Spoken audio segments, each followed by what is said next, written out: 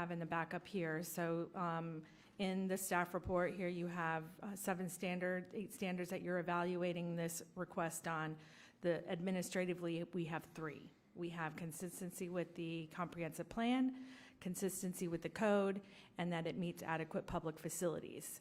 That's the standards that we evaluated, in addition to looking at all the policies of the plan, all of our building code, fire code, zoning code requirements. They still have to comply with all that.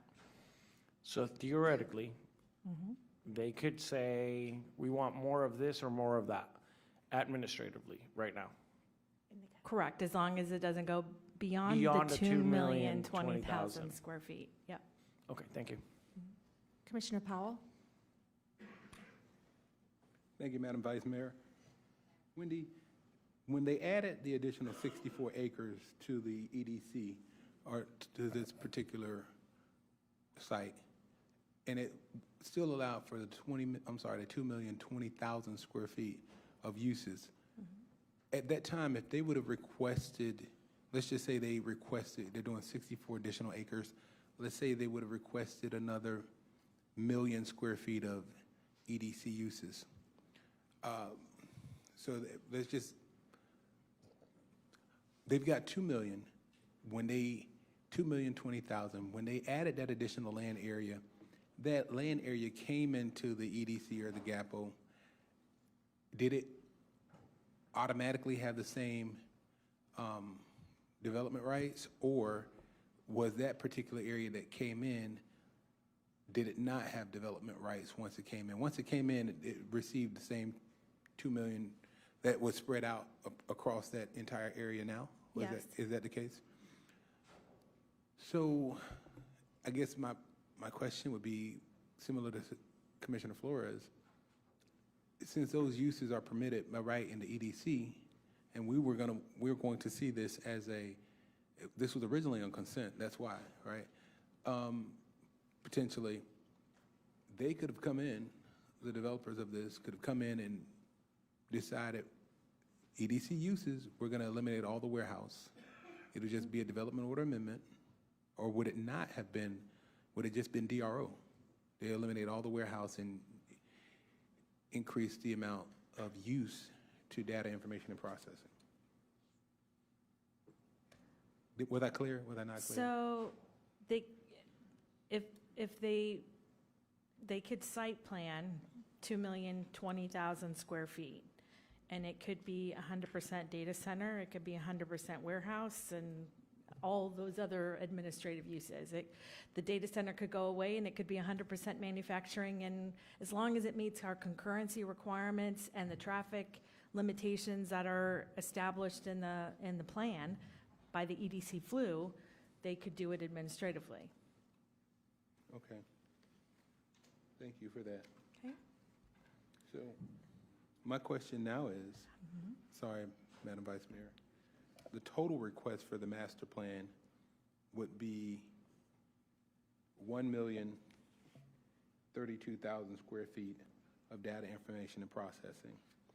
If, just hypothetically, if the applicant had come in and said they were going to use, of the uses that are allowed, 1,032,000 square feet of data information processing for their site plan, and not exceed the 2,020,000 square feet, just portion it out the way it would be, would that still have had to come before us? So we have two different property owners here also in this development. And one of the property owners currently has 1.2 million square feet of warehouse. So the difference of the 2,020,000 is roughly 820,000, which is one of the slides that I am going to show. Okay, sorry. No, not a problem. All right, I'm just place setting for better understanding for myself and Yep. For other people. Okay. Thanks, Wendy. Okay. Hold on, Commissioner Weiss has his light on. Since they started, Yes, I'm going to keep going. of course. So this, and I just want to be clear, because I want the public to really understand that we're not using zoning, planning, jargon, which we are very good at, and all of us, I think, understand it pretty well, but I don't think everybody does. So can I break it down into really simple terms? Sure. Okay. They were approved in 2016 for 2 million square feet of development on their site. One of the allowed uses for that type of area that they were zoned into and land use allows is data and information processing. Correct. They can do warehouses, you have a whole list of things, and that's all permissible. Some have to, be approved at different levels, but everything on that list is potentially permissible. Yes. So right now, they sit here with 2 million square feet of allowed data center use, Yes. if that's how they choose to configure their site. So that's where we are today. Yes. Okay. So whatever we decide on this other application does not stop them from developing that other 2 million square feet. Correct. Your decision will not take away their current development order, which is the 2,020,000. So sitting here today, they can build 2 million square feet of data center by right. Correct. Through staff approval, They have to come yes. through, but they've got to, you've got your standards they've got to meet, but beyond that, they can do that. Yes. Okay. So I just want to be very clear, this is where we're starting from Right. in this case. So I think that, why, and following on to Commissioner Powell's question, when this is, that whole site now is by right, a lot, and they added on, we approved the add-on of the other 62 acres. Why does this master plan, because it is in compliance with the comp plan, why does this request come in front of the board as opposed to staff level or DRO approval? I'm not going to say DRO, staff level approval. Okay. So the master plan that we have, the development order that the board approved was for 2,020,000 square feet. Administratively, we can add 5% or 5,000 square feet. That's the most we can add administratively. Okay. They're asking for 1.5 million. Okay. All right. Very good. Thank you. Commissioner Sachs? And I'm rounding, just in my presentation, I'm doing a lot of rounding, so, We appreciate that. yeah. Commissioner Sachs? Thank you, Matt. Thank you, Vice Mayor. Wendy, could you put that back on our screen so we can read it easier? So it's not so much that they could have gone through DRO because it is a data center and it was approved in 2016. But the uses for the 2016 approved data center are as listed here in front of us, right? One of them was an education center. One of them was a call center. People make mass calls to sell you land in Arizona or someplace. So, but none of the uses in 2016 contemplated the uses that they have applied for today because it didn't exist in 2016. Isn't that correct? No. So high link, hyper, and I don't know the magic words here, data centers existed in 2016. Large-scale data centers across the country did exist. They started constructing them roughly in 2010. And so it doesn't say here in the uses that they applied for in 2016, that data center, that is what they could have done. You're correct. At that So- time, the zoning director at that time, when this application came in through planning and zoning applications, determined that the data center fell into the data information and processing use. A little bit like data processing in the old days, where they put in cards with you don't know this about Flores. You weren't around, you were in grade school, but my dad used them in IBM, and that was a data processing of years ago. Today, it's all Technology's changed. hyperlink and all. Okay, good. So I wanted to make sure that what was approved, which you all approved, and the board, all right, in 2016 is not what they are applying for today, the uses. Well, in 2016, in the backup information from when the land was entitled with the Economic Development Center use, it was stated in that staff report that staff was aware, presented it, that it would be a large-scale data information and processing use or a data center, and that as part of that backup, it said roughly around 1.2 million that they had proposed at the time. They knew that it was going to consume a lot of energy, and why it was in the location it was adjacent to the FP&L plant. Right. So that was in the backup, yes. Because if we knew, we in the county knew that it was going to have the effects that they are saying that it's going to have today, we would not have approved an elementary school within so many hundred feet. I I mean, don't remember the I- timing of Arden, but yeah. Right, okay. Thank you. I appreciate it. Thank you. Ready? Go ahead. Okay. Okay. Okay, so the current development, I already said this is the master plan. A master plan is different than site plans that you see because it just looks like a big bubble. And the Unified Land Development Code says that when the board approves a master plan, after the board approves it, a site plan is required to be completed administratively. So what they show on the master plan, then they have to site plan. So what we have, this is probably a little bit, I think I'm going to go to my next slide here. This is the master plan again. This is their proposed master plan, and you can see ultimately it really didn't change. It's still a bubble, and it will change the square footage from 2,020,000 square feet to 3,594,564 square feet. You've seen master plans before.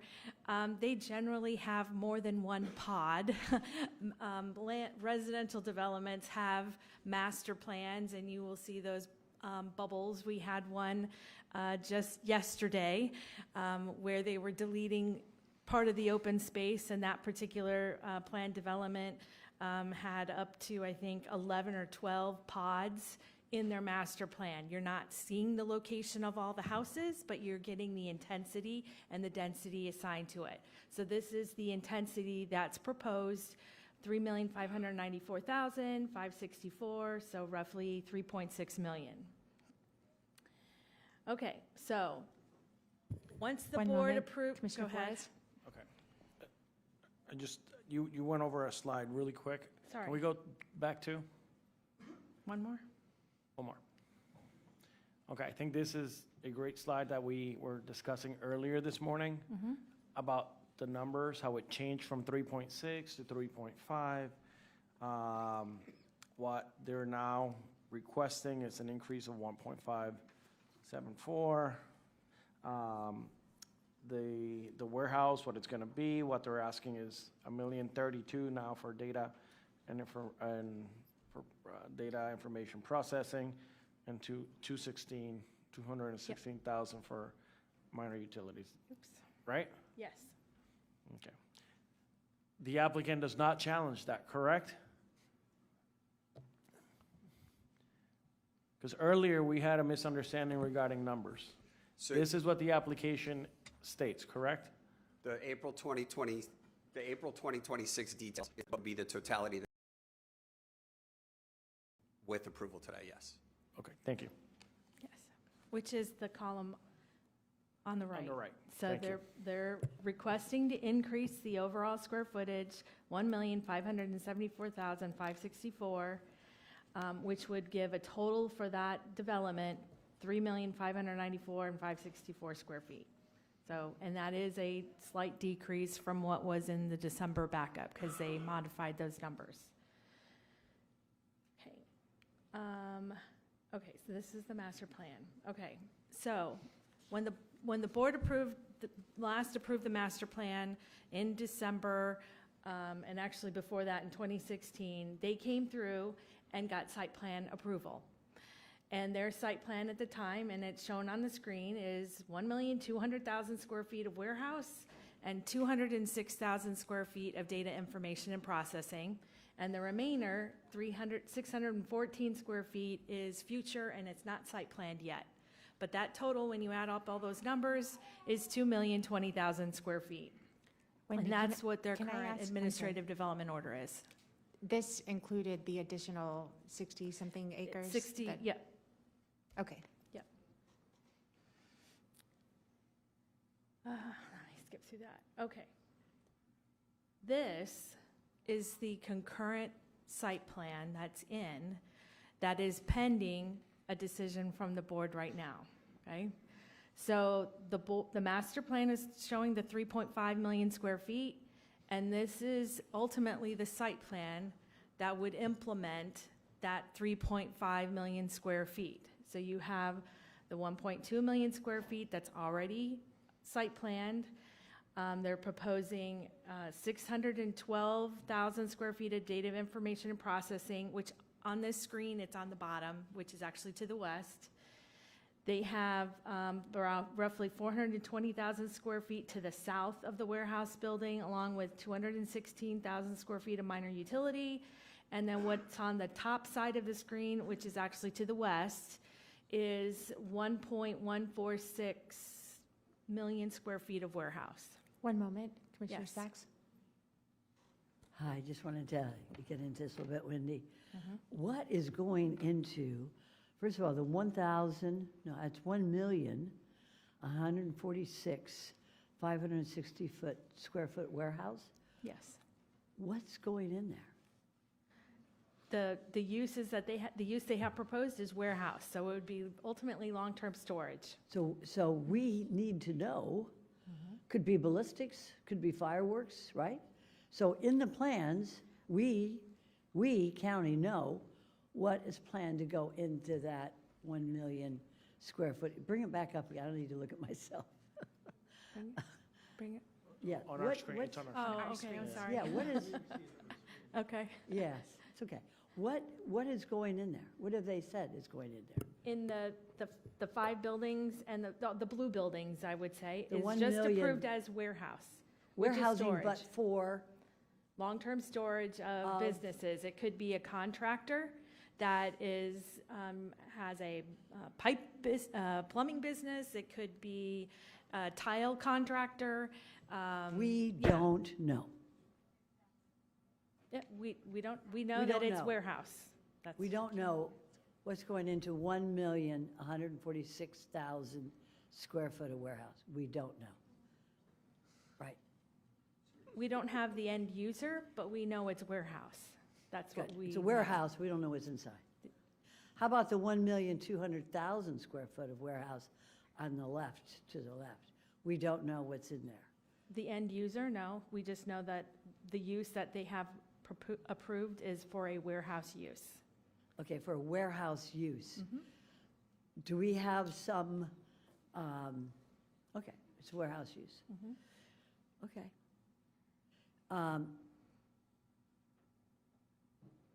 Could it be ballistics or fireworks or? Fireworks would most likely fall under the definition of heavy industry. We have a definition of and that would be a different type of use, So which light wouldn't be indus- allowed here. Light It industrial has to be light industrial could uses. be, Like a contractor that sells tile, or a plumbing plumbing. contractor, or somebody that wants to just store their Stuff. their things that they're going to sell. Yeah.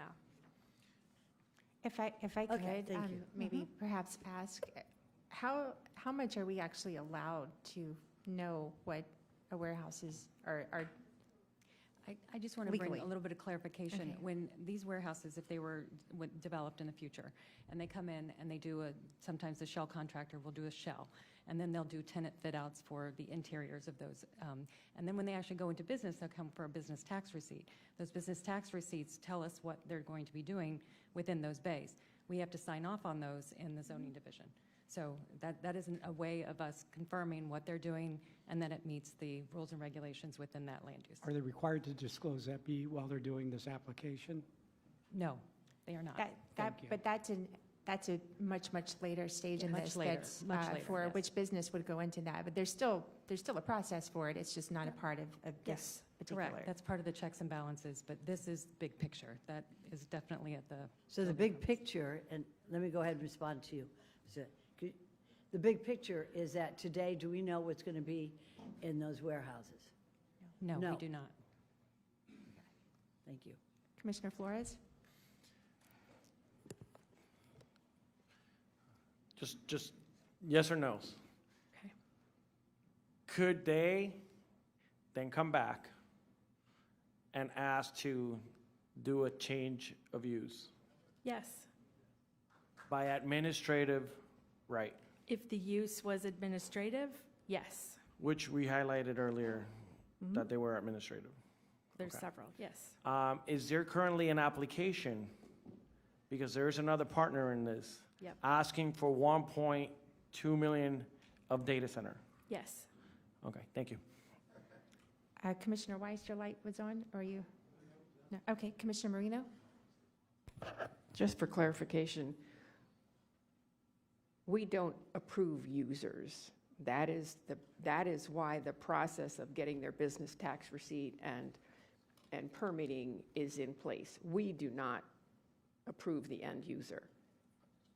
Not in this Not situation. here, not here, Not in this up here. situation, and unless it was a fast food restaurant or something like that. If you'd it's be- within the permitted use, we Yes. here do not approve the user. Right. Correct. Okay, I just wanted clarification because we're dancing around it, but that's not what we're doing here today, and that's not what we do here anyway if it's a permitted use. Right. And then they go through the whole process of permitting and business tax receipts and make sure that they fall under the categories that are permitted. Correct. Okay, thank you.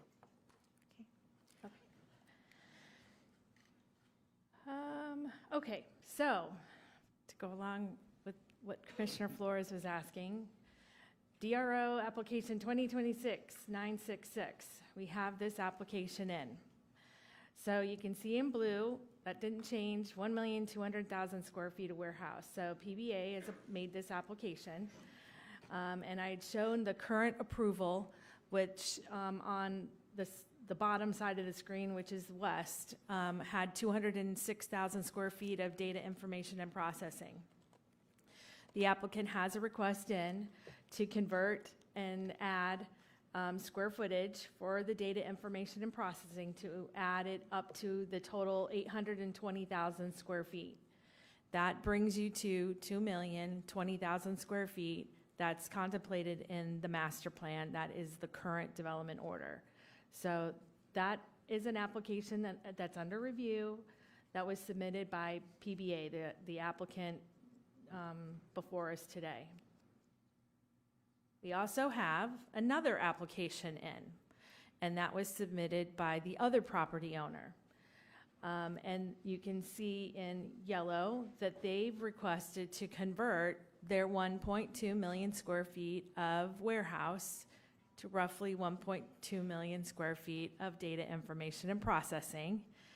They are not touching what the current site plan is, because you can see it still says 206,000, because they don't have the authority to edit that portion of the site plan. But they're proposing to edit their portion of the site plan, and that's still under the 2,020,000 square feet. Hold on, Commissioner Weiss? Just to clarify, this is not in front of us. No, I'm just showing you what the potentials I are. just want to make sure Yep. that everybody understands this is not in front of us. No. Can I ask for clarification on the application that is not before us? How much of that application is a part of the 2.02 million original square feet? Are they pulling part of the original 2 million? The current application that's before you, right? That's what you're asking? The other application? Are they not part of the overall MUPD? They are. These are all part of the overall MUPD. Okay. Let My me- math isn't mathing, I'm sorry. If they're applying for 1.2, Right. that only leaves 800,000 for our application we're voting on. Your application is to increase the square footage 1,500,000 ... Almost Yeah. 1.6? That's Okay. above the 2,020,000 already approved. So then if this were not to pass, that would leave the It- current applicant with If 500,000 square feet? If you didn't move forward, or the applicant withdrew, or the decision was not to approve the increase in square footage, they still have 2,020,000 square feet approved. Okay, there's where my math is having problems. If they still have 2 million, how do we also have another application for 1.2? We don't, the 2,020,000 that's approved encompasses the 1.2 million. That's part of the 2,020,000 square feet. What I have on the screen right here is part of the 2,020,000 square feet that's already approved. Okay, keep going. Sorry. Oh, I'm sorry, Commissioner Powell? Thank you for that. Wendy, just go back to where I was earlier. When they added the 64 acres Yes. to the GAPO, or to the, is it the GAPO or is it EDC that they added it to?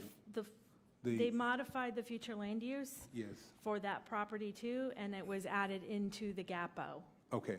That's If- correct. If this was done concurrently, let's just say the 1,000,000 square feet that we're talking about, because we're here, it's a development order amendment because it's over the 5% that they're requesting an increase of or change.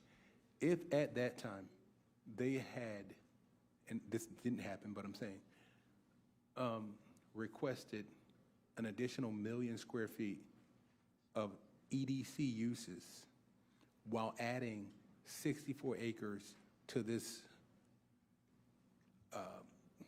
EDC, to this development. development, would we be here today? Because they would have been able to do that Am I wrong in thinking that with the additional 1,000,000 square feet, it would have been an administrative approval because they added an additional 64 acres to what was, I think, 142 acres or 138 acres? The addition of land area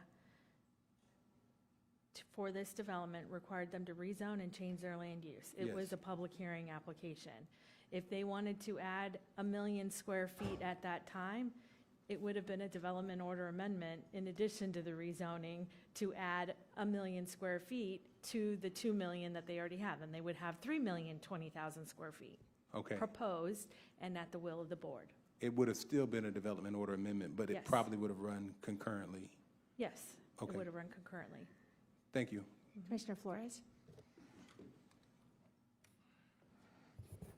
Yeah, I wanted to piggyback on Commissioner Weiss's comments regarding that second application, the converting the 1,200, which is by the WPP Logistics. It's not what we're reviewing Nope. today. That's not what we're looking to approve. However, it is public record that this application is currently in our queue, Yes. and they are looking to convert that into data Information center, processing. information Yep. center. So there's implications to what we approve here today. Is that true or false? Because if we approve 3.5 and we approve PBA Holdings at 1,032,000 data information processing, and then that other applicant wants to convert their 1.2 million into data warehouse, that implies that it could be up to 2 million and some change. Yes, 2,332,000. Yes. Whatever. Okay. so while the view is showing 1,032,000 square feet, we do have this application in for 1,200,000 that they would administratively modify the master plan to be the 2 million And, right. square feet Okay. So the information that we're discussing today, is the increase in square footage. right?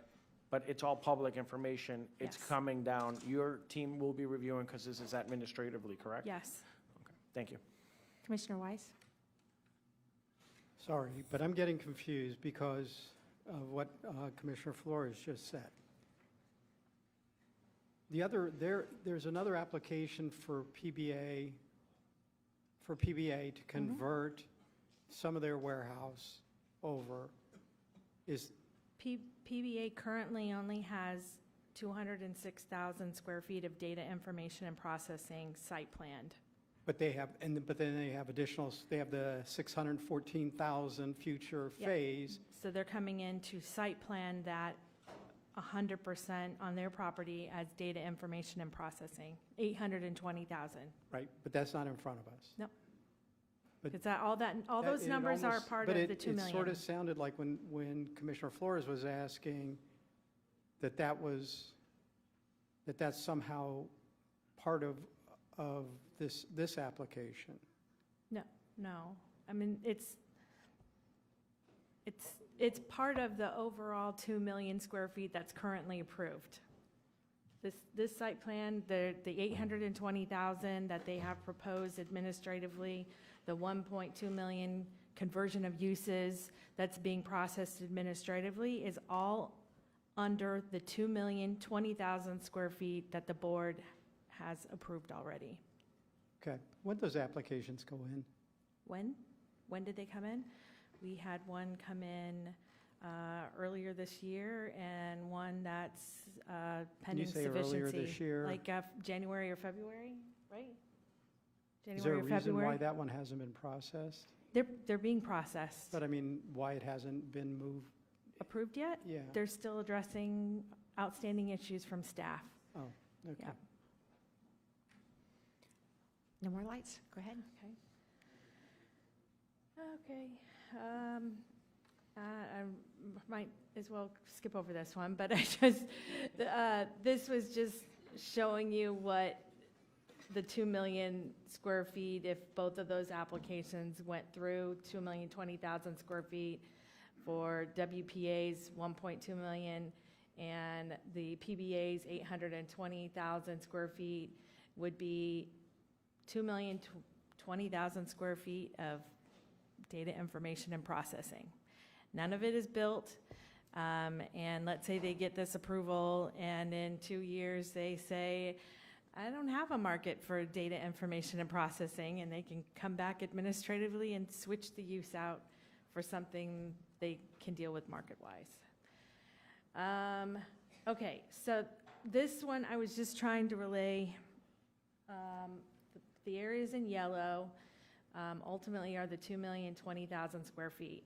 The areas that I have in blue, purple, and orange is the 1.5 million square feet that's being requested to be added to the development, okay?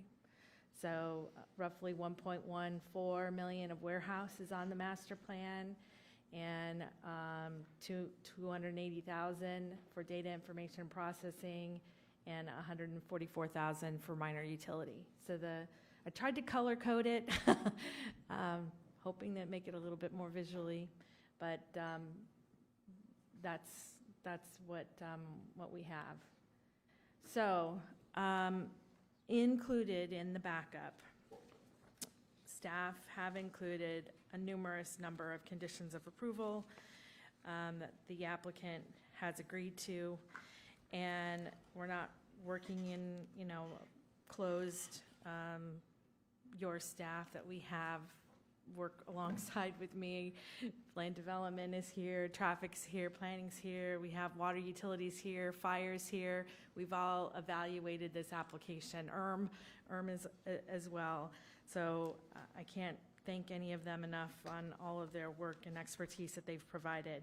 But we've included conditions of approval as it relates to any potential adverse impacts, because we need to make sure that whatever uses go on here, regardless of the use, because it's an economic development center, future land use, that those adverse impacts don't go beyond the property line. So that's why you have all of our proposed conditions that include noise, landscaping, berming, wall conditions, setbacks for the use for data information processing, setbacks for generators, testing of generators, if they propose to have generators, that they're testing them at certain times of the day. What else do I have in there? We have modifications to the noise. We actually have conditions for the batteries and where the batteries are placed to make sure that they comply with our fire and environmental standards. Let's see, building, architectural, we've included architectural conditions as it relates to maximum height within 100 feet of the property line to ensure that any of those potential uses that could be there, not just data information and processing, but there is a maximum height along that eastern property line that is in the closest proximity to the Arden residence. We've included conditions, engineering conditions that talk about releasing of easements, ensuring the stormwater drainage, that there's traffic requirements and turn lanes that are provided, updates to their noise studies. We have lighting conditions. Typical industrial uses have 40-foot high lights and large spillover. We've reduced the heights down and the foot candles at the property line to make sure that there is no intrusive lights. What else? Lighting, water. We have the water conditions that was previously discussed in coordination with our water utilities department, and conditions on removal of the dirty water or the water that needs to go off-site. So with that, staff is recommending approval of the increase with all of our conditions that are included in the backup. Okay, we have a number of lights. Commissioner Weiss, I think you were first. Thank you. Do these conditions, do they apply to the entire site? So we have, in the add delete, we've split them apart because we know that there is a question on ownership and people that don't have consent for this application. So we have conditions that apply to the overall site as it relates to landscaping. And then we have conditions that relate to the 1.5 million that's proposed, which relates to the noise, the water capacity, updates to the noise studies. That's going to apply specifically for the 1.5, which is what I did as, the addition of the 1.5 million square feet. So that's the C1B list of conditions of approval. Now, But that's only, I just want to be clear, that's only assigned to this application that's in front of us. Mhm. The previously approved applications, other than this landscaping that you talked about, this does not apply to. It doesn't, to some extent. We are evaluating those I understand, applications. but I'm just, So, yes. I want to just clarify it Yes. for myself. Yes. What we're talking about is what's on this application Mhm. that is in front of us. And those conditions do not apply to the rest of the property, except you said the landscaping. Okay. And if we don't pass this, then If we don't pass this, none of those conditions carry on. Okay. just the conditions that are in the current development order from 2025. Okay, thank you. Commissioner Flores?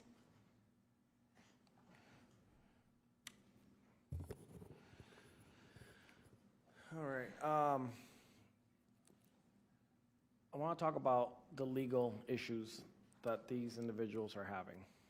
Right? There are two parties that own property in the master plan. Is that correct? There's a PBA, the Master Association, and WPB Logistics. So there's 3 entities that own, Do you wanna Yeah, there's respond? In the a master plan. property owners association in Yes. there that would own like common elements, the roadway. got it. And in regarding this particular application today, because we're talking about a master plan, correct? Correct. Could one of the applicants, by our definition, change a master plan without consent of the other? Yes. Why? Or because? What's the verbiage or why? Because there is no requirement in our ULDC to obtain the consent of the other owners of a planned development to make changes to the planned development. Okay, It's a so s- you, technically today, our actions will carry forward. Your actions would carry forward, yes. And could those be challenged? Whatever decision we make today, Regarding the master plan, yes. because that second group, WPB Logistics, did not consent to this master plan application submittal, Right. could that be challenged in court? Sure. In fact, we are currently being sued by them. So we are named in that, okay, that's what I wanted to Right. get to. So I would caution what we discuss concerning. Got it. Can I clarify, though? Even though we Yes. don't have consent from them, zoning staff is responsible to make sure that we're not taking away their rights. They have 1.2 million square feet of warehouse. They have a development order for that 1.2 million square feet of warehouse. We are not changing the 1.2 million square feet of warehouse. It's still part of the proposed application. So they didn't. Very similar to another application that came through up in the northern county that eliminated a racetrack.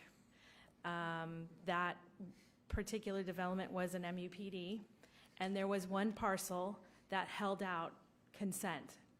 And we had to make sure that the intensity and density on that site remained, and they didn't edit it.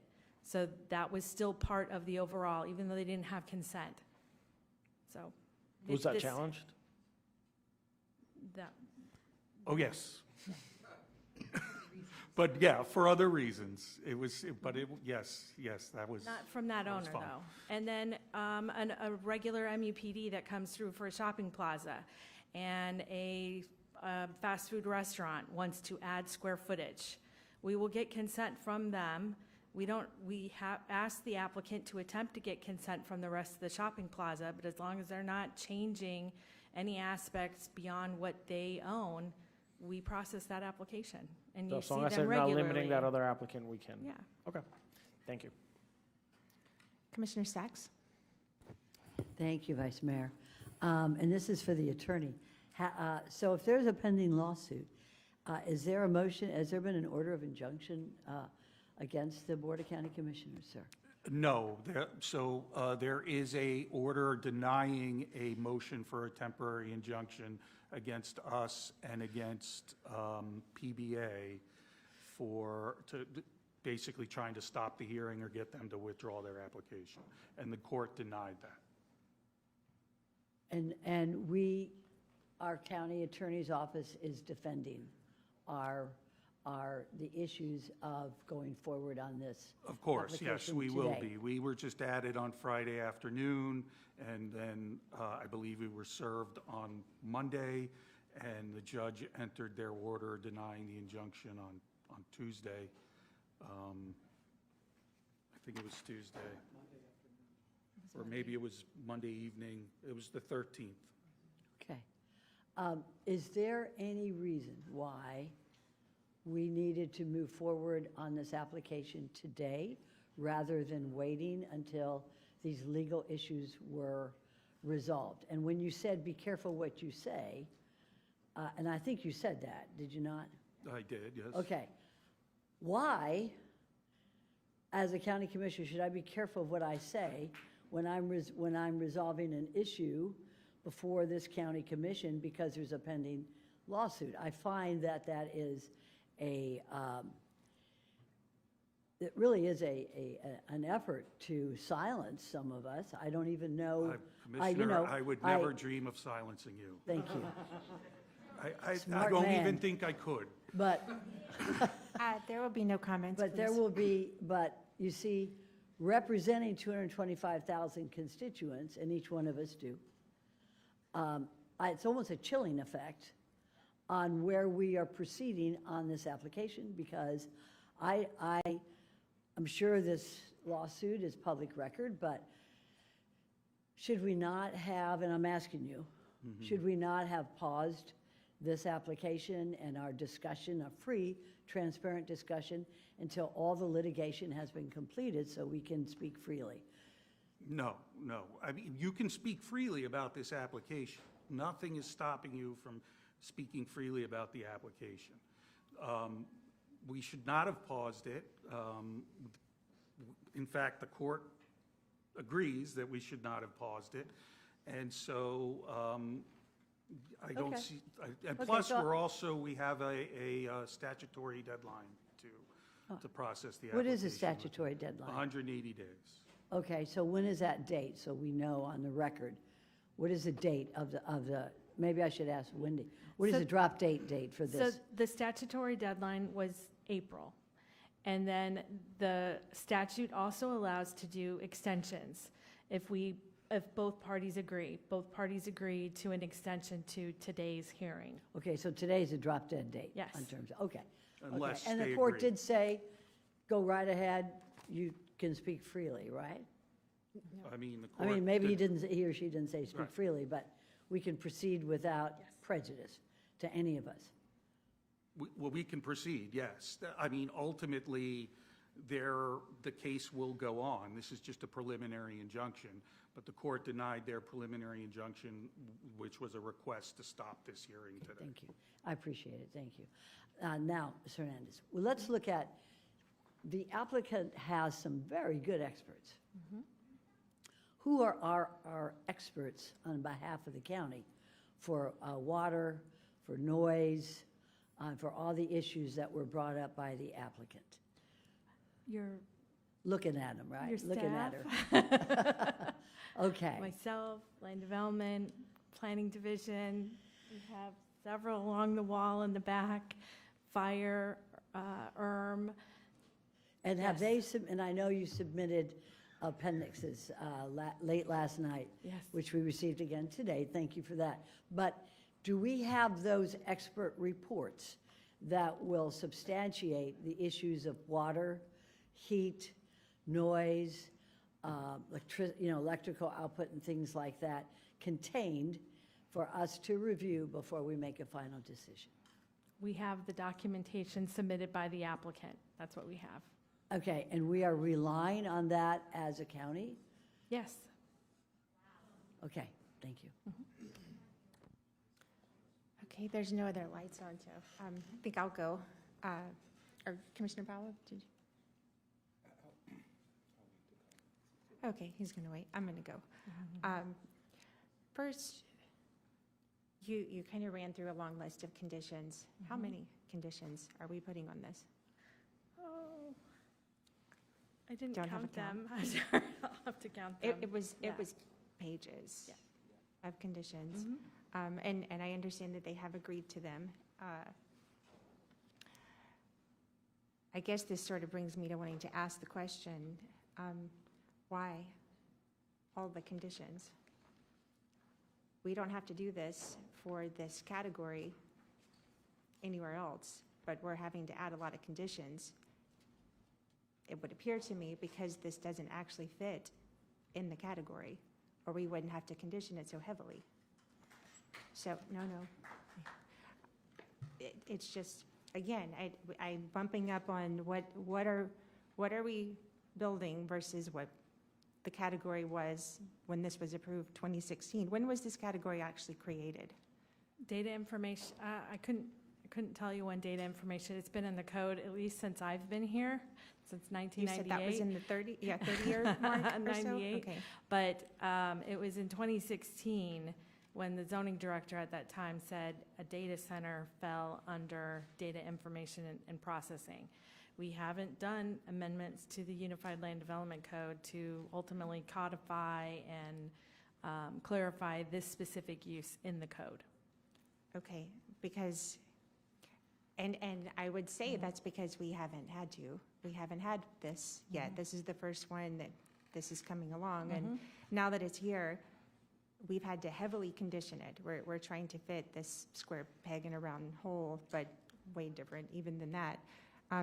At what point do we have the ability to say if we have to heavily condition something so much that it's not actually in our comp plan? We need a new category. This doesn't fit. I know we're arguing light industrial, heavy industrial. This is like tech industrial. It doesn't exist yet. So at what point do we have the ability to address that? Because it's new. When do we get that opportunity? And is our only chance to get it right just to heavily condition it to the point where we're trying to make it fit? Well, we get that opportunity now with the moratorium, and we'll work on, staff will work on. Well, the moratorium doesn't have anything to do with this That's right. application. Right. So at what point are you telling us that we do not have the opportunity to say that this is not what this is not that? We are going to create that, but right now there is no that. And I'm sorry I'm using simple terms here, but I don't want to get hyper technical here because one is not like the other. Obviously, we're having to, you don't even know how many conditions. One is not like the other. And we have to create the other because it does exist and we have to acknowledge that.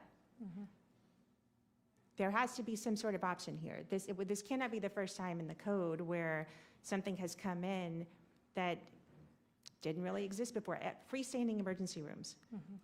It was medical offices, and then they were coming in under that, and then we realized, you know what, it is a medical office, but it's not that. We had to change it. How does this work? Anyone? I'll take a stab.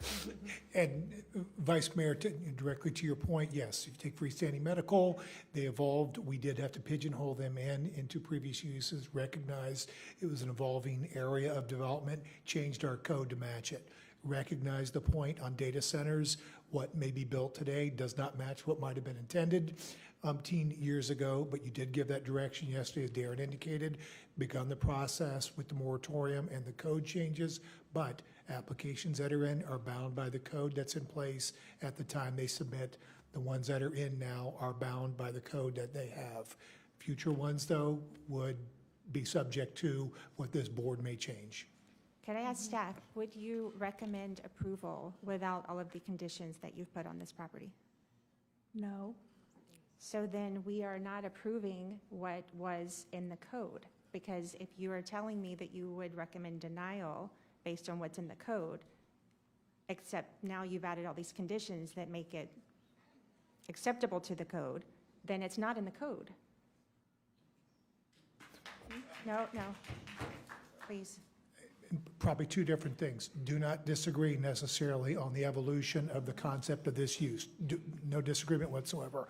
Your words about the conditions in general, I would say that gets to site specificity as well. So any given one might need different conditions than another.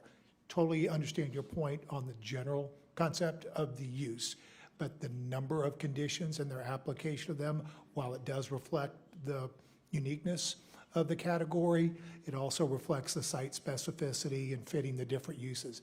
Data center's not the only use on there, knowing that there's residential to the east, a different power center to the west, things like that. Any site presents uniquely. Okay, Commissioner Powell, I think you wanted to weigh in on this. He's our resident planner here too, so. I think so, Madam Mayor, Vice Mayor. I think we have a little bit of a difference of opinion on this. When the young lady from Wantman earlier came up and spoke, and she talked about the categories, and she showed something on the NAICS the different uses under that classification.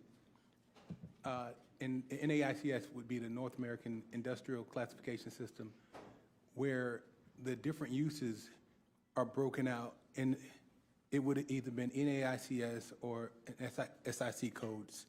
And those uses, even today, if they were to in my opinion, and just my opinion, to reorder, data centers probably would still fall under those same categories. I think, and this might be a question for the applicant, I could be wrong, I was able to pull up one of the staff reports from an application that was submitted back in 2016. And the staff report, and things have changed, the staff report here indicates that the applicant proposes the development of 2,020,000 square feet of uses, of permitted uses permitted within the EDC MUPD zoning district. Now, this development would include 1,200,000 square feet of what is considered data information processing center use. I think at the time, even if you look at historically some of the justification statements, some of the staff reports, the requests at the time even indicated requests to eliminate parking because of the amount of parking spaces that wouldn't be needed. So without us being in the shoes of the applicant to holistically say that the intent was never to do data center, maybe AI wasn't around at the time, but I do believe, and the applicant can speak to this, that it was probably the intent to make sure that data centers or this particular type of use was moving in this direction. AI wasn't around, but the idea was they were eliminating parking. It's in the EDC, which is an economic development center. There's no residential uses that can be west of Arden. There's a 400-foot wildlife corridor, a 500-foot canal, and then the 250-foot barrier between Arden and the residential properties. And the conditions of approval that Wendy had started to talk about, and I'm just thinking if I were a planner for the county, what you're looking at, you asked the question if we would have allowed this by right without conditions of approval. I think staff's intent with conditions, and it's not just data centers, with conditions on any project, especially we ask all the time for additional conditions because of the concern for the residents who we serve. Our goal is to make sure that we're putting protections in place for the individuals who will either be residents in the area or those of us who live in Palm Beach County. And I'm looking at the enhanced conditions, and there's a lot of conditions inclusive of the distance in terms of where batteries can be, lighting, the maximum luminaire height shall be 25 feet. The maximum illumination level shall be a maximum illumination of 10, maximum illumination of 1.0. We're talking about the decibels and even the metrics of how we did a sound test earlier, but that would have to be measured between the hours of 10 and 2 p.m. Those are in the conditions of approval. Another issue that I see, all buildings with a data information and processing use, and this is specifically for the property that we're looking at, the subject site that's owned by the applicant today, shall be set back a minimum of 850 feet from the east property line. If it's set back a minimum of 850 feet from the east property line, you're then even looking at an additional 400 feet between that and the wildlife corridor, and then another 500 feet from that and the L8 canal that's sitting there. That's kind of holistically why I asked the question about the 64 acres that was brought into the site. The challenge is, when you look at this, and our challenge as the board is our staff has recommended approval. Our challenge is to test or realistically challenge what we see here in writing against what staff has presented, and also what I think there's some experts that will be presenting on behalf of the residents later to look at all of that holistically and make a decision. But we're looking at information that's presented before us, and a lot of it, there's a lot of questions that I have that are either clarified or are still questions after reading the staff report as well as the conditions of approval. So the reason I wasn't going to ask that question is, I wasn't going to speak, is because I still want to hear from the residents, and I also wanted to get clarification in terms of data information processing and the data center use. The state legislature, of which I used to be a part of, that's another story. The legislature has decided that data centers are large load users, which is completely different from the NAICS or the SIC codes or uses that are even identified in the ULDC. So we've got a lot of challenges to kind of iron out. I think there's more experts that will testify on behalf of the residents. We've listened to our staff who, many of our staff are certified in either planning or zoning or or their certification. So we're testing our staff against some of the best. So our challenge is to look at the evidence that's way before us today, but there's some, I'll put it like this. I don't think our staff has not done a comprehensive job in terms of looking at everything that's been presented before them and putting together a staff report, if that's as clear as mud. I think also as uses evolve, and I'm not just saying data center, but a lot of our uses evolve, and we have to look at what the applicant is requesting, and we add conditions in order to deal with the evolution of those uses that the code doesn't catch up with. So, I mean, just like I was talking about fitness centers yesterday, the fitness center being a broad use, the fitness center encompasses pickleball or ballet studios, and when they ask for it, we're evaluating it and asking the questions, what exactly are you doing? Is it a HITS or is it a pickleball court? And a pickleball court might have different ramifications than the ballet studio. So we pivot and move, we evaluate and research and review all land codes around the country and the impacts that everybody is facing, so. Okay, well, I don't see any other lights from board members. Would it be appropriate if the applicant wanted to do a rebuttal at this point? Or we have expert testimonies coming. Are you guys good to keep going? So there's a point I'd like to clarify with Wendy, because I was a little confused with the question from Commissioner Flores, but the rebuttal would be, I would wait till after all of the other comment. Okay, did you want to confirm this now, or do you If want I to wait? could? Sure. So the only question, there was the conversion of warehouse, and the 1.2 million that's approved can be converted, but because things get conflated, it's the 850-foot setback condition that's being imposed today would mean that the warehouses that are within that 850 feet could not be converted in the future without a vote of this board. Converted to I'm sorry, to data and information processing. to that use, correct, but they Okay. could I just change wanted to that other clarity. uses, yes. Yeah. Can you pull that DRO and explain this to me visually? Okay, I think this is probably the site plan you want to see. So the top of the screen is the east property line. The 5 blue buildings that are along that property line are the proposed warehouses as part of this increase in square footage. Staff has included a condition of approval that limits data information and processing uses, has to be set back 850 feet from that east property line, which is at the top of the screen.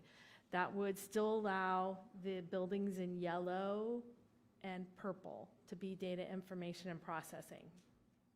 But the But not the buildings in blue Not are the- within that 850 foot. So those would be other EDC uses, warehouse, manufacturing, yeah. I agree. I 100% agree with what you're just saying. It was the low hum of a baby. The three buildings on the north side of the site, which are warehouses. Like, about where is the 850? Is it halfway through? Is it a quarter in? Is it a third? I would say that it's roughly on the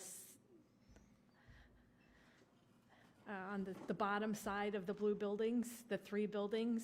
The long ones. On the west side? The west side of the blue buildings That is would be the roughly cutoff? the 850 feet, So sort of between the blue and the yellow? between the blue and the yellow, yes. That's 850. Correct. The property line of, Could the purples and orange be, they're not within the 850, correct? Those are proposed those as those data are information. proposed, Right. but they are more than 850 feet. But could those go within the 850? No.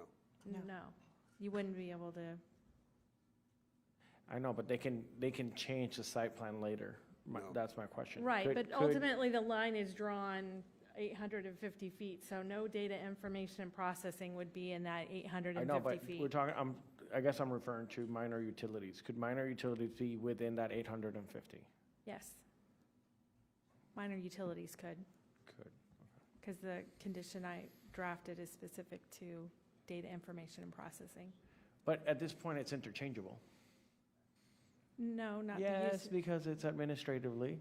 No, not if there's a condition of approval. Just like if you were to put a condition, that says you cannot have any manufacturing and warehousing, that condition is what we go by, and there would be no manufacturing and warehousing on the site, if that was a condition.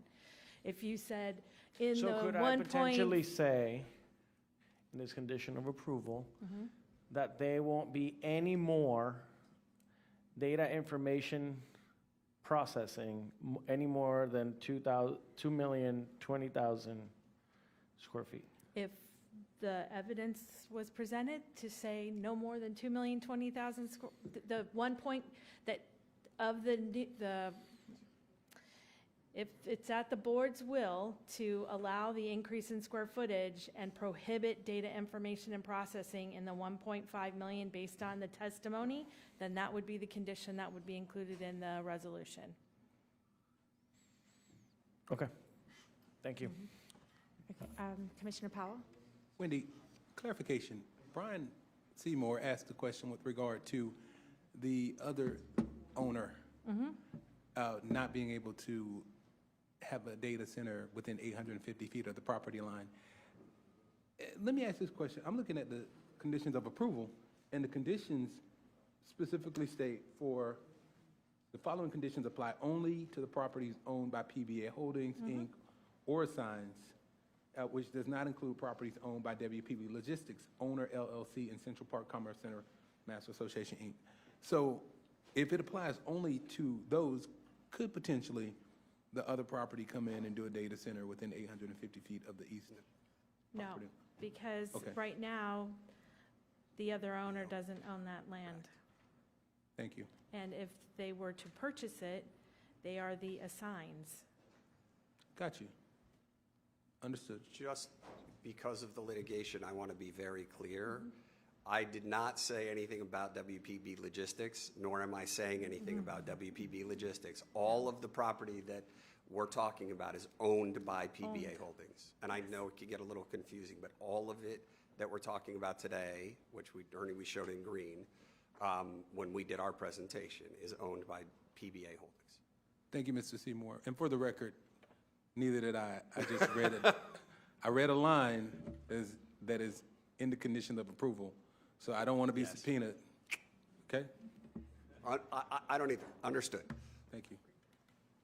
Okay, we have no more lights at this time. I think Commissioner Flores has the public cards, beginning with we had groups that organized together and asked for a block of time, and then we have a group of experts, and then we will all get on, I think we have people at Vista Center as well, but we'll get through the group and the experts first. Okay, we have a, Oh, I'm sorry, hold on, Commissioner Sacks? Hi, I just want to, maybe I missed it in the very beginning of the meeting, but what is the time for the public to speak? And then for certified experts, if there are, what are the requirements or restrictions on their speaking? Thank you. We are giving this first group 30 minutes. It's 2 different groups combined with their experts they requested, and they're going to just go one together with the PowerPoint. I'll set 30 minutes on the clock for them. The others get 5 minutes, and then we advertise to the general public minute 30. Very We good. have 81 cards for, So we're going to start with these 2 groups, 30 minutes each. no, 30 minutes total. They get 15 minutes, but they're combining Oh, together. I see, okay. Yes.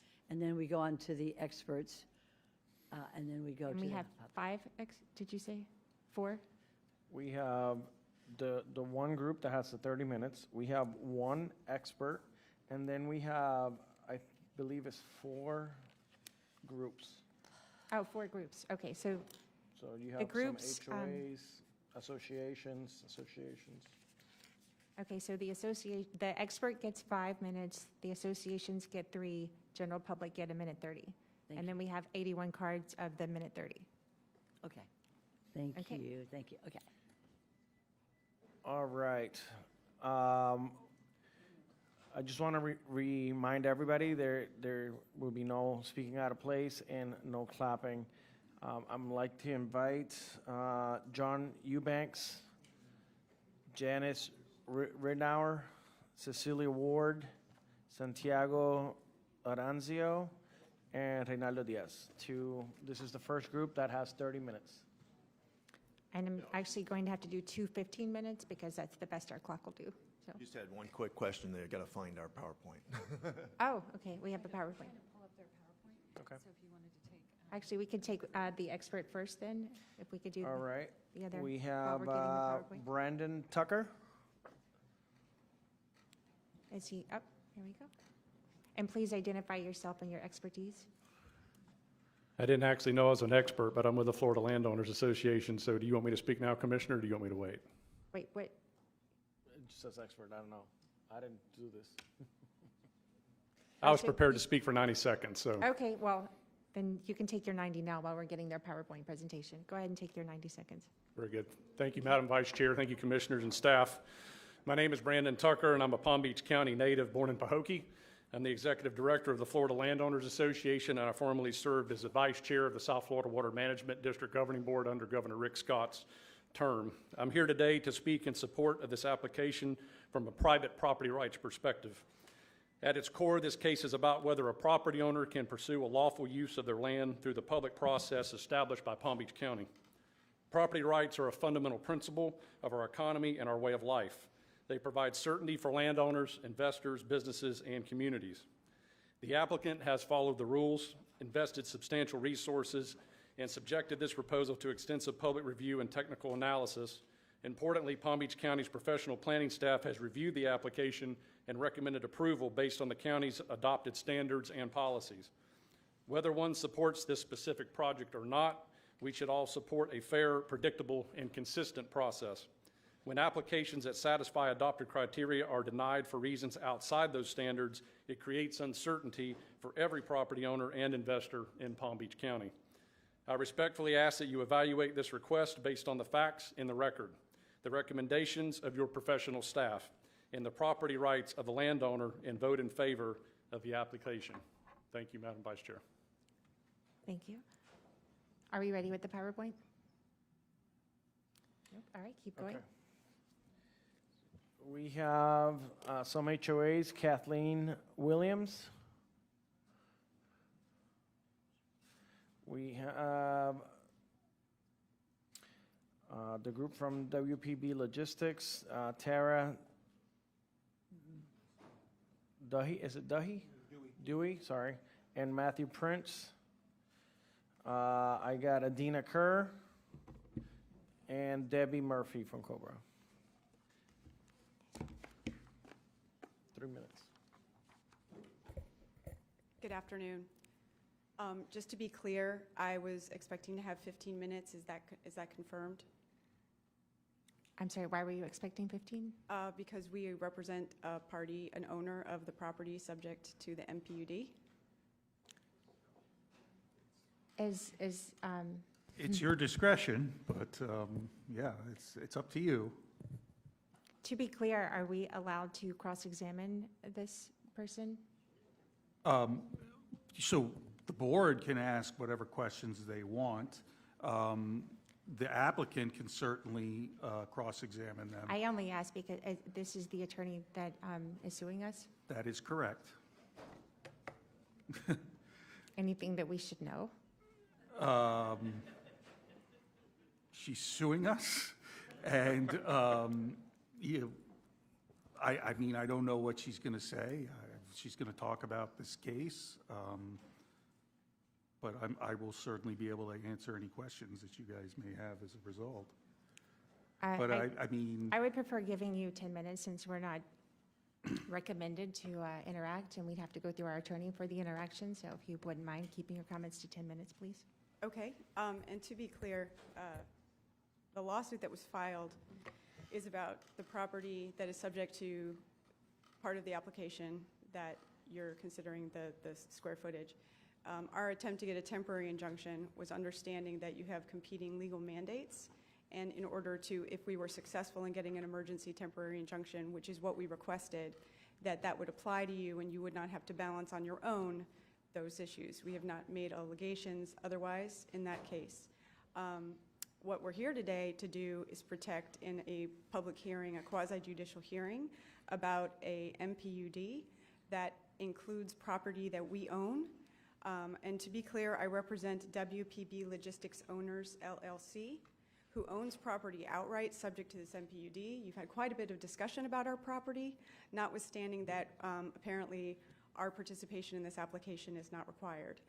Similarly, I represent the Central Park Commerce Center Master Association, and they have also not consented to this application, and they own property outright.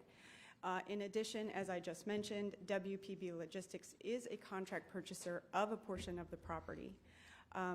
I have, first of all, would like to submit for the record of this hearing a number of exhibits that I have provided at the advance of the meeting, and I do apologize, that's when they were. I can read them by name, or I can just submit the binder for the record, whichever you prefer.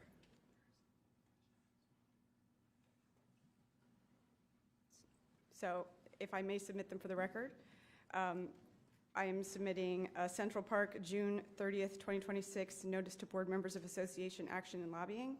Central Park, June 30th, 2026, written consent authorizing association engagement of Tara Dewey. Letter dated July 13th, 2026, to the Board of County Commissioners from Tara Dewey on behalf of both the association and WPB Logistics. An email to your staff, who I do want to thank for working with us cooperatively during this process. A withdrawal of consent letter sent to Wendy Hernandez, PBC zoning, from Joe Verdone of Carlton Fields on April 3rd, 2026. A June 1st, 2026 Bloom Parham letter to David Audi removing the consent of WPB Logistics to this application. A June 1st, 2026 correspondence, Central Park Commerce letter to David Audi removing consent for this application on their behalf. A June 11th, 2026 letter from Central Park Commerce letter to the county removing consent. Palm Beach County Attorney email responding to the Central Association's notice. 3 letters from Jack Scarola to representatives of PBA Holdings, one dated March 19th, 2026, one dated March 31st, 2026, one dated May 1st, 2026. A copy of our amended and verified complaint, which includes a copy of the purchase and sale agreement, copies of the current approvals, master plan approvals, and a final site plan approval governing the property, Resolution R 2025-0122, Resolution R 2025-0123, and the final site plan. association governing documents for the association, including bylaws, declarations of covenants, and a certificate of amendment to the Declaration of Covenants, ownership documents demonstrating the ownership of WPB Logistics and the association, Sunbiz annual reports filed on behalf of WPB Logistics for 2026, and demonstrated that Matthew Prince is an authorized agent, and also annual report 2026 for the association, demonstrating that Matthew Prince is president of the association. We have a draft plain complaint consent form, and the July 2nd, 2026 Palm Beach County Zoning Commission transcript. So I'm sure that took up most of my time. We're here today because, unlike the advice that you've received, your code does actually require consent from all impacted parties of this application. We are clearly impacted. I understand that as of late last night that we weren't provided copies, so I haven't seen them, so I cannot speak to them. We have not seen the conditions of approval. Initially, in the published staff report before last night, there were conditions of approval that applied to our property by property number. We don't know and do not believe that we have had a correct opportunity to participate in this hearing, and that we're being deprived due process by not being treated as a party to these proceedings. To be clear, and you can put up any one of the staff's graphics, this is an application on the face of the staff report amending the MPUD, assigning additional square footage, and assigning square footage that already exists as approved, and assigning it to this particular property. That impacts us. Any change to the condition of approval impacts us. And that was made clear by the fact that you've had at least a half an hour of discussion about our property without our voice, without our ability to present how that impacts us. And it's a violation of due process, and it's a violation of your code.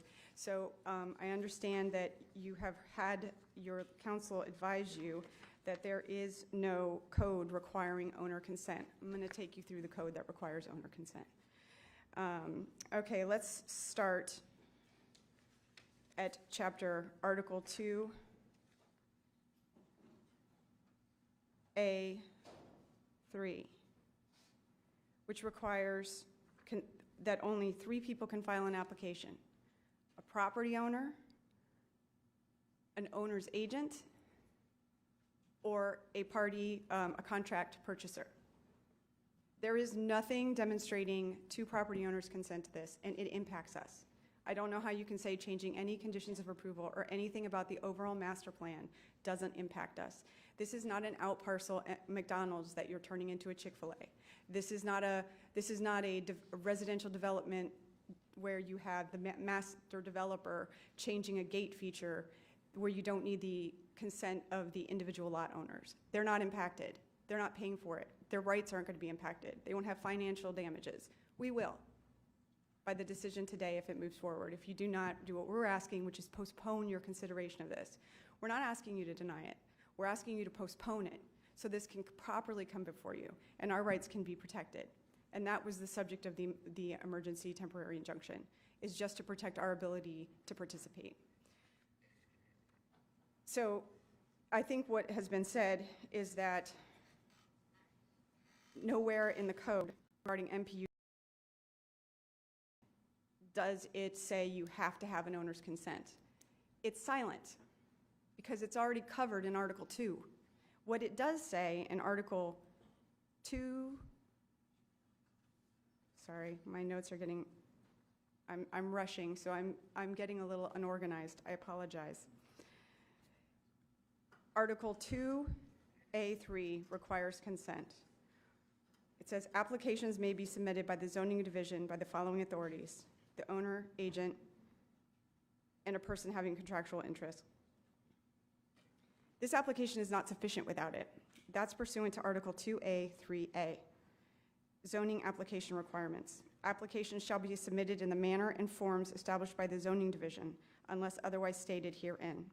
2A3 requires consent, sorry, this is hard to do in 10 minutes. 2B, 2A, sufficiency. The DRO shall ensure that all applications meet all submittal requirements and the requests are consistent with Article 2A, general. That includes the consent requirement. Staff is limited to reviewing applications that are deemed sufficient.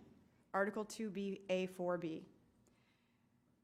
There is no article in the ULDC that's contrary. Article 3E(1)(a) makes clear that all other articles in the code shall apply to MPUDs unless otherwise stated.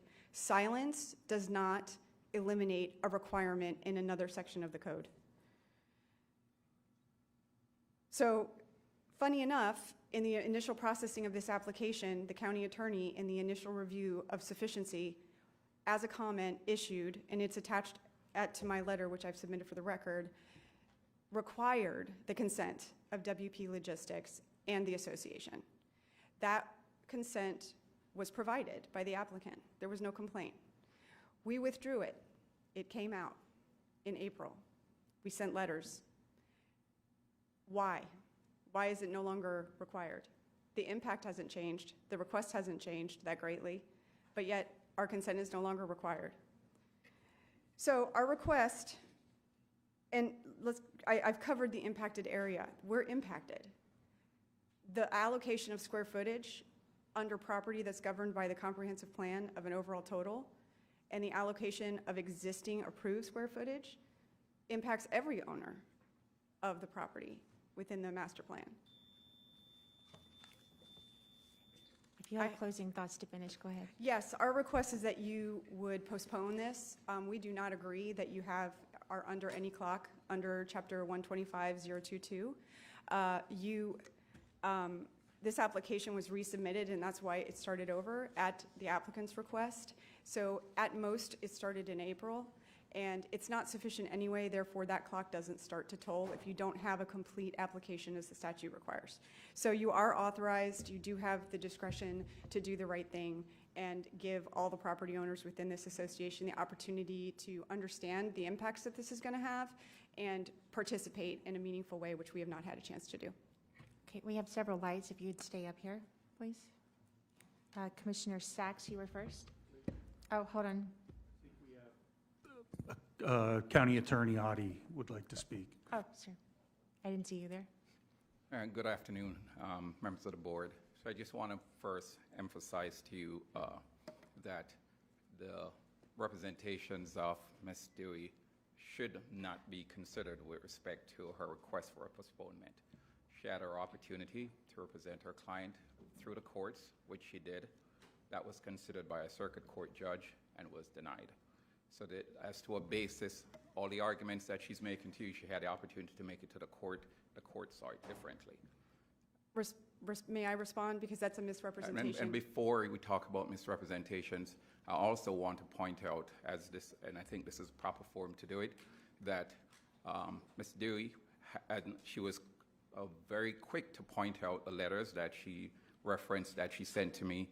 What she did not send to me, which she is required to under the Florida bar rules, was after they added us to the lawsuit last Friday, that she met with our clients without the consent of the attorneys, which is quite inappropriate. So I just wanted to add that to the record as well. I notified Mr. Adi and Mr. Leiser that I was organizing meetings, and I was not told to stop. I did indeed.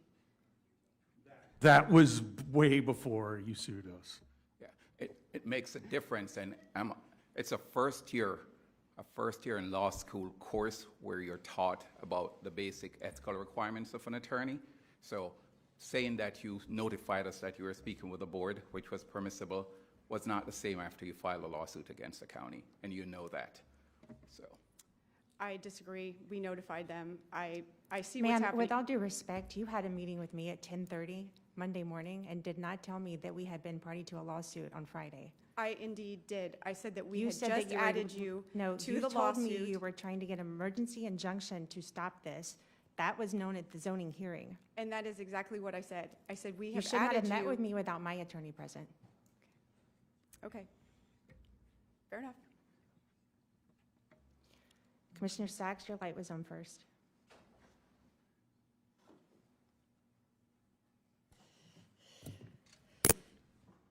This case is complicated enough that we have to have this legal issue.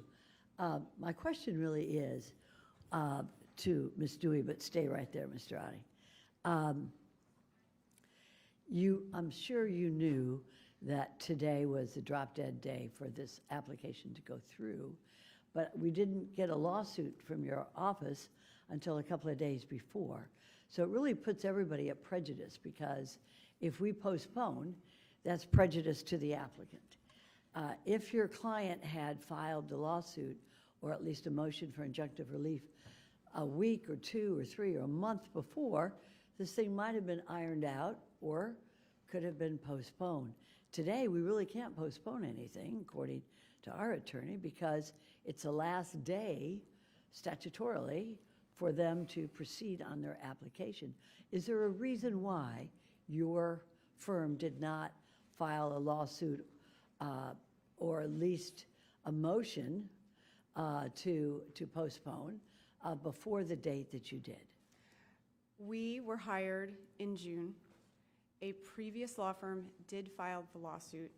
We Is that where Jack Scarola comes in? I heard you mention. No, that was Mr. Dave Ehrenberg's firm was previously representing my clients.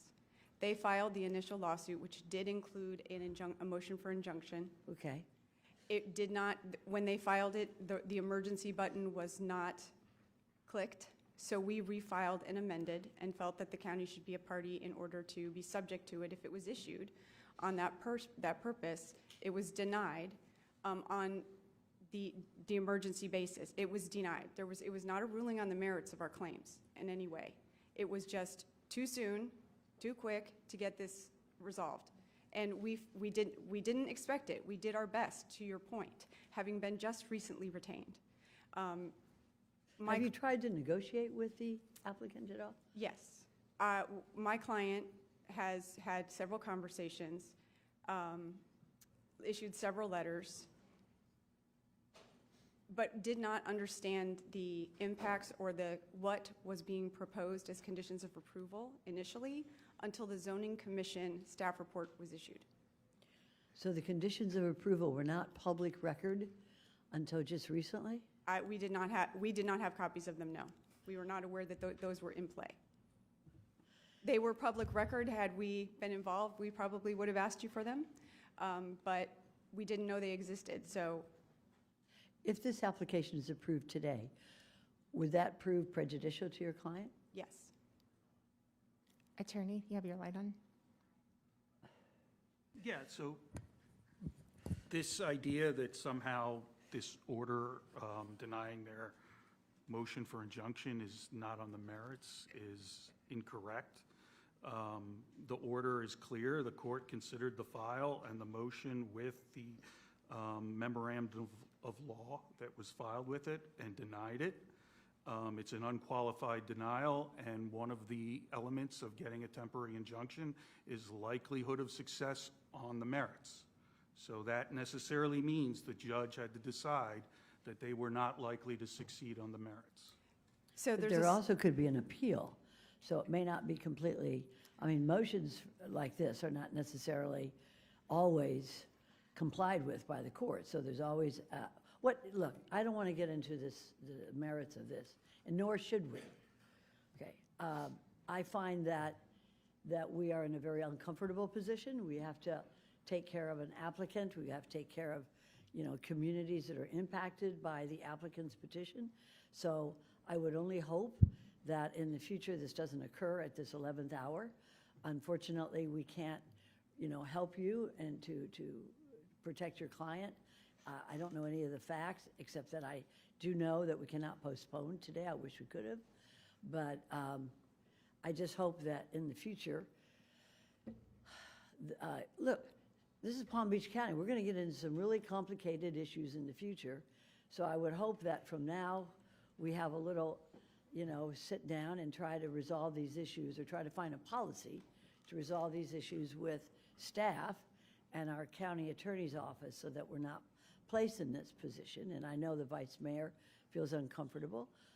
So the only thing I can say is I'm sorry that your client has come to this, and I would hope that we in the county resolve this type of issue so it doesn't happen in the future, because this should not be happening right now as we're going through an application process and representing the people in the county. So with that in mind, Just want to make it clear for the No, I want record. to make it clear to you, Mr. Adi, that probably not was your fault, but I think that we need to telecast, this is not going to be the last of these issues where we have Commissioner, lawsuits. the county followed its process.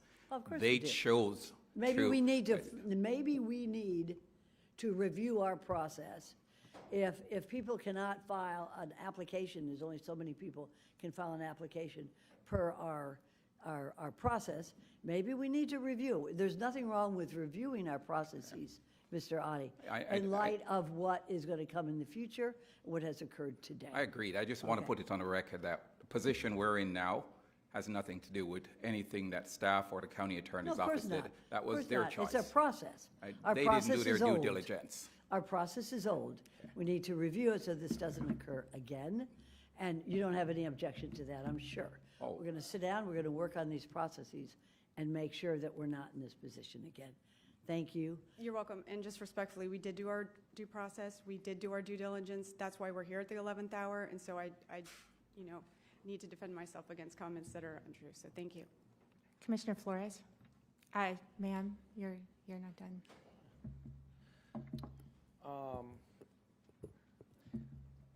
I want to echo the vice mayor's comments. I mean, you requested an emergency meeting with me on Monday. I didn't know that you named us in a lawsuit. When we got into the conversation, you said at that point, you did very briefly said which we named the county. And you kept going. And it sounds like my attorney's right now telling me that you did not notify him like you're supposed to. I don't need an answer. And I'm just putting it out for the record. And just to clarify, That what was Commissioner, done shouldn't have been done. just to And clarify. I have a policy, personal policy. If the county is named in a lawsuit, I do not meet with anyone without an attorney. Because anything I say to you could be used against me later or against the county. Luckily, at that meeting, I didn't say a word. I just listened to what you had to say. But what you did shouldn't have been done. I just wanted to clarify, she has a greater obligation, not just to notify us, but to request permission. So just want to put that on the record. Okay. Regarding two questions, the injunction, that was my original question. Our attorney already kind of highlighted it, but it's based on merit, correct? Yes, the judge didn't say it was because it was untimely or anything. The judge considered what was in it.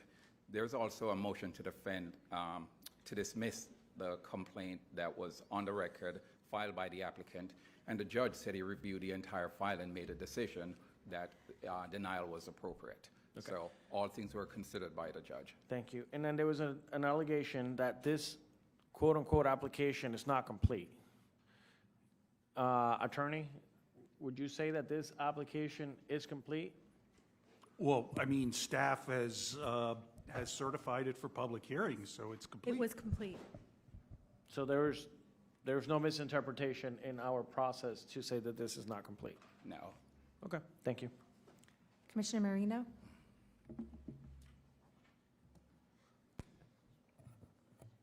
I'm going to jump on a little bit. I scheduled a meeting at your request on Friday at 10:55. At 12:55 is when the amended documentation was in court. There was no discussion about your firm adding the Board of County Commissioners to that lawsuit. Secondly, on Monday at 11:09, in a STET article, and Joel, thank you very much for adding the link to the claim, that was how I found out that the Board of County Commissioners was served. That's why I canceled my meeting with you, because at no point in time did you tell me I had to have representation in the room. And our attorney did not even get the papers yet that we had been served. And meantime, you had meetings with two other commissioners. I find that horribly inappropriate and putting all of us at risk. I'm done. Thank you, Commissioner Marino. Commissioner Weiss? I don't mean to pile on, but you met with me as well. We had I thought, a very productive discussion, but I had no idea that we were being sued or a party to a lawsuit. And I think my colleagues, I would insist on, if I was going to meet with somebody that we are party of a lawsuit against, to have my counsel with me. And so I don't appreciate it. There was nothing said, but still, it is important to know, and it is our right to be represented by counsel when we are in that situation. So, but I do have a question. So, if this does not move forward today, this new additional square footage, you do have an application also in your client has an application in also for approval to convert their warehouse use to information and data processing. Is that accurate? Yes, I am not the agent on that application, But that's accurate. that is accurate, okay. So your client also potentially can build, they have I think if I recall correctly, is 1.2 million? Correct. 1.2 million square feet of data and information processing use. They have 1.2 square feet currently of warehouse, yes. Okay. And that if in fact this were to be approved, and there were no, and maybe I don't know if you can answer this question, but my understanding is the conditions that are being promulgated by staff specifically does not include your client's property. That is what has been testified to today, except I did hear Ms. Hernandez say there are some changes to the general petition regarding landscaping that will impact us. We haven't seen them, so we can't analyze whether or not that's true. Okay, well, hopefully we can get you a copy of that. Commissioner Powell? Thank you, Madam Mayor. And Tara, of course, you and I are friends, so we did meet as well. And of course, information I didn't know, but understanding is best for me. I heard what my colleague said, but I did hear what Attorney Audie said. He indicated that you should have, and can you clarify this for me? You should have requested permission prior to meeting with us. He also indicated that was something you learned in the first year of law school. I know law school is 3 years. I think it is. I'm not an attorney, but I know a lot of them. Is that something that you learned in the first year of law school, and did you not know that, or what happened? I believe that I had complied. My integrity is very important to me, and I am very upset about all of this. I did my best. I thought I was being as forthright as I could. If I've made a mistake, I've made a mistake. I would never do that knowingly. There was no lawsuit when I spoke with you, Mr. Commissioner Powell. And I did describe and explain the situation that we may have to bring you in for the reasons we needed to, but I would never knowingly violate any sort of ethical rule. Okay, so you just weren't sure of the county's process with regard to requesting permission and overlooked it?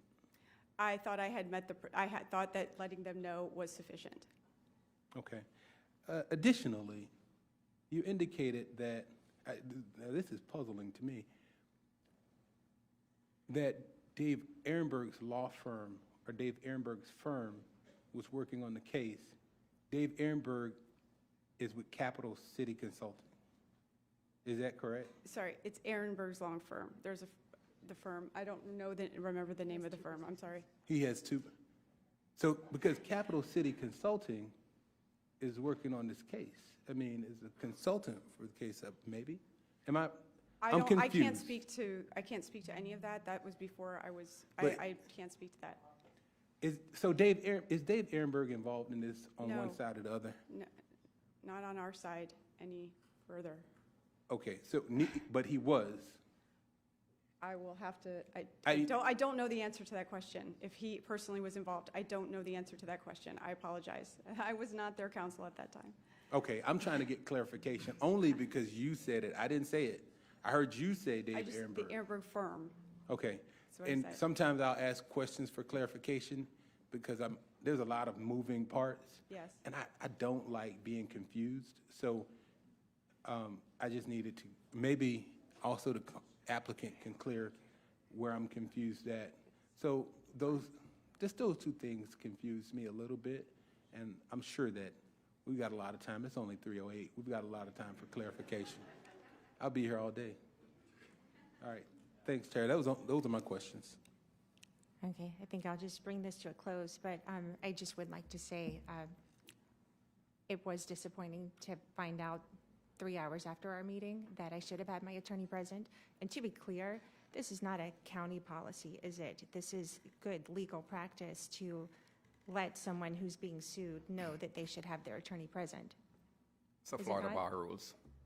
I'm sorry? It's the Florida bar rules. The that Florida bar sets If you're this in rule. litigation and you want to speak to the other person's client, you must get the attorney's permission. So, and it is important for us to know because I can't speak for all of my commissioners, but I'm pretty sure because there's a lot of activity on the 12th floor, we book meetings almost every 30 minutes.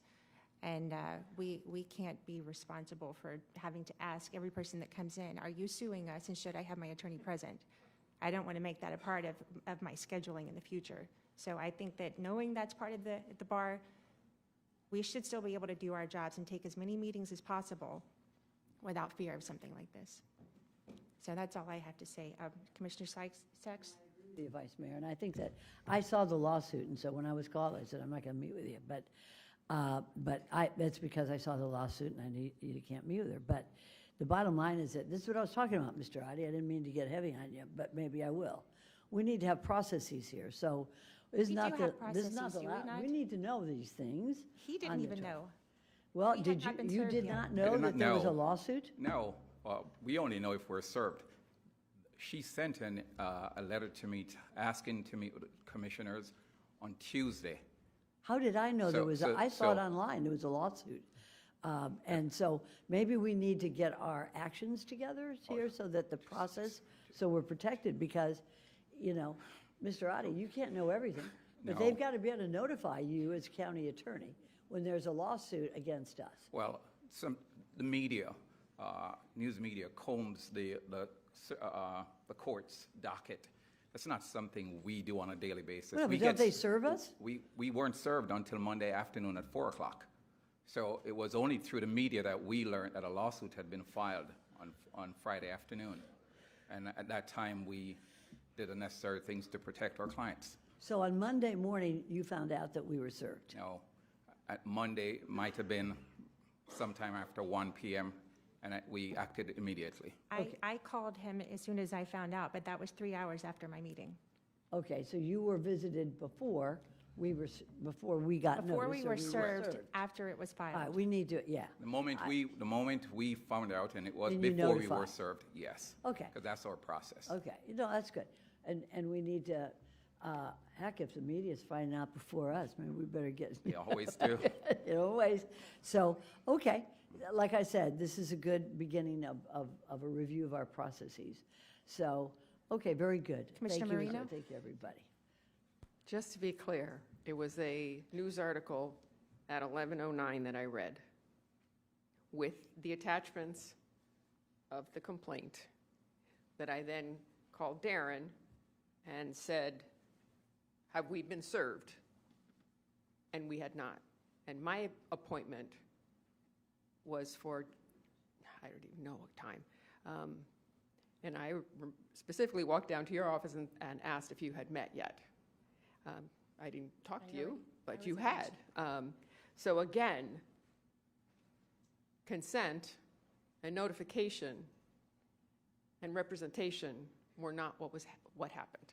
So I just want to, and I think we can close this and move on. Thank you. Do we have the PowerPoint presentation ready? Thank you. Thank you, Attorney Adi.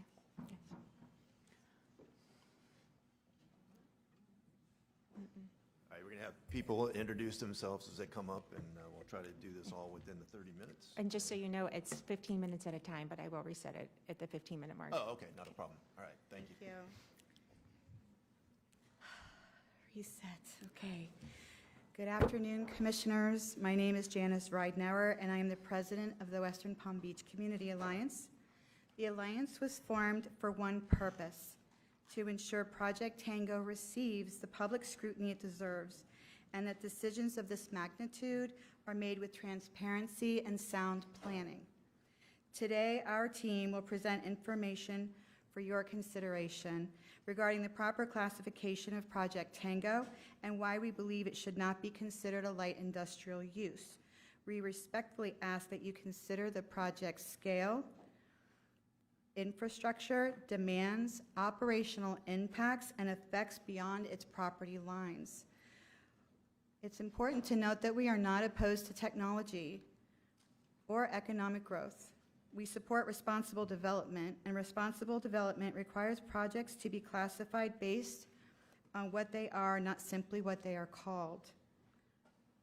Our presentation today, in the spirit of processes, we do have 3 experts that are included in our presentation. So we have an order that's to our PowerPoint. So we can address ourselves when we come up, so you can remove our cards instead of calling us out of order, if you don't mind. Thank you. And with that, it's my privilege to introduce Attorney Christina Reichart with Earth Justice, who will begin our presentation. Thank you. Thank you, Janice. And good afternoon, Commissioners. Thank you so much for giving us time to speak today. I want to start off just by saying clearly that this board has never considered and decided what use category should be attributed to an AI data center. Back in 2016, the board heard in the staff report that they would be reviewing an economic development center that included a data center or computer server farm and warehouses. In January, they added to the overall square footage, and now in this new application, what we're seeing is an attempt to conflate a traditional server farm data center with the new technology in AI data center facilities.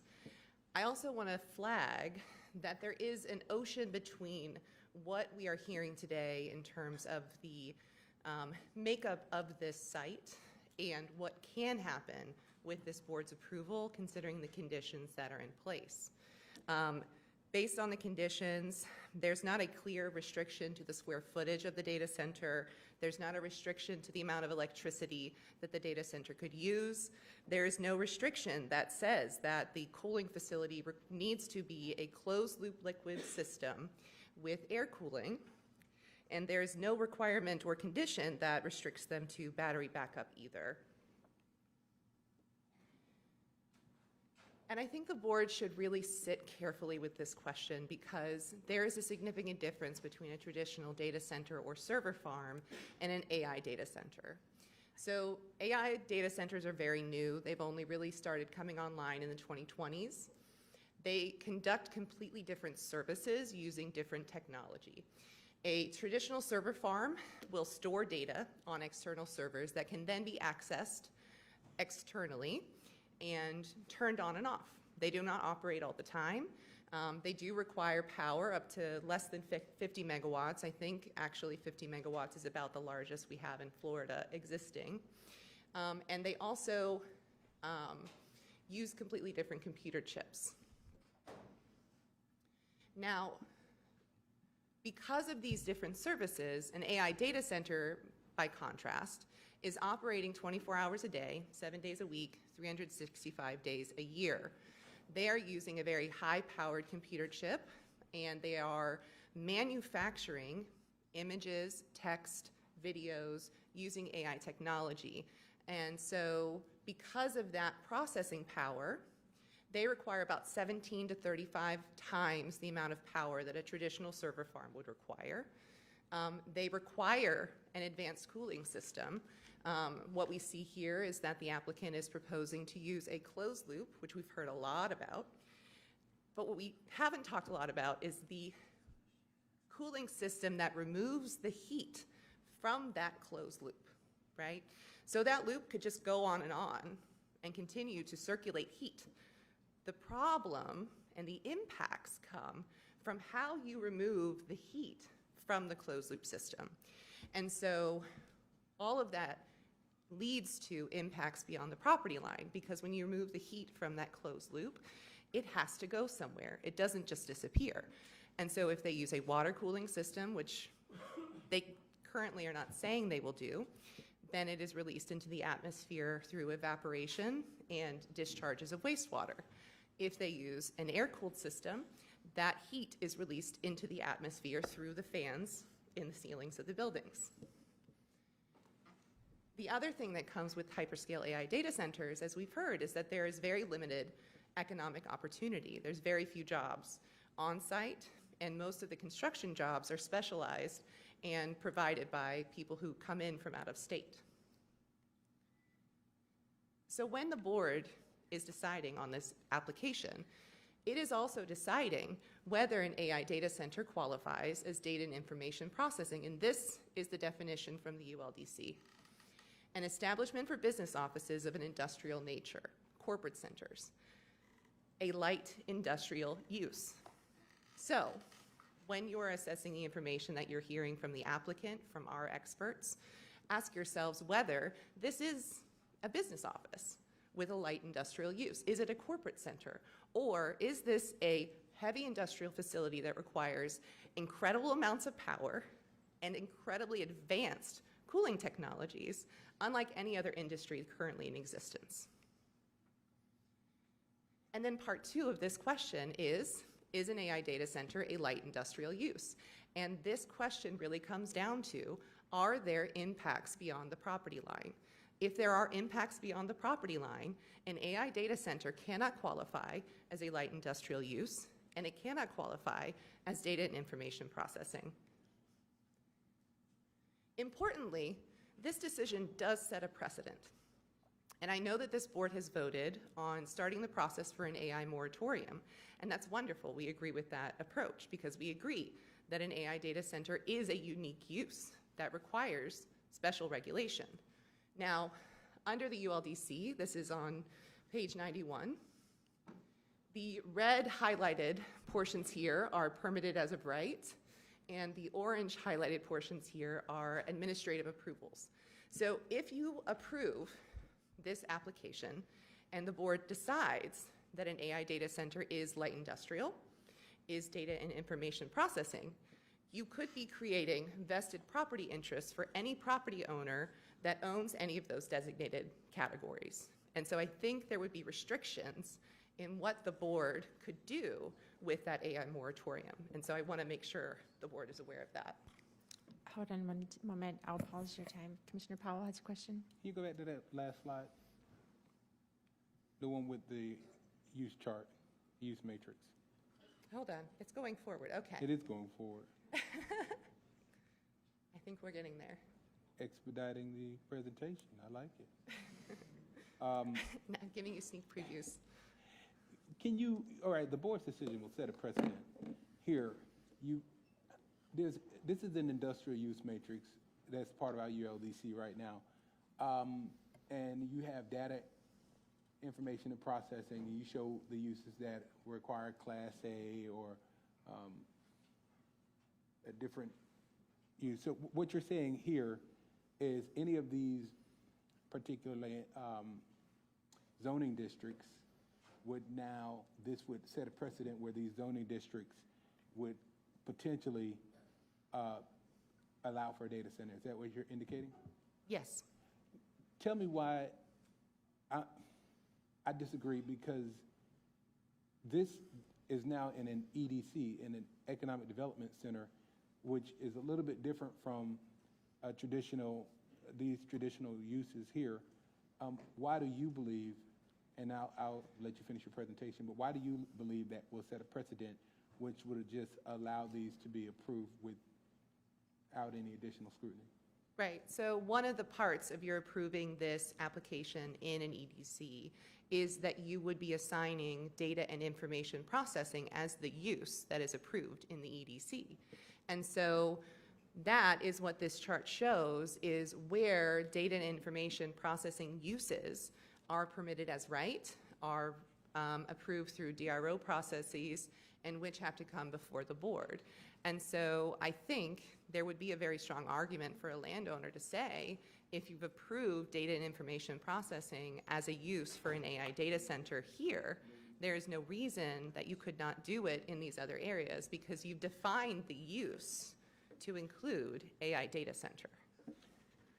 So, but again, it would be approved in an EDC, or MUP EDC, with a additional, with conditions, right? And here, I don't know if I'm looking at anything by right. I see subject to BCC approval,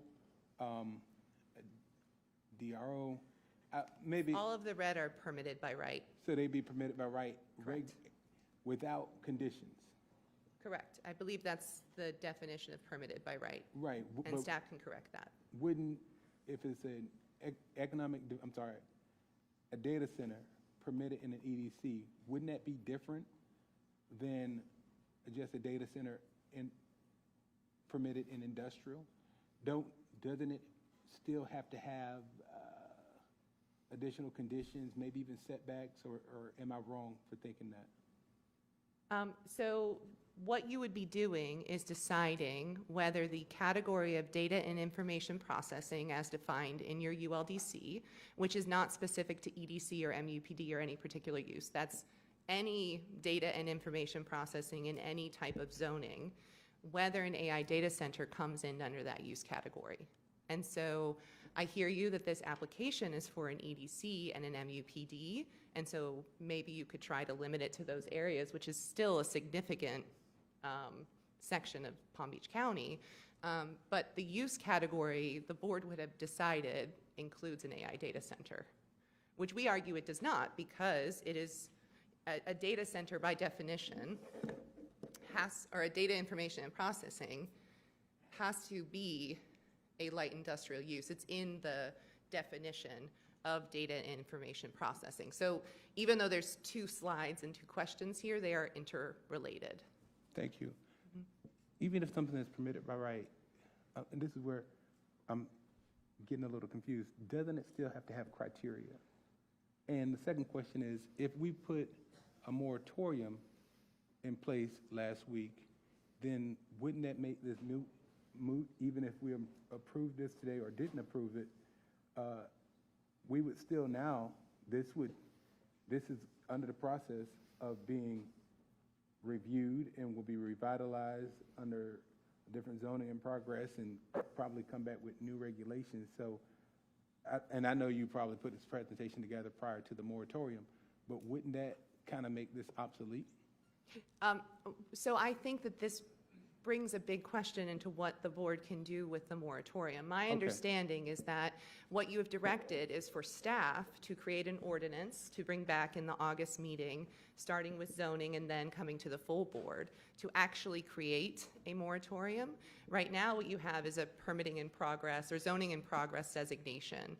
And so you don't actually have a moratorium in place. The board has not issued a moratorium for AI data center use. And so I think there is a big open question on what that means, but I think a landowner would have quite a lot of basis if you're saying here today, after issuing this moratorium, that you think an AI data center qualifies as data and information processing. Our attorney wishes to weigh in. Okay, because if we're under ZIP. Yeah, the ZIP, you're right. The ZIP prohibits anybody from filing the application right now. So that means nobody can file a new application today? That's Okay, right. I just wanted to make sure. Thank you. You're good. I appreciate Hold on, I it. have a couple more lights on. Commissioner Weiss, you were next. And then Commissioner Marino. Yeah, thank you, Christine. So I just want to clarify, Project Tango, the whole project is not in front of us. Well, so this is, I think, a very interesting point that I'd love to make. Okay, So then make it. the 2016 approval and rights that were provided to the property owner were for data and information processing. The board has never actually decided what that means. Staff is saying that at the staff level, they have found that data center qualifies as data and information processing. I don't know that they have decided that AI data center use qualifies as data and information processing. And part of what is happening is because the applicant is conflating data centers generally as one category that fits under data and information processing, they are claiming that they have this entitlement to build a 1.2 million square foot AI data center, but we would say they do not, because that has not been decided by this board. So just to understand, well, two questions. Where does cloud computing fit in? Cloud computing comes in a traditional server farm. But no, it isn't, because it runs 24/7. It's computers running, and actually, it's not a server farm. It's actually processing. That's where the processing takes place. But people are not accessing their external There's- servers how and do you- clouds how- constantly. hey, okay, so cloud computing today, and how are you going to, you want us to try and sort this out, but understand most cloud computing products now have AI built into them. Right, but we do not have those facilities as data centers in Palm Beach County. But you made the point of what a data center is, but it's not true. It's not accurate. There's a lot of different things that can be a data center. And what you're describing versus what you're saying is a hyperscale data center, there is just a tremendous amount that goes in between that. And so I think it's important. We don't know what they're planning to do, what kind of computing they're planning to have in there. Right. So I think it's a little, it's a reach on that, but I wanted to see where you thought that, where cloud computing came in. I mean, I see everybody here with their phones all going, sending videos and doing all that. That's all being handled in the cloud. That's all cloud computing that's happening. Right, It's and not- Palm Beach and County all of it has 2 data centers. And all of it has AI in it. So there's a difference between the program that you're using on your phone and the facility of the AI data, of the data center No, this is that, going to a facility somewhere right. that is managing this, that's running these programs are not running on my phone. They're not running locally. They're running up in the cloud, and that information's going back and forth. That's how it happens. Okay. So you can't, we don't know.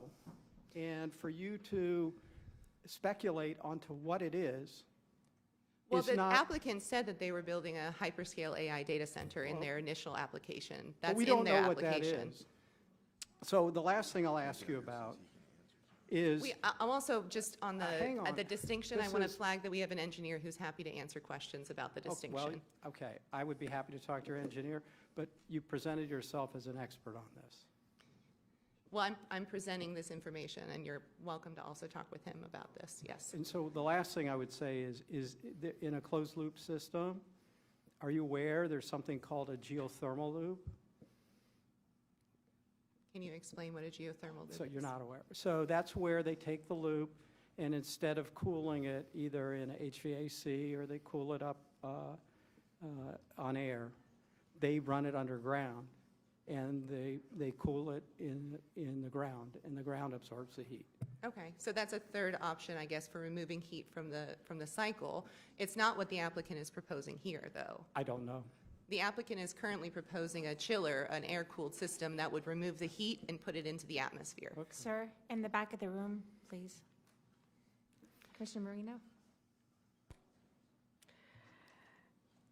Christina, your presentation right now is putting you in the position of being an expert, which you are obviously not.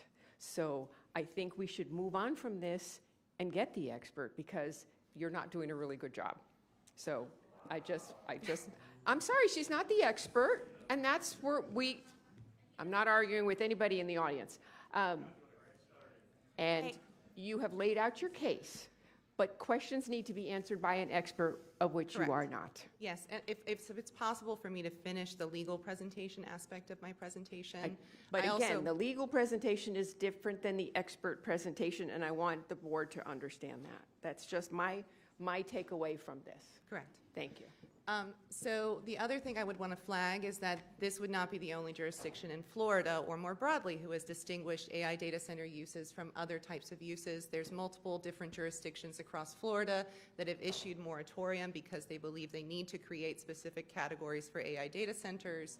There's also support from the South Florida Regional Planning Council, who sent a letter to Miami-Dade in their comprehensive plan amendment to also create a special category for AI data center use.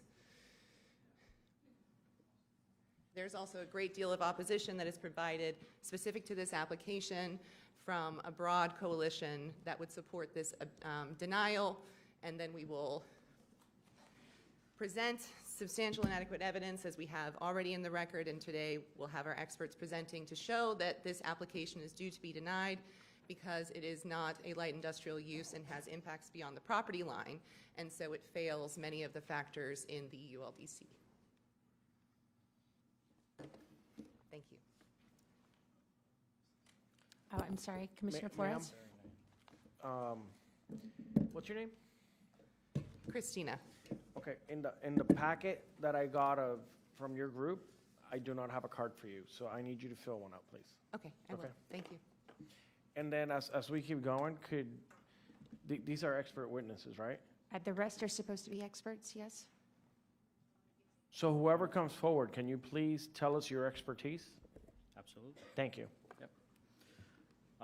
Good afternoon, Commissioners, Madam Vice Mayor. My name is Dr. Santiago Latancio. I'll be speaking on behalf of LM Engineering Inspections and Consulting. My expertise is in engineering. I've been an aerospace engineer for the last 15 years, specifically focused in gas turbine engines. My expertise related to this as well extend into the acoustics, and I will be providing a review of the information that was submitted by the developer related to their acoustics and noise conclusions. So just to give you a little bit more background about the company, I have a partner as part of my firm. We both hold advanced degrees in engineering as well as 2 master's degrees each. We have 8 patents, 23 published papers, 45 years of engineering combined, and my partner is certified by the Institute of Noise Control in the United States. So the reason I wanted to talk to you today, and I'll give you the conclusions first just because of the short time that we have, is that you are being here asked to make a decision about a project that does not have the complete evidence submitted for any kind of independent conclusions to be made. This is a project that is not of light industrial category, and the developer did not submit clear and sufficient evidence in order to prove that. Their reliance on DBA measurements is a great starting point, but other measurements such as DBC and DBZ need to be accounted for, especially because of the nature of this project, where most of the noise is coming from mechanical equipment which produces noise in the low frequency spectrum. Additionally, in the packet that was submitted to you, and I'll show you some samples of simulations, they did not include the full build out of the project. Your lawyer, or the lawyer for West Palm Beach Logistics came out, and the developer came out, and none of those additional build outs, phase 2 or any other transformations of the infrastructure within the development plan have been included as part of the result. So that does not allow me to make conclusive or to verify the conclusions that are presented by their experts. So you've all seen this picture in the past. This is what the developer has been presented as a graph or their noise bands around their property. And I don't know how I can point here, but But if you look at the top right corner of that diagram or that picture, you do not see any of the West Palm Beach logistics warehouses or the other 3 warehouses that were built next to it, nor do you see the potential sound implications that would cause if the transformation does get administratively approved. The developer has promised that there's no impact to the neighboring properties, and unfortunately, I do not have the information to independently verify that, even though we have reached out to the developer on several occasions to get these questions answered. What do we know today? Today we know it's a 600 megawatt. One moment, sorry, Commissioner Flores. I'm sorry, I just want to compare apples to apples here, right? Yes, sir. Can we go back to that image? That is, the image that you're displaying here is based on your studies? No, sir, this has been presented by the developer. This is from the developer. Okay, but that's not what he presented here today. I'm not sure if... Okay, I'm telling you, the numbers and the image does not look like what he presented here today. And I believe we also said 850 feet from, and I don't think that's displayed here. So I'm just telling you that you're giving expert witnesses. You're an expert witness. Yes, sir. And you're giving a testimony on an image or a study that is not what they presented here today. And I would like to look at Brian and say, would you agree that that image is not the same thing that you presented here today?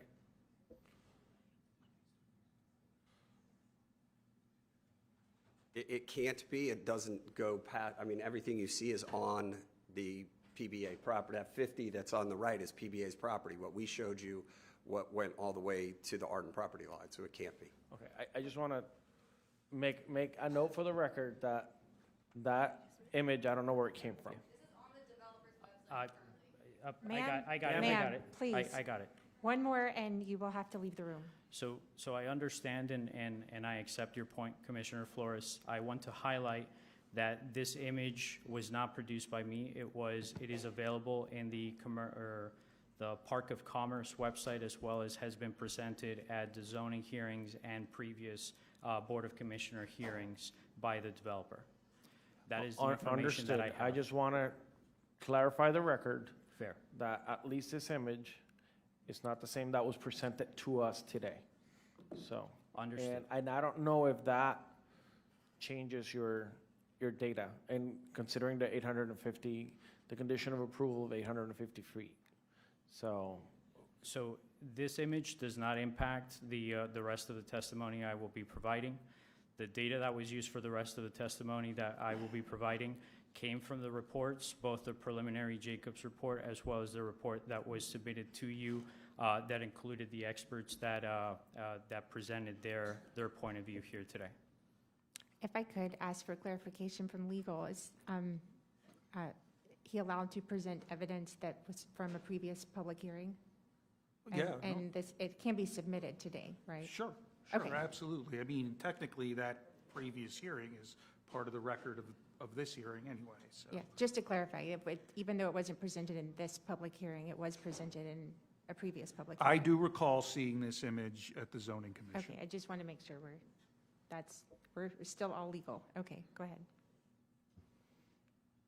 Any other questions? No lights, Okay. please continue. Thank Wait, you. hold on. Commissioner Powell? I do have a question. Thank you for that. Here, in the conditions, it says that processing so the maximum noise levels using the A weighting at the receiving residential development to the east shall be a maximum of fixed mechanical equipment, anytime maximum is 60 dB. And the question I have, and that doesn't go on to the adjacent properties in Arden, but do you question or are you concerned with the noise level testing? Do you believe it won't be accurate, or do you dispute that? So there's a couple of things that I'm here to to bring to light for you to make an informed decision. My point here today is I reviewed the information that is made available to you and that has been made available to me, and I do not believe that you have been given the full picture, nor have we, in order to examine and independently verify that everything that was incorporated into their conclusions or into their predictions is accurate. So I'm just here to give you more information or things to ask out of the developer in order so you can make an informed decision rather than rely on conclusions prepared by a single party. Absolutely. Thank you for that. But with the understanding that you don't believe the information that's presented today is completely accurate and that they're indicating that this is the noise level testing or the dBs, decibels that are shown there are prior to the full development, do you believe that in the event that the full development is completed, that the testing will be accurate? Or do you believe, are you indicating that you think, or you believe, that the sound will be louder? And what fact are you basing your opinion or your thought process off of? Okay, so that's a lot of questions. I'll try to piece them out. I'll be clear. Why do you think it'll be louder if it's, why do you think they haven't shown us the full development? And if the full development is there, what makes you think it will be louder than what they're showing? Okay, so first point, and it actually, I have a slide on that particularly. So why do I think that this will be louder? So as part of the expert report that was submitted last, they indicate that they only need a single fan bay per data center, as well as a single chiller as part of the equipment. However, that contradicts their original report where they show that each single bay includes 36 fans and also communication from the developer that they're going to need roughly 600 individual fans as part of their cooling operation to cool or to reject 600 megawatts of heat. So to put that in other words, the equipment that they've at least listed on, I believe it's page 14 or page 17 of the last report, the cooling equipment that they're listing there is not sufficient in order to fulfill a 600 megawatt data center operation. So that's one of the things why I think it's going to be louder. I don't think it's going to be 5 fans and 5 chillers. I believe it's going to be in the order of 180 modules at 3 fans each. So in layman's terms, for comparison, it's about 2.5 football fields filled with fans in order to cool the 5 different buildings that they're planning on developing. If I need to ask you a question, because we've had a lot of conversation about water cooling.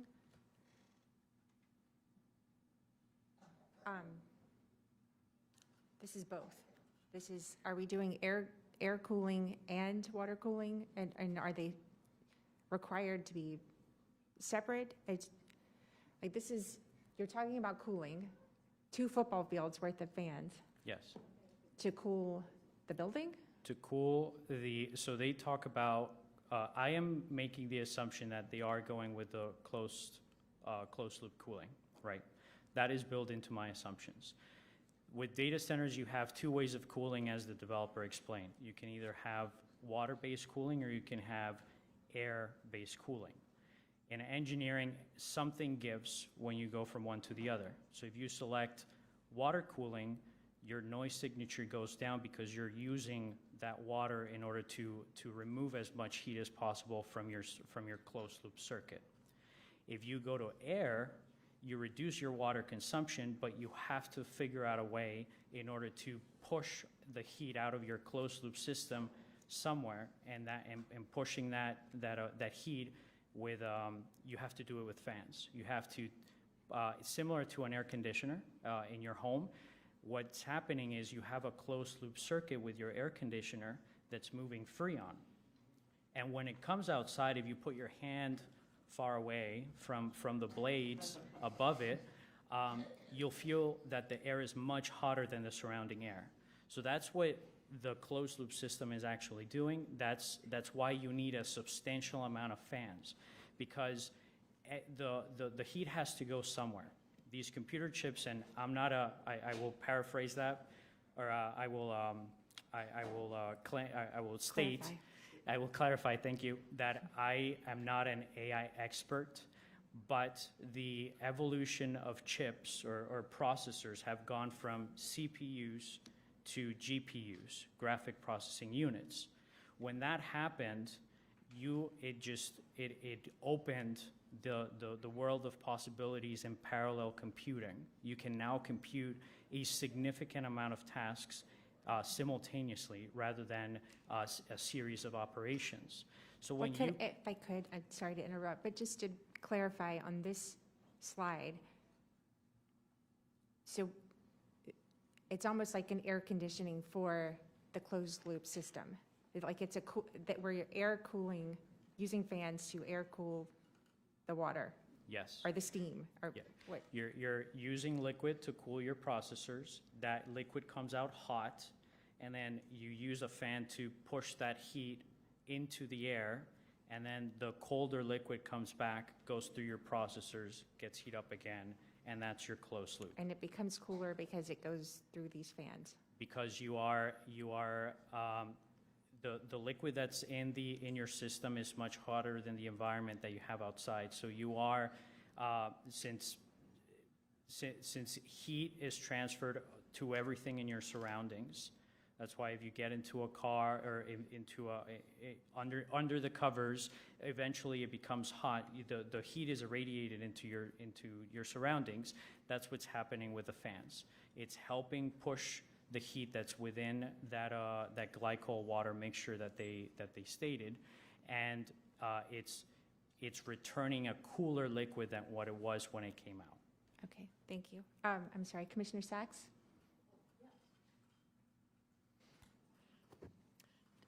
Thank you for your explanations, and thank you, Vice Mayor.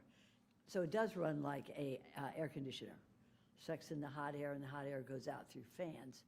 But about how much heat is going to be generated from what the applicant has requested? Do we know, or do we have an idea? I don't have the calculation with me. I can certainly get you a number, and I do have an expert that follows me that'll speak about the heat island or the heat rejection into the environment. My presentation was purely focused on the acoustics. On the sound? Correct. Okay. Correct. And did you, and I may want to wait to the end of your presentation, but I'd like for you to think about this question. We have heard from an expert from the applicant. I would like for you, by the end of your presentation, to tell us if the applicant's expert's testimony was straightforward and correct for this particular application. Understood. Okay? I then hope that that would by the end of the presentation, you'll be able to see just the doubts that I have with the information that was presented and whether that data should be validly interpreted by your commission. And one other question is, do you have a water expert there as well? Okay, Yes, I'll we wait. do. So that's what I would like for you to respond to with regard to sound. Thank you. I think you heard me. Thanks. You're back on the clock. Go ahead. Thank you. So I jumped through a lot of slides, but just to summarize the two that I skipped. So we do have some basic information as to what the plan is related to the data center developer, which is they do have some cooling equipment. Again, page 17 is where they list one dry cooler and one chiller per building, the magnitude of the building, and the fact that they are assuming that their points will make no noise because they're inside buildings. Everything that we need, you can't read that page. I mean, it's part of the report that was submitted, but there is a significant amount of information that you need in order to independently verify a study of this magnitude and to quantify the impacts to the neighboring communities. Things like calibration records. We saw the effort that was made when we took the sound measurements here in these chambers, but we received no calibration records related to the baseline measurements that Jacobs conducted. We did not receive any of the equipment type, the quantities, or the specifications for that equipment. And more importantly, we did not receive any of the assumptions, because in engineering, your results from a model are 100% reliant on your assumptions. If you have good assumptions, you get a good model. If you have bad assumptions, you get a bad model. And we can't verify what it is, whether it was a good or a bad model based on the information we have. So again, I mentioned this is not little equipment. This is 14-foot fans. Your house ceiling is usually about 10 to 11 feet tall. So you can see how big these fans are, and there's going to be 180 modules of 3 fans each. Unfortunately, the developer was not able to further substantiate the quiet equipment that they were going to use, or these fans. They only listed a brand, and they did not explain. They kept talking about how the ambient sound it's already loud because there's traffic and there's the wind's blowing, and that's going to mask the data center noise. Well, it doesn't quite work that way. If someone is playing a really high-pitched noise in here, and you have someone talking as loud as that high-pitched noise, they're different frequencies, and unless they are relatively close within the same frequency range, they don't mask each other. So just that by saying that there's cars coming around, which is cyclic also, it's not a car driving every single minute or every second of the day in front of the community. It happens in periods, especially at night. It's much less than during the day. Data centers are 24 hours a day, 7 days a week of noise. So a little bit of images.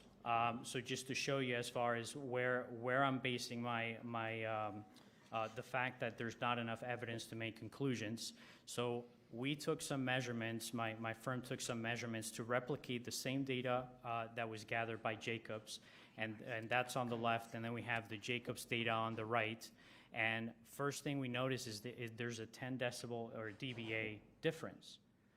Well, that's normal, right? You get results, you try to verify them. Unfortunately, I don't have the data to verify why it is that my results are different than theirs. I don't know their calibration data. I don't know what type of equipment they use. I don't have their basic assumptions when they went and measured those locations, so I can't verify my data. Additionally, we talk about low frequency and dBA. As you can see from the map, if you take into account dBA instead of dBZ, you're leaving out the major component, which is the low frequency noise, which is what these mechanical equipments produce.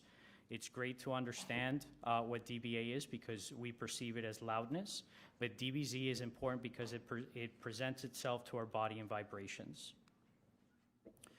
Talking about build-out. So their study does not have any of the warehouse build-out that is currently in the plan or in the latest plan submitted. Okay. What we showed is that with their warehouses, the sound is funneled in a different way because now you have buildings that are obscuring a direct movement of those sound waves into the community. So now you have an additional additional sound being funneled or honed into the school area. Something else that we were able to demonstrate is that even with the warehouse built, the developer has claimed multiple times that warehouses will shield the noise from the community. We demonstrated that from a low frequency perspective, there's no impact in putting buildings between data centers as much as they want to make. We need to wrap up. We're on 10 minutes for 3 people. All right. Sorry, I ran out of time, but if you have any questions, I'll be more than happy to answer.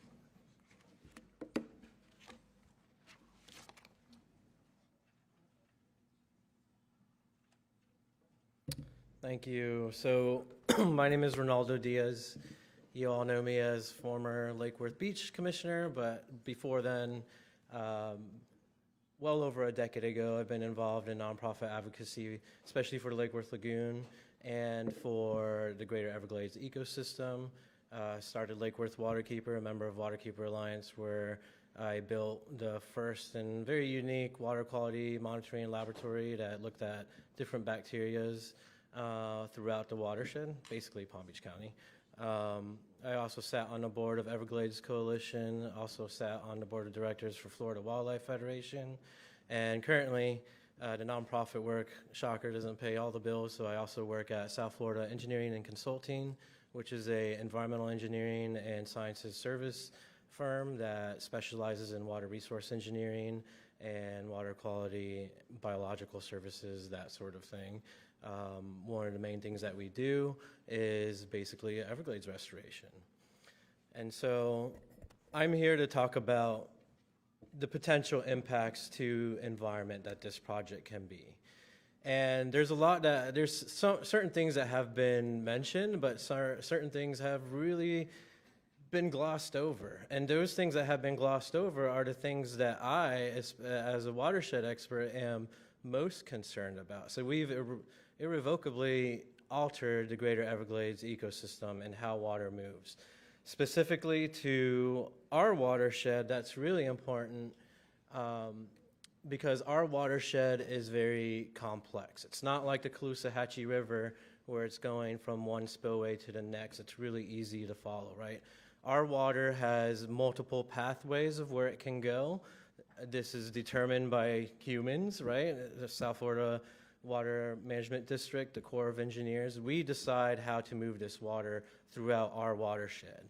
And that's an important distinction to understand because where Project Tango is being proposed is right there where it's labeled 20-mile bend from on the map, right to the left of that number 4, that white spot there. And that's important to understand because so much is connected to this that's really important, right? So starting with Lake Okeechobee, that water can go down to LA L10 predominantly. What we want it to do is we want to be able to send that south to the rest of the Everglades. Those 2 triangles, those are stormwater treatment areas. Basically, those are man-made wetlands. They clean the water to get it to a point where we can send it south to the Everglades. I'm getting it. Yeah. Right, and then the other connections is due east to C51 to the Lake Worth Lagoon and also up the M Canal to Grassy Waters to Clear Lake, which is the surface water source for West Palm Beach's drinking water. Similar to the M Canal and the L8 Basin, those are the headwaters of the Loxahatchee, the northwest fork of the Loxahatchee River, the protected part, right? And so keep that in mind as this water can go in any of those directions. The heat island effect, the thing that we're concerned about is heat. So this talk of a closed loop system, it's a really good term of art because it's a bit of a distractor. Of course, the water that is in the system is not going to be discharged into the environment, right? It's like, as using the applicant's own example of a car, we're not driving around and the coolant is not being sprayed on a road, right? Unless you have a really bad car. You want to keep that self-contained in the system. Why? Because that coolant needs to be clean. You're not using river water to cool down computers that's filled with plants and fish. It needs to be absolutely clean. It's probably not even going to be distilled water. I'm sure it'll be some other chemical that needs water that's going to make it a lot more effective at cooling these computers. What that does is that closed loop water needs to then be sent somewhere. This isn't. Let me rephrase that. So the main purpose of these cooling systems is not to move water. We're not talking about the water use. We're talking about moving heat, and that's the concern. So you're going to cool off these computers with the closed circuit water. Well, that heat needs to go somewhere, and there's several avenues. And I think Commissioner Weiss correctly pointed out that we just don't know because depending on the technology. If financially, it would make more sense for them to discharge it directly into the water because water is a lot more effective at cooling. That is obviously a bad idea for the environment. Geothermal is a possibility, but we need that soil health because that's how we clean our water to get to our aquifer. And the most obvious in what they're proposing is releasing this heat into the atmosphere. There's data centers of this scale haven't existed for that long. But they're a very novel thing. We've never had, up until recently, facilities where we have 600 megawatts of water being pumped, of electricity being pumped into a single building. That heat needs to go somewhere. And if it goes into the atmosphere, that warmth is going to affect the surrounding waters, which can drive things like cyanobacteria blooms, the other bacteria blooms, all the other water quality concerns that we are worried about. And because of the system moving it elsewhere, that's how the far-reaching effects are going to impact beyond the boundaries of this project.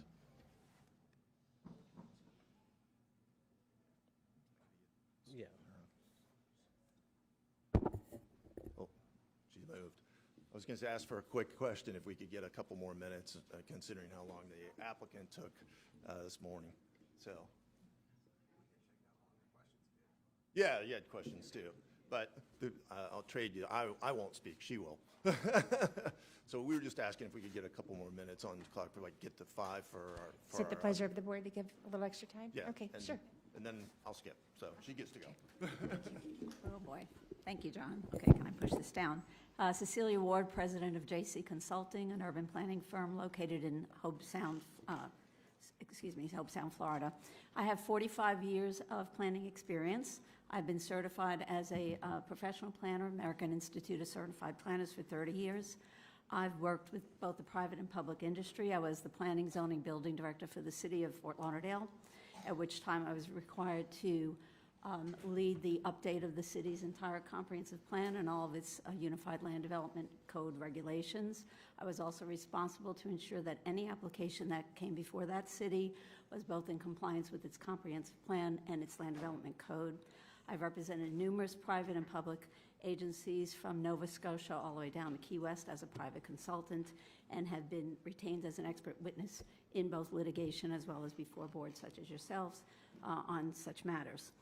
So what I'd like to do is first give you my professional planning opinion regarding this application, which is that based on my review of the public record, based on my review of the county's comprehensive plan and the review of the land development regulations and the application submitted by the applicant, it is my professional planning opinion that this application is not in compliance with the county's land development code regulations for how you review development order amendments, and also that it is not in compliance with the county's comprehensive plan. And I'm going to give you specifics, but I want to generalize some of the things that we've heard this afternoon, because I think it's important and it'll form a basis for my opinion as well. First of all, you don't go outside. It's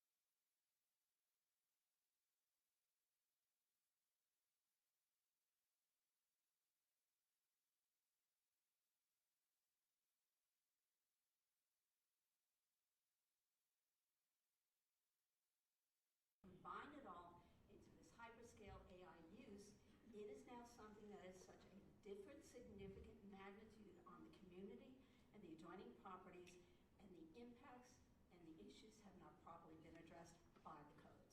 So what the industry is recommending, the planning industry, is you need to come up with distinct regulations for these uses, because otherwise what's going to happen is you're just going to have this incremental change in character and not really know the ultimate ramifications. They know some of what's going to happen, but as you heard today, it's conflicting in professional, technical industry, but they do know that there's definitely a difference between the two.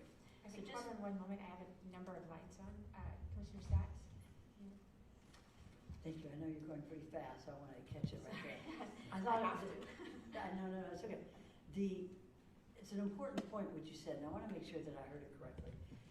Light industrial for data processing or data servers would be identified as a process that does not affect neighborhoods or a neighbor or contiguous community.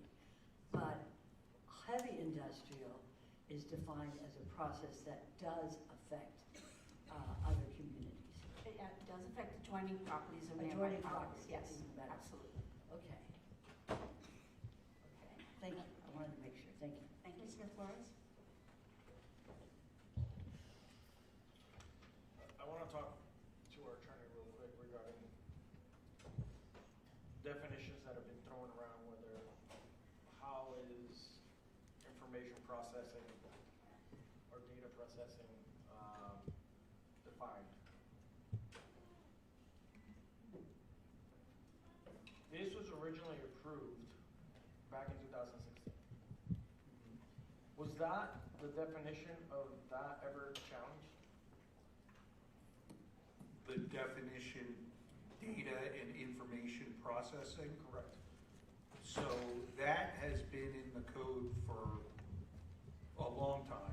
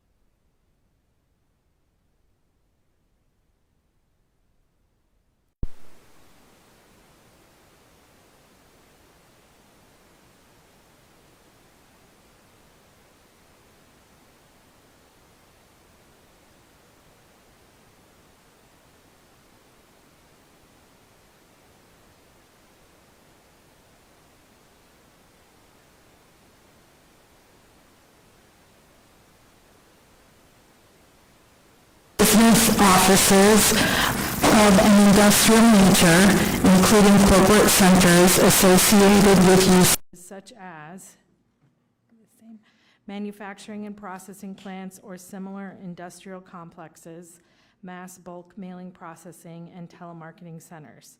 The use is often integrated into a campus-style development and not frequented by the general public. This term does not include such uses as business or professional offices, computer-related retail establishments, and personal services and medical dental offices. And So it's at that not time, complete on the screen. okay. So at that time, the administration determined that the proper use for that application would be this. Yes. Okay. And that is my question.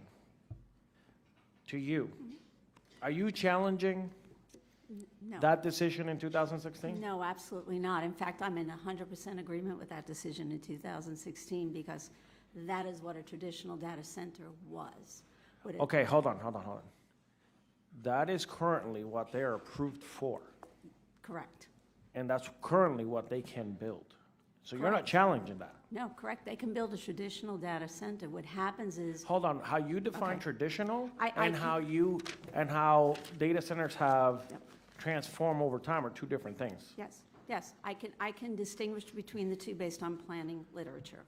okay? But you're not challenging that the decision in 2016? No. Based on this definition? No, absolutely Okay. not. Absolutely not. And could they have challenged that definition, attorney? Yeah, there is, if And what's the the- statute of limitation on that challenge? Probably 4 or 5 years. 4 to 5 years. So that time has passed to challenge that definition? Yes. Okay. Thank you. I think the definition point is mute. Okay, so can I just continue on that point? Just, so on that point, when you have a definition in your comprehensive plan, everything else that you have in your land development code, however, must be consistent.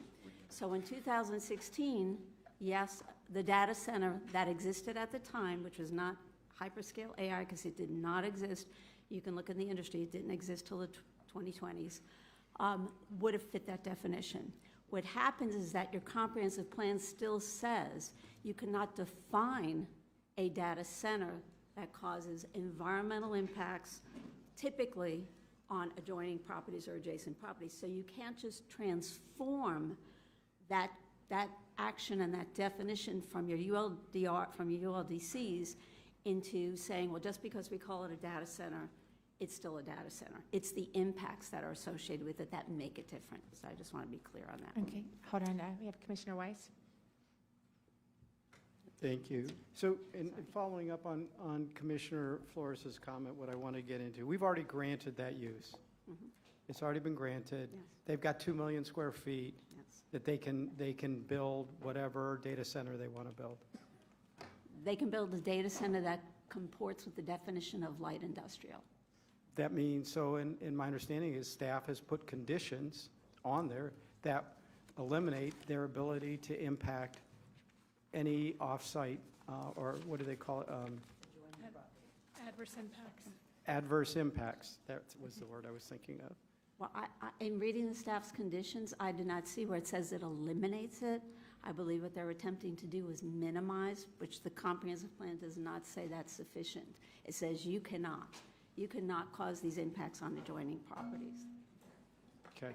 So, but then would you say that there is a way to condition it so that it doesn't impact, I mean, just by writing such language? I would not be able to say that, and I don't believe the experts have said that. I think you're misunderstanding what I'm saying. That you actually just condition it to say that you cannot do that, right? There's such a condition. You would have to base that on technical evidence to say that. You can't just say you cannot cause an environmental impact when it's known already and admitted by the applicant that you are going to cause noise that goes beyond your property line. So, I guess I'm getting confused. So if I have a facility that makes noise, and one of the ways I can say then that you cannot impact your neighbors with that noise, right? So you can either figure out how to do it, or you can't build it, correct? I can only answer it this way, if I Okay. can. Go ahead. That you can condition it, but if the industry shows that this is what this typically does, this use, it typically creates these environment, and it's not just noise, it's heat, it's water I'm supply, just et cetera. using noise as an Yeah, example. but let's use noise as an example.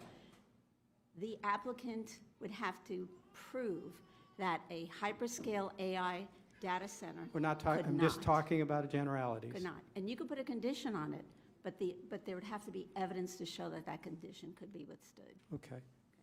All right. Commissioner Sachs? Oh, wait. Oh, I'm sorry, Commissioner Weiss was And not the other finished. thing is, and I think that the proper term that we want to be using for what these are, they are large load customers. It's a function of the amount of electricity that they're using. Because the chips don't make noise. Chips are, electrons, last I checked, were 100% quiet. But, so the chips don't make noise. It's the ancillary things to cool them down that make the noise. It's the, potentially if you're using water, it's the water. It's not, it is not a function of what they're doing, what they're processing. It's the amount of electricity that they're consuming and how fast they're consuming it that's creating the various impacts. So the proper term really should be large load customers, is what the state of Florida has put in their legislation, which I have also asked that we put in our ordinance that we're moving forward on, because I think it's going to, we don't know what the changes are going to be with how technology and what it does. So to try and define this with the type of computer, the type of chip, the type of anything, it's a large load user, period. May I respond to that, just based on my industry research? There is a difference between what type of processing units they each use. Traditional uses CPUs. AI databases uses graphic processing units and tensor processing units. Those things... They don't make noise. Okay, those things, because they're operating 24/7 simultaneously, is what makes it different. It's the amount of electricity that they utilize, ma'am. Well, it does. It puts up a significant amount, a demand of a significant amount It's of more not, electricity. trust me, it is not the chip. Well, and size, I'll say it this way, size doesn't matter because I'm tiny, so I could say that. Size... Closer to the microphone. So Commissioner, you're correct. The chips do not generate, or they do not generate sound, but you're also correct about the large consumption of electricity. However, everything is connected. If you have these graphic processing units, you consume more electricity and you need to cool it. That's not what I'm saying, sir. You're missing my point. Because people want to talk about AI this or, hyperscale that. It's missing the point. These are large load users. It's the fact that they're using a lot of electricity that creates these other impacts. If they didn't, it would be like running, an 8088. We agree. Right. We agree. Thank you. Commissioner Sacks?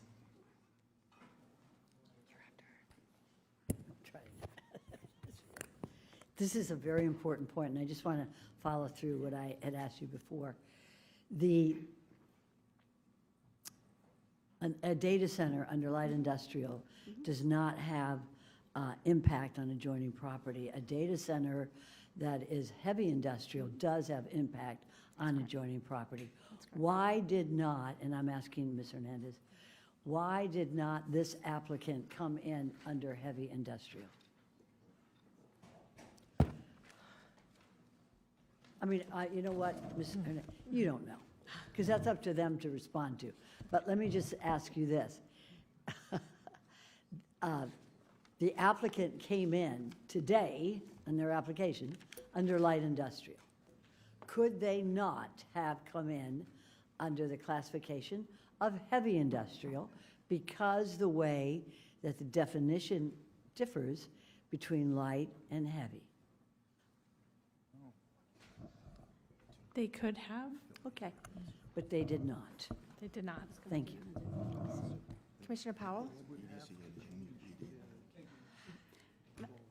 Thank you, Madam Mayor. Earlier, you indicated that in order for a development, let me put these on, a development cannot have an impact on an adjacent property, and you indicated that the noise impacts the adjacent property, and you indicated that was from the comp plan, and they show 50 dBs, but that's what, am I wrong? Am I saying something? No, what I was saying is the definition is contained within the comprehensive plan, and no matter how you frame the zoning regulations, they must first comport with the definition contained with the comprehensive plan, which says you cannot create negative impacts on adjoining properties and still be considered a light industrial use. A light industrial. One moment, our attorney wanted to also respond. Yeah, so Commissioner Powell, I just wanted to read this light industrial definition from the comprehensive plan. So, light industrial development's typical operation is not likely to cause undesirable effects, danger, or disturbance upon nearby areas and typically does not create negative impacts on immediately adjoining uses. And then it goes on, these uses typically do not cause or result in the dissemination of dust, smoke, fumes, odor, noise, vibration, light, or other potentially objectionable effects beyond the boundaries of the lot on which the use is conducted. Examples of light industrial uses include storage, warehouse, research labs, dispatch, landscaping, flex space, media production, and light manufacture and processing. So it's not necessarily a total prohibition. It says light industrial development's typical operation is not likely to cause undesirable effects. And it's not just effects, it's undesirable effects. Thank you for that, Darren. So, and at the same token, in full disclosure, of course, we all went out there, well, some of us went to look at this site, and currently it's active as rock mining. They're in a concrete batch mixing. They're doing concrete out there. Is that, and of course, again, it's a 400-foot wildlife corridor and a 500-foot canal and a 250-foot additional buffer and berms. Would you agree, or rock mining is heavy industrial, right? So would you agree that if there's any impact, that currently has an impact on and this is, and it said, Darren, our attorney said adjacent properties. This is not even directly adjacent, but would you agree that that would have more of an impact or less of an impact? Well, if I could answer it this way, I believe that the concrete plant that's there is heavy industrial, but I also know from the county's definition that, and from the code, you can't replace a use that is not permitted, which if it is heavy industrial, what's being proposed, with a use that's not permitted. So you can't have a heavy industrial use replaced by another heavy industrial use.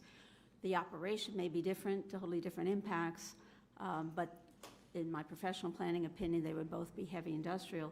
And just to go back to that point, the reason why I believe the applicant did not come in and this be couched as a heavy industrial use on the definition is because it would not be permitted. Policy 2.2.4C of the future land use element says you cannot have anything other than a light industrial use if it's going to be an industrial use in the EDC. And so it would not be permitted. That's why they couldn't ask for that.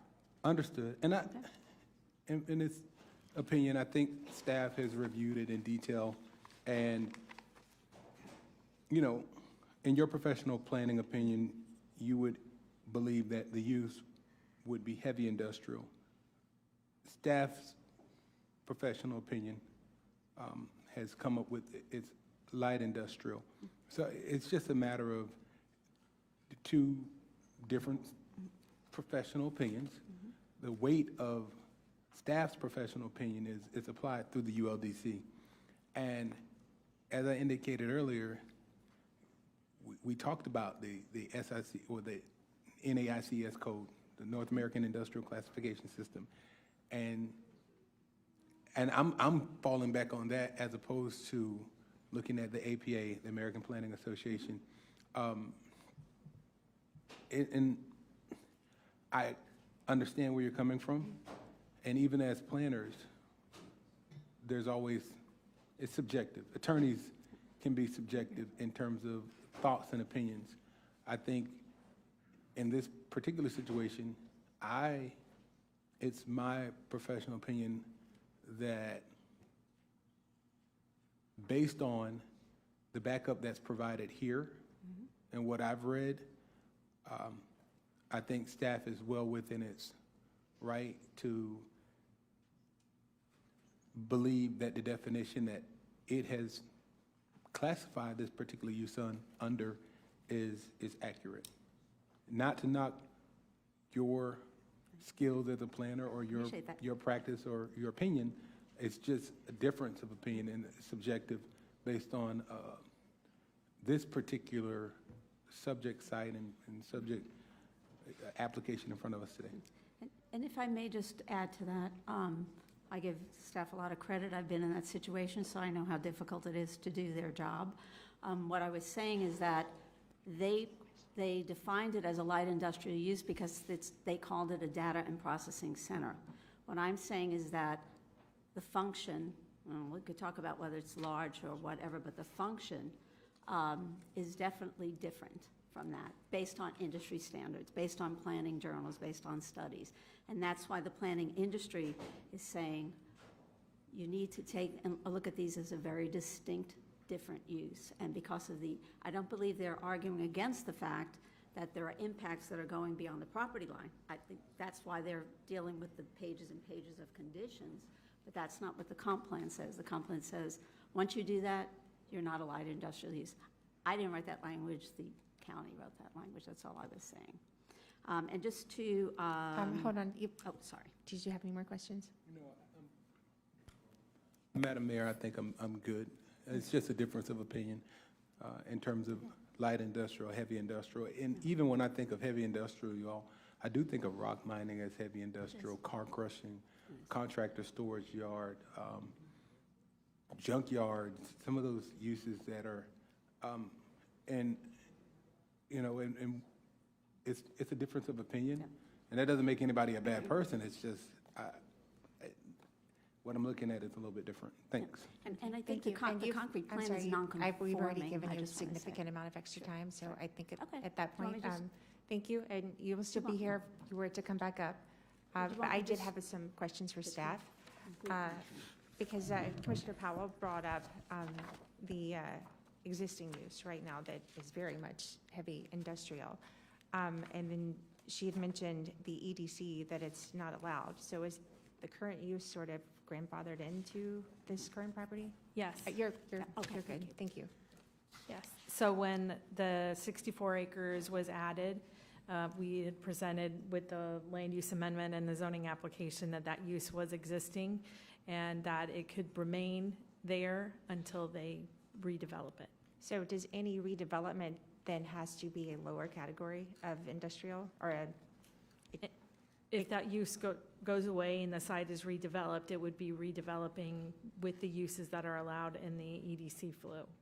Okay, that provides a little clarity because it is very much a heavy industrial site now, but the opportunity for redevelopment means it has to conform downgrade. Okay, and I think with that, I heard someone mention having FPL come up to speak, and we do have Amy. Can I beg 2 minutes from you? On You can something put in, that- you can put in a comment card and get it 90 seconds. Like, did you put in a comment card? Yes, and all I was gonna tell you is that I was gonna talk about the EDC is, Are you an expert? And please identify yourself. Okay. John Eubanks, 605 North Olive Avenue, here on the Arden Association. So one of the things. Okay, well. Okay. If it is not the will of the board, I'm sorry. No. Okay, otherwise. Just a couple. Okay, it is the will of the board. Please, if you could just identify yourself and you have your 2 minutes. Okay, I'll do this quickly, and I'll try to stay out of things you've already talked about, and that's part of it. John Eubanks, 605 North Olive Avenue. I'm here on behalf of the Arden Homeowners Association. One of the things that we haven't talked about today is that it's really almost impossible for an AI center to actually be in an economic development center. The problem you have is an economic development center is just that. It's supposed to be for economic development. That's the opposite of what happens with AI, right? When this was first approved in 2016, the pitch wasn't about computers. The pitch was about jobs. We've got Arden coming. We're going to get all these people coming in here. We're going to get employment.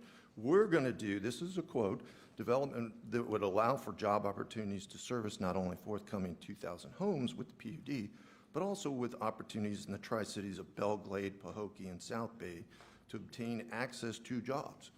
AI doesn't do that. AI does the other way around. When you actually look at it, AI comes out, and other than the people who build AI buildings, which they're specialists and they go from place to place to place, what they do is they take away jobs. So, and how do we know? Because what have we had? We have AIs now that are being run hundreds of thousands of square feet, right, by one or two people at home on their laptop. They're not out there. We don't have employment. We don't get employment from the AI stuff. So, and that's part and parcel of it. Now, to be in the EDC, you're supposed to be part of an employment center, right? And that's defined, of course, like everything else, which basically is an employment center is a center of economic activity consisting of commerce, industry, or offices which are intended to generate significant employment opportunities. Well, that's the opposite of what we're doing, significant employment opportunities. Now, how do we know we're losing people? Well, we just did not one, but two type 2 variances, right? And what were they? To get rid of hundreds and hundreds of parking spaces because we don't have people out there. Let's say we have a lot of empty parking spaces. So from that stand, I don't think that an AI center helps you, and it really doesn't match what you have for the EDC. So you shouldn't be approving this. Thank you. Thank you. I'm sorry, Commissioner Weiss? Mr. Eubanks? Commissioner Weiss had a question for you. I just want to be clear. So you're saying, so you oppose because they're asking, I think, for 100,000 some odd square feet or 200,000 square feet of data center. So you're opposing that because it doesn't create jobs. But what about the 1 million square feet of warehouses? Right. I mean, have you looked at the type 2 variances? They're coming out of the warehouses as well. But I'm just in saying, bigger amounts, in fact. But I'm asking That's you. an incorrect statement. There's no variance on warehouses. Okay, so so So now they that we are. heard from staff that there is no variance on warehouses. So my question to you, sir, is do you oppose the approval of the warehouses? I don't think, underneath this argument, I don't think you can, but the EDC and an MUPD and the GAPO all have to be back to light industrial, obviously, when we say they're not. But if the EDC, if it's not an EDC, I don't think that you can do it for any of them unless you can show, again, that you're actually going out and getting jobs. So But you don't think warehouses will create jobs? Well, that's what they were supposed to do in 2016. You approved it Well, underneath the but that's theory but that's not what's in front of us today. Understood. What happened is times changed, and then I understand that, but what's in front of us today is this additional, 1.5 million square feet. Right. Part of it is for a data center use, and part of it is for the warehouse use. And I'm just trying to see if your client that you represent opposes the warehouses. I would assume, we've heard, the types of uses that people might use them for.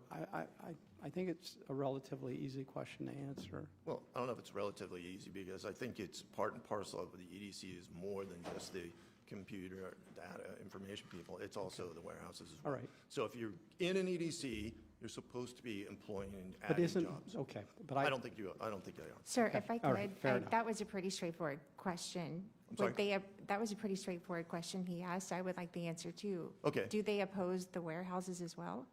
In all honesty, I've never talked to them on that issue because that hasn't been the issue that we're talking about. So that's the straightforward answer then.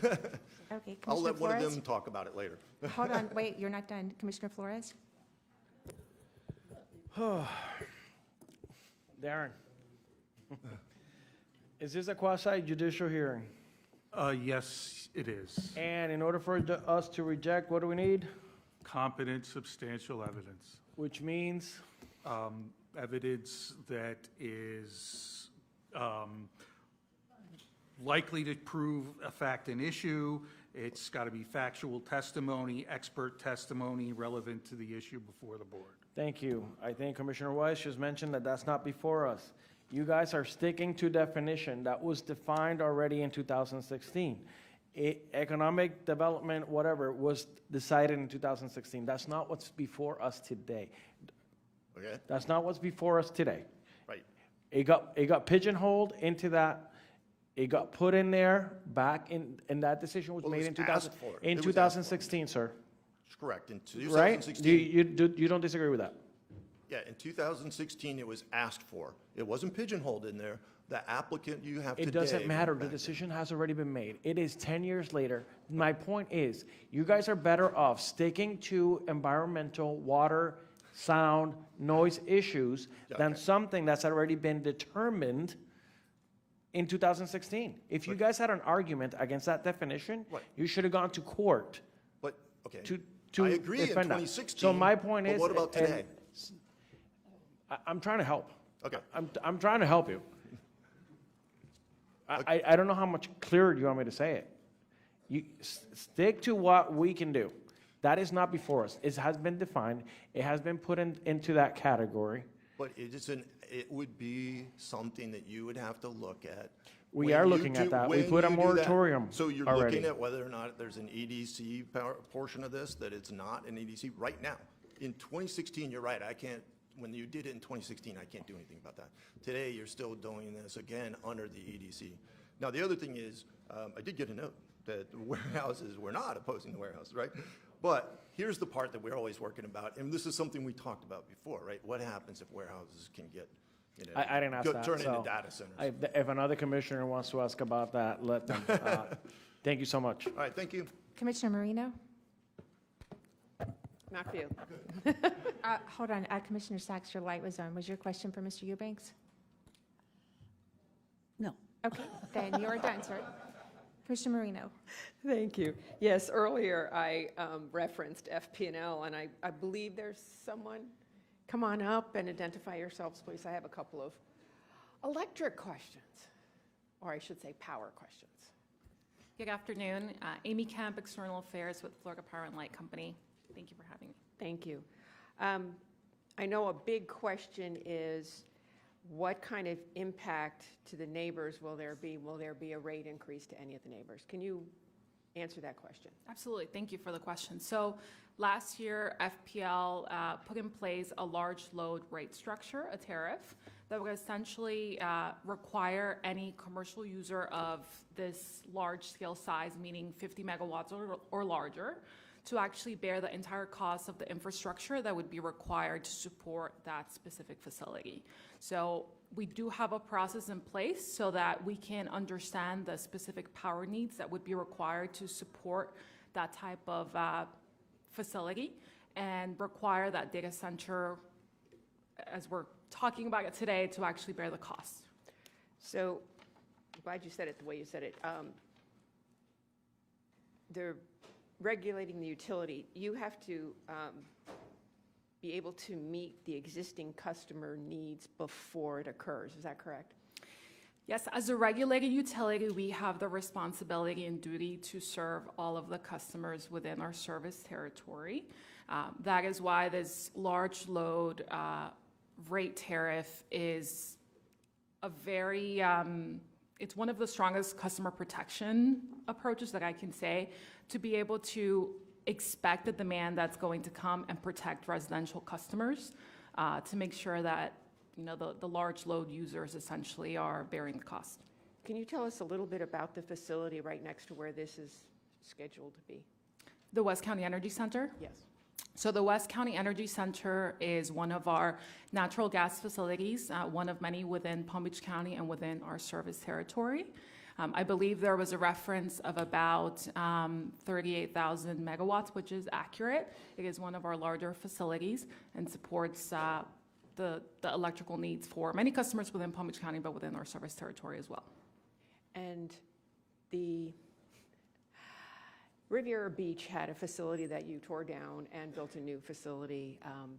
The reason I'm asking this question is, what is the useful life of that facility? And as we go forward with new regulations and new modifications, you obviously put out some sound with the facility that's there. Does that change in the future as you improve? I'm not too comfortable answering. I can certainly get back to you on that. But I mean, that's basically what happened in Riviera Beach. You tore the old system down, put a brand new system in with a lot more efficiencies. Is that correct? That's correct, yeah. We have some of the cleanest and most reliable facilities within the state. And those facilities, are they similar to the ones next to this property? West County Energy Center? Yeah. Each facility is slightly different in their structure, generation, setup, but Riviera Beach and West County Energy Center do have similar structure in terms of being natural gas facilities, yes. And what are the requirements from the Public Services Commission? In terms of what? Having a data center and the customers and I guess the utility that they're going to use, what other requirements are there that you haven't listed? Sure. So I think there was a comment earlier about, just proximity and the power plant and all that. So as a regulated utility, all of our structures and how we serve our customers are overseen by the Florida Public Service Commission. And so the large load rate tariff actually requires for there to be multiple steps from the initial tariff being signed to a system study that would essentially try to understand what interconnection requirements, what generation requirements would essentially be needed, right, for these types of facilities, and then be able to provide that time and cost to that developer. So that is the process that stands in place. I will say that we have so many different generation facilities within Palm Beach County and within the entire service territory. Our facilities are not committed to a specific customer or a specific area. They serve our entire customer base. So basically, what you're saying is that the user, in this case, the large load user, has to be able to, they will pay a tariff, they will pay for all of it, and at the same time, there will be no additional burden put on any other user in the area. That's correct. The large load user would have to sign on to our tariff, would have to undergo a study on what incremental power needs and infrastructure would be required, and they will be required to pay for those costs. So in essence, it protects the residential customers to make sure that it's not an impact to the residents. But again, you have to know the needs of the customer, the large load customer, before they even start to make sure you can meet those needs. Is that correct? So maybe if I can put it in this perspective, our entire generation facility, as FPL as a whole, our entire portfolio is about 36 gigawatts.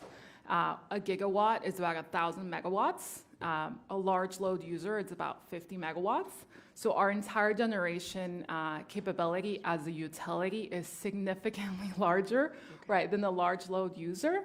However, even though we do have the capacity, right, to be able to support that, out of a protection, right, to our residents, that large load rate tariff was established last year as a forward-looking protection for our residents to be able to ensure that any large load user would be responsible for the cost for their incremental power needs. And I will say that that is also consistent with the latest legislation, SB 484. Thank you, I appreciate that. I had some questions for you, but Commissioner Sachs, your light was on. Was it for Mrs. Kemp? Yeah, thank you so much. Hi. Hi, Always a Commissioner. pleasure to see you. You as well, Commissioner. The West County Energy Center is what this FP&L plant is at the Palm Beach Aggregates. Is that what it's called? It's huge. West County Energy Center is Yeah, the out west. Right. And that's the one that we're dealing with today. Are there others like this or similar to this in the county? We've got Riviera Beach Energy Center in Riviera Beach. Okay. So there is another one in Vero Beach. In Riviera Beach. Oh, Riviera Beach. Yes, Oh, ma'am. okay. Yeah. Okay. Are there others like this particular center in other places in the state of Florida? We do have multiple generation facilities. So you've got Riviera Beach, you've got West County Energy Center, we've got the Martin plant around Indiantown. We've got 2 different nuclear facilities. I don't want to say that they're all the same, right? But they are generation facilities that service our entire service territory. Large energy centers. Generation from facilities. FPNL. Okay. It's not the only one. That's correct. Okay. Good to see you. Thank you for being You as well, here. Commissioner. Thank you. Thank you. Okay, I had a couple of questions on the large load user.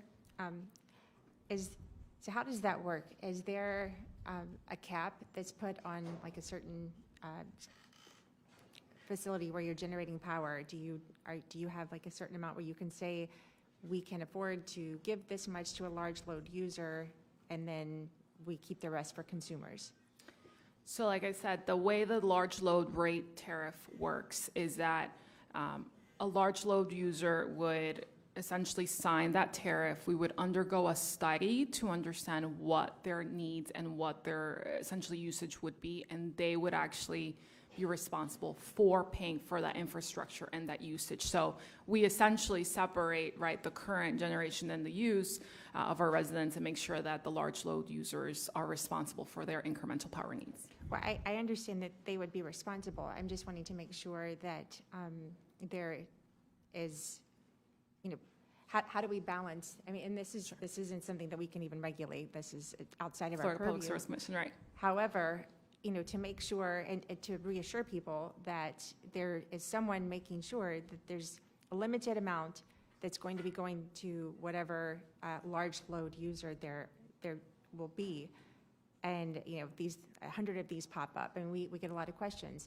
How are you going to make sure that our residents and our businesses that are here now have electricity well into the future? Yeah, by really relying on the large load rate tariff. So we define a large load user as 50 megawatts and above.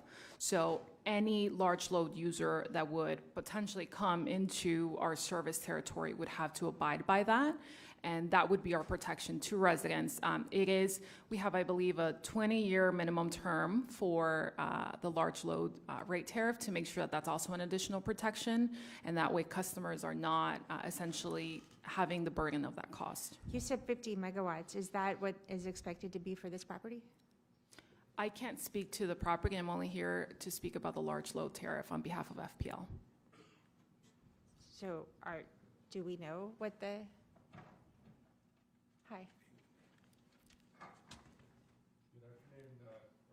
Again, yes, we do know. This is projected to be a 600 megawatt facility at build-out, and we've worked very closely with FPL, particularly the engineering department, to make sure that they have plenty of power that's available to us after they serve not only the existing customers, but the projected customers. Okay, so as far as that is, that he mentioned 600 megawatts for that property. So then is there, I'm just trying to figure out if there is a cap. Is there going to be a rush to the finish line that there's only this many megawatts that can go to a large load user? And who's the first one that gets it? So if I'm understanding your question, you want to make sure that there is enough generation capacity in our system to be able to support that. So as of right now, like I mentioned, our entire generation as a utility is 36 gigawatts, which is equivalent to around 36,000 megawatts, which is still significantly larger, right, than the average size of a potential data center.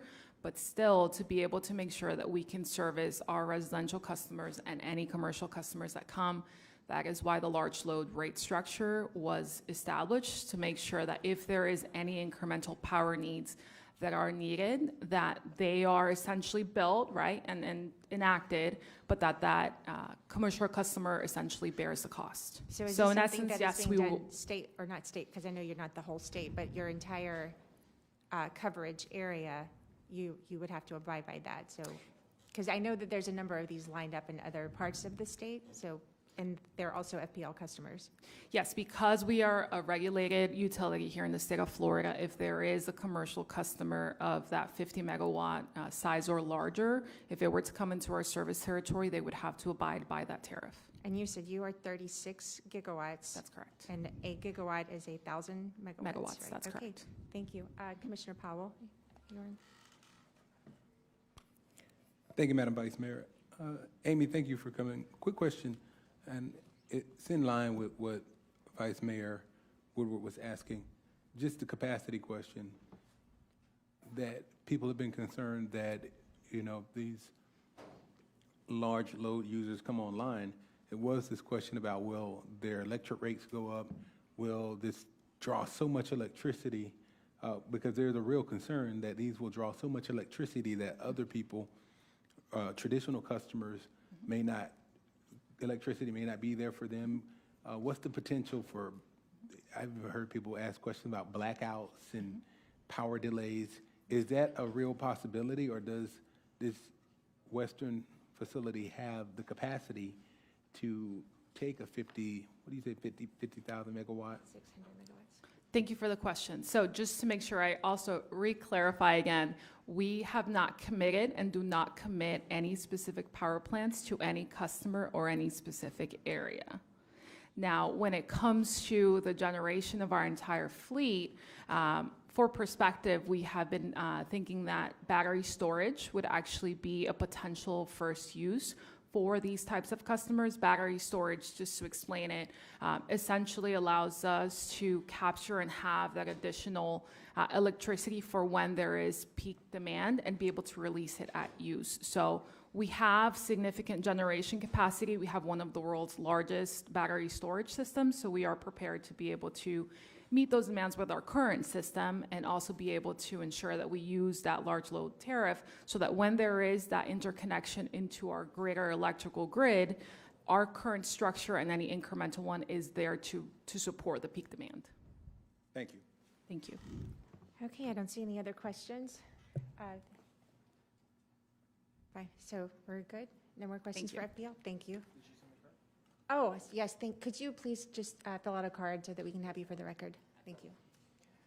All right, so we have people at Vista Center. I think that number's gone way down. How many are there? It's actually gone up. Oh, Vista Center's gone up. Okay. No, but it's because 2 individuals from downstairs went over there. We still have 3 organizations. I have Debbie Murphy from Cobra. I got Adina Kerr from the Teachers Association and Kathleen Williams from Fox Trail HOA. I also know, Madam Mayor, that we have a few parents with little ones. I was hoping to see if you would be okay with I would be happy for them to asking come them up and speak. Yes. Yeah, so if you have a little one and you want to get them home, please come see me over here and I will advance your card. So I know I see a couple little ones over here, some outside. Actually, I think we have a baby. Do we have a staff member that can maybe do that for you, or? Yeah, babies are Got it? good. Okay, yeah, Otherwise, come see, gonna go home with over 4 here. hours. Ms. Murphy? Yeah, he's gonna take him home. Good afternoon, Vice Mayor, Commissioners. Debbie Murphy, 10262 St. Andrews Road. First, I'd like to thank you for your in-depth questions. I know that you've been having a number of marathon meetings these days, and so I really appreciate the questions that you've been asking all day today. So I am also First Vice President of Cobra, and as part of the Coalition of Boynton West Residential Associations, I want to share that we oppose the Project Tango Data Center as proposed at the current site. Ordinarily, Cobra does not take a position on issues outside of our 55 square mile area, but Project Tango introduces a data center larger than those already in Palm Beach County and on a site in proximity of a school. Cobra shares the concerns of the Palm Beach County School District that this location and hyperscale of the proposed Project Tango facility pose health and environmental risks to the students and area residents. In addition, allowing Project Tango to go forward would set a dangerous precedent for a potential future hyperscale project in other parts of Palm Beach County. We respectfully ask that you deny the application, Project Tango. Thank you. Thank you. Is there anyone at the microphone? Any moms, little ones, parents? No? And You can then make your way up to the microphone. We'll help find. we also have Adina Kerr and Kathleen Williams. I have not heard from them. I'm only going to call you twice. If you don't come up, I'm going to move on. We have way too many cards.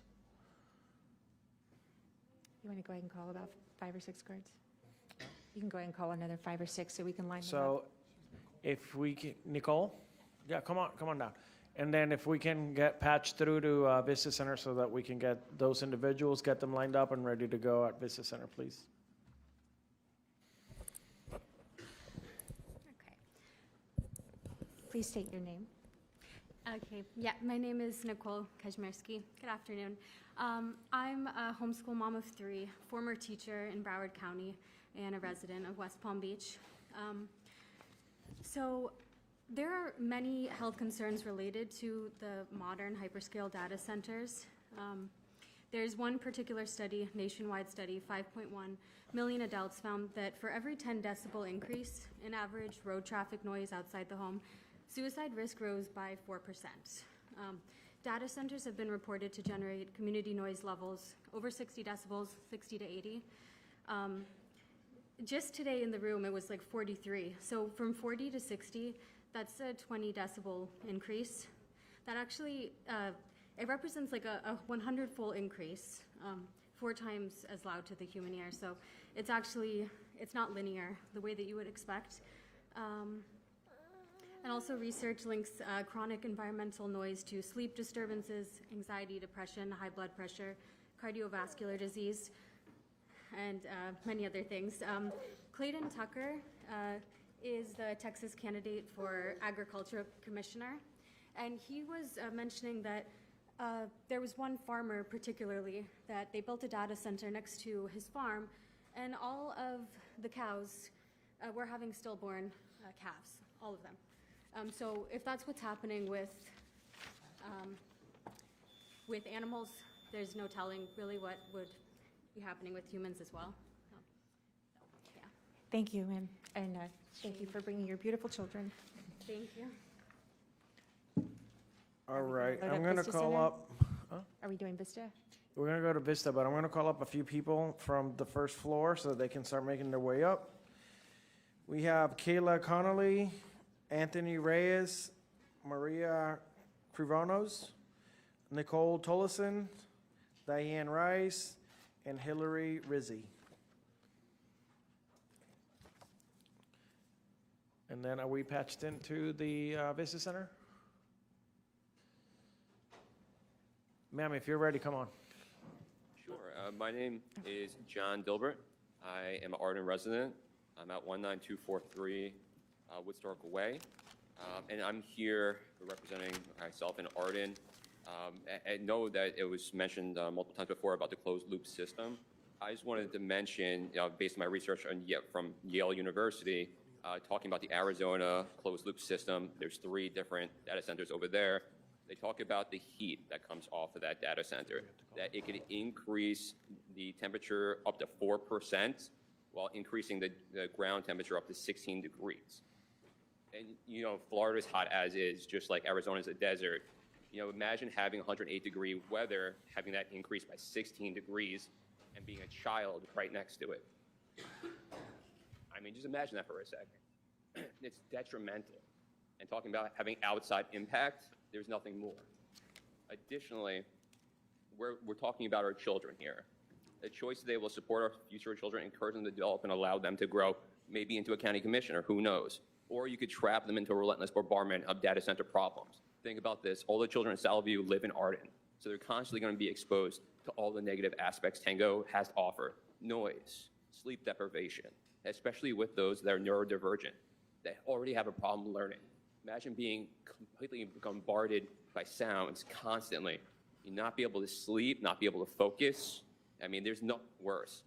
And if whatever Ernie Cox has to say as far as having merit as any sort of potential positivity to this project, it's the worst possible occasion. It's like he Sir? threw a dart at the board and... Sir, your time's up. I'm I sorry. understand, but it's in a horrible location. It has to be somewhere else. Thank you.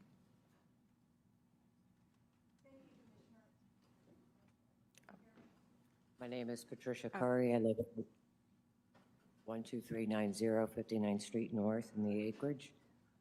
I am opposed to this project. I keep trying to understand how a project such as this can proceed without even knowing who the developer is. One thing I know for certain is that a hyperscale AI data facility isn't light industrial. I actually believe it's beyond heavy industrial. How the county could ever consider a project as simply a modification of a prior light industrial zoning approval is beyond me. This project is a major land use change of a scale beyond the original approvals and something our ULDC never contemplated for consideration under code. In fact, it should be considered under state and federal requirements for projects that may cause huge harm to the public and to the environment. Your process for administrative changes actually scares me because I know that other property owner is going to be coming in looking for a modification for them too. And the staff will just be able to approve it without it ever coming before the board. That's wrong. I hope that you honor your responsibilities to the public and say no. Thank you. Ma'am, could you repeat your name again? I missed it. It's Patricia Curry. Thank you.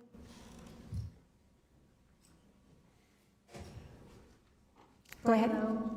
Hello, my name is Carolyn Davy. I live in Deer Run. I don't have anybody that has said anything about the Eagle's Nest that's up on the L8 Canal. I've ridden my horses up there. There's a 400-foot wildlife easement that is supposed to be protected, and it's a federal law. I will read. The term disturb explicitly prohibits actions that agitate an eagle to a degree that causes injury, decreases productivity by substantially interfering with normal breeding, feeding, or sheltering, or nest abandonment. It is less than a half a mile away, and there's another one in White Fences. So that is something that should be at least looked at. As far as the person talking about the noise, animals can sense the vibration of the electricity. So that is another huge thing that needs to be looked at. Property values, my father has tried to sell his house in Arden. He's taken a $250,000 loss and he still can't sell it. If this passes, he's out. And as far as, again, what she said, once this one passes, is the next door neighbor going to add another AI system? And we were talking about the warehouses. I just Googled it. There's 100 empty warehouses in Palm Beach County right now. Do we really need another one? What's going to be put into it? I mean, everybody's making all these general assumptions, but Ma'am, nobody's... that's your time. Could you please repeat your name? We missed it. Carolyn Davy. Thank you. Hi, my name is Christine DeSutter. I'm a resident of Fox Trail in Loxahatchee. You know, a simple Google search says that a hyperscale AI data center is classified as heavy industrial. Large load users are classified by definition as heavy industrial. I have a question about our FPL rates because we all know that this heat from these fans they're using has to go somewhere. It's not always going to blow to the west. So wherever it blows, we have to turn up our air conditioners. So how is our electric bill not going to go up? Maybe we're not paying their cost, but they're still affecting our costs. A lot of us in my neighborhood have livestock. And like she said earlier, they're very sensitive to vibrations and noises and heat and everything. So, you know, you're not really keeping our best interests in mind by allowing data centers in our neighborhoods. Property values, excuse me, we have a lot of houses for sale in our neighborhood and they can't sell. Can't say for sure it's because of the data center, but they were selling like hotcakes before this became a hot subject. Also, I'd like for you to remind you that the zoning and planning, they voted 6-0 to deny this or not recommend it. So I hope that you'll take that into consideration. And I don't know what I can say that everybody else hasn't said already. Thank you.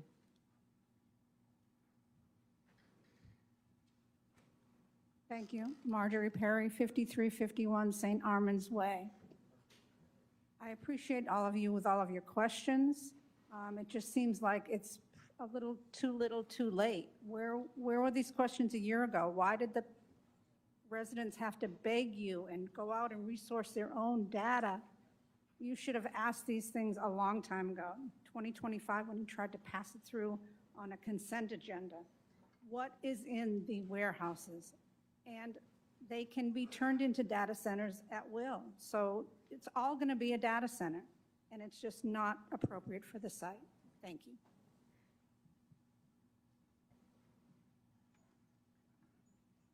Hello, my name is Diane Rice. I live at 14909 Horseshoe Trace in Wellington, Florida. You know, A1 is coming, and it's only going to get more requests for A1. They're thinking about bringing robots to school, and that's an A1 issue. And the issue of heat and vibration whether it's in the ground, whether it's in the air, is an issue in its own right. It will not be good. The noise will be high. Unfortunately, Palm Beach County didn't have another person for an expert, and you rely on the only source who's given it. I am so thankful for you people on the board to be asking the questions. I am thankful for you letting us give us the time to talk, and I'm thankful for Arden and other people coming in with their experts. Thank you very much. Hi, my name is Jamie Ball, and I'm a resident of Arden. I stand before you today with the same reason so many of us are here, because we love our community and because we want our voices to matter. This is a historical vote, and it's going to affect generations to come. There's a reason that states are banning AI centers. There's a reason you put forth a moratorium. You were elected by us, by the people who live here, by the families who raise children here, by the people who trusted you to represent our best interests when difficult decisions come before you. Today, I ask you to remember who you represent. We are the people of Arden. We are your neighbors. We are constitutes. We are the families who invested our savings in our homes because we believed in this community would remain a safe, healthy place to raise our children. This project's not just another development on the map. It's a decision that will affect real families, neighborhoods, and innocent children for years to come.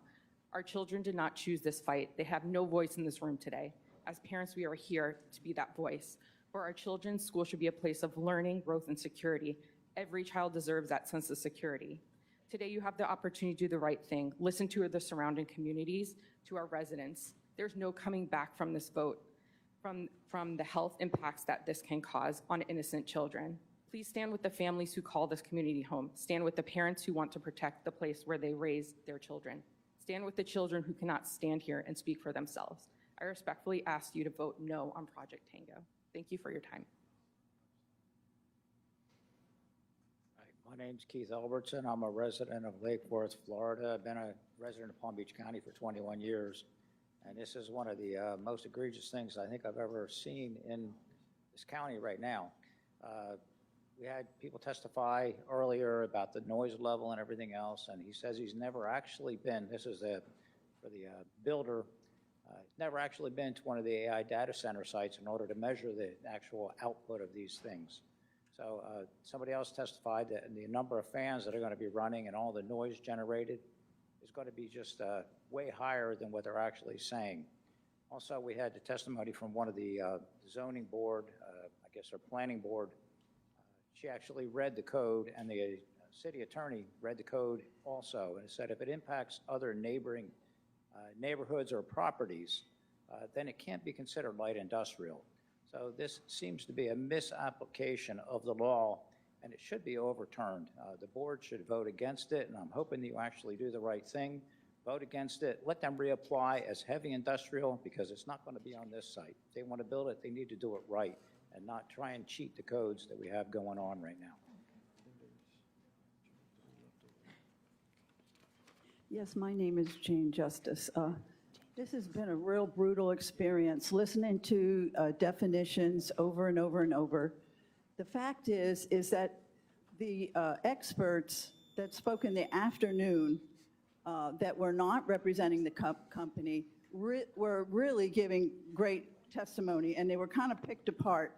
You heard this testimony at the last meeting, the big meeting, and we went over this, and why drag the people through this? The purpose of the government is to protect the people. That's what it's for. And it seems to be like it's a weapon against the people now. This is all about Agenda 2030. We're fighting big money. That's what we're fighting. And the bottom line is all the water will come from the aquifer, and it is pretty hot here as it is. So really, we don't need it. We don't need this kind of thing here. The zoning board ruled correctly, and we expect that the commissioners would do the same. You've asked the same questions over and over. You've heard great testimony from great people. As far as FP&L is concerned, recently in Santa Rosa, Florida, they were spraying chemicals on wires, and big birds and chickens died and everything else.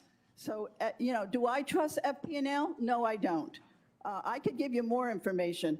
Also, I would like to say about experts, you know what? I'm an expert of we the people. This really has to stop. We have to do the right thing. And I would like to say, what about the bees? What about the bees? There's not going to be any food for people. The bees have a right to live, and we don't want to live without the birds, okay? So the government is supposed to be for the people. Let's get it right this time. Okay? Thank We're you, ma'am. watching. Your time is up. Thank you. That's the last warning I'm going to give. Please, it's been a long day. We really want to hear the testimony of everybody. Thank you. Go ahead, sir. Good afternoon. Please state your name. Hours. That's we the people testimony. Good afternoon. My name is Braden Joyce. I am a Jupiter and Loxahatchee, Florida local. I have lived here my entire life. I have seen the development of my home. My elementary school used to be on. I also understand the struggle of proposing development and property changes through the county commissioning process. Development is going to happen whether our county wants it or not. We, the people, and the representatives of the people need to make a decision on whether or not this is the development we want in our community. We aren't talking about a commerce park that would at least promote business. We're talking about a data processing facility, if not more than that. A facility that's being built less than 900 feet from a school, from people's homes. These are permanent effects on the community, permanent noise, permanent vibration, permanent risk to the local community, and that's after the facility is built. Who knows the effects on the community during construction, including noise pollution, construction debris, dust and runoff into the canal that runs through Corbett and Dupuis wildlife management areas. When is enough enough? These lawyers and experts don't have to live here with the effects of this project. The locals do not want the risk. The locals do not want the annoyance. The locals do not want the data center and what it brings. Consider the public outraged. If they want a data center, they can build it next to their homes and their children's schools. Thank you.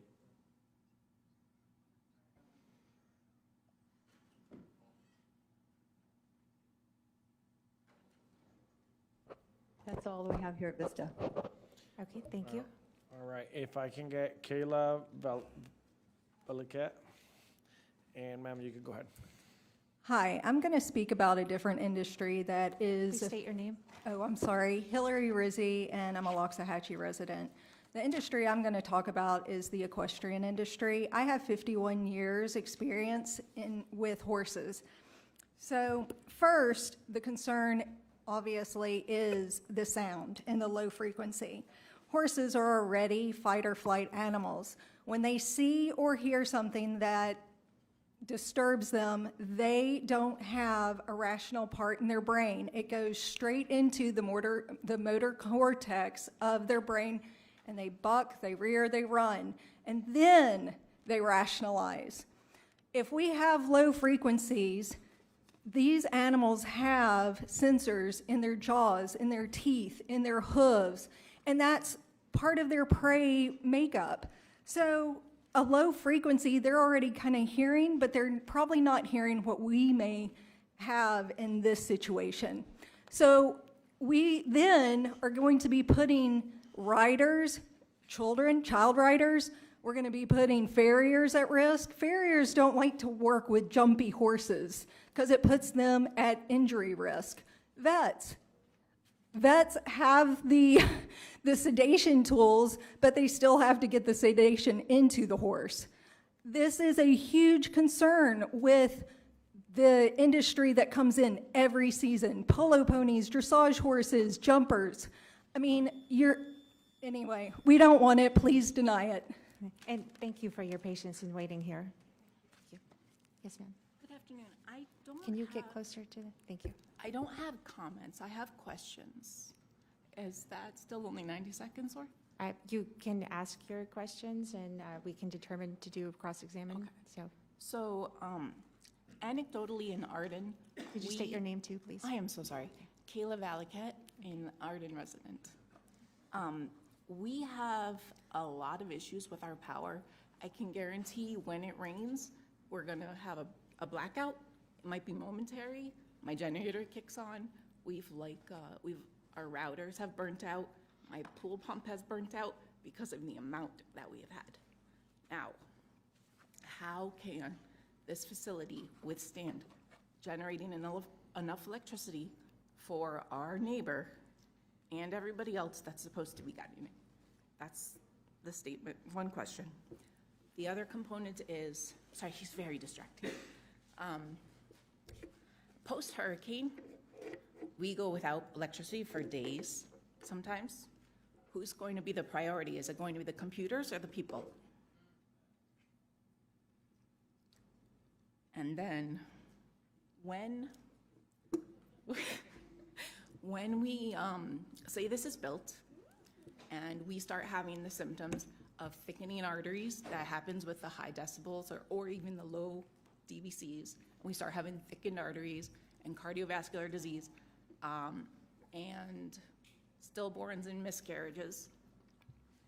Who is the authority to stop them? Because it will be linked. Because I can tell you, several weeks ago, we had an issue where FPL, something broke, and it was so loud. So, can I continue going, please? It was so loud, and many of us called and made noise complaints, and nobody could stop it. And yes, it was something that had to get repaired, and then it was rectified, but everybody's going, there's nothing we can do. So their noise will be allowed to be above the levels. Their water usage Thank you, could be ma'am. beyond. I have taken note of your questions, Okay. and I will make sure and ask them at the end. Okay, thank you. Thank you. Hi, my name is Nicole Tolleson. I grew up in the acreage. I currently live there now. I have a private water well, and I grow fruit trees. I'm disappointed that you would vote on this project without having an independent environmental impact study, and that you would just take the word of the developer and his expert witnesses. That is my opinion. I read that closed-loop data centers use PFAS as their coolants. That's their cooling liquid, and we do not have a guarantee that this data center will not use PFAS as their coolant, as their cooling liquid. 3M stopped making the certain coolants that were PFAS because of all the lawsuits. Different states sued them. So in January 31st of 2027, all data centers have to admit in public if they do use PFAS as their coolant. That's going to be a requirement come January 31st, 2027. I'm also concerned about the heat. I'm concerned about the vibrations. When we get to have certain temperatures, certain plants don't bloom, their pollen becomes sterile. So there are a lot of farms also in the western communities. So if the heat continues to rise, we're gonna have a lot of crops that fail. I think it's very important that we preserve farmland in Florida. That's my statement, thanks. Thank you. Do we?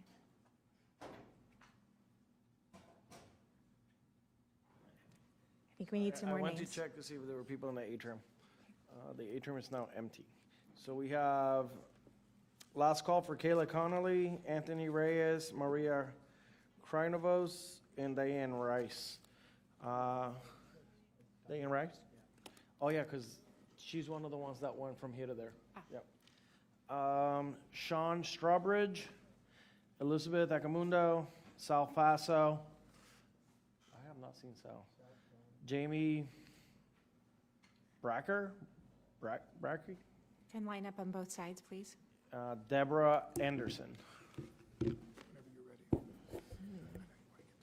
Madam Chair, Commissioners, my name is Sean Strawbridge. I'm a District 3 homeowner and I'm a business owner. Today, you're not simply deciding another development application. You're confronting a fiscal looming reality, and your vote today will determine if you are fulfilling your fiduciary duty to Palm Beach County. Your responsibility is to weigh the evidence, apply the comprehensive plan fairly, and protect the county's long-term fiscal stability, especially in the face of potential revenue loss from decisions made in Tallahassee. If the state legislature moves forward with the homestead property tax moratorium initiative, this county could face a significant and recurring budget shortfall. That means real consequences, pressures on school funding, strain on public safety services, and increased burden on residential taxpayers. Rarely does a local government have the opportunity to get ahead of a fiscal challenge of this magnitude, but today you certainly do. I understand why nearby residents raise questions. When a project like Project Tango is proposed near homes and a school, those concerns deserve answers, and these fine people deserve to hear those answers. And those answers have been appropriately provided. The independent health and safety assessment found no adverse public health impacts. Sound levels remain below recognized classroom standards. Air emissions are effectively zero. Electromagnetic fields are within everyday household levels. And the closed-loop cooling system uses only an infinitesimal amount of water in comparison to the consumption by surrounding residential developments.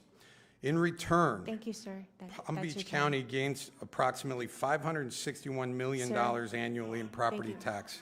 Thank you. We have this, sir. Thank you. One more and you can leave the room.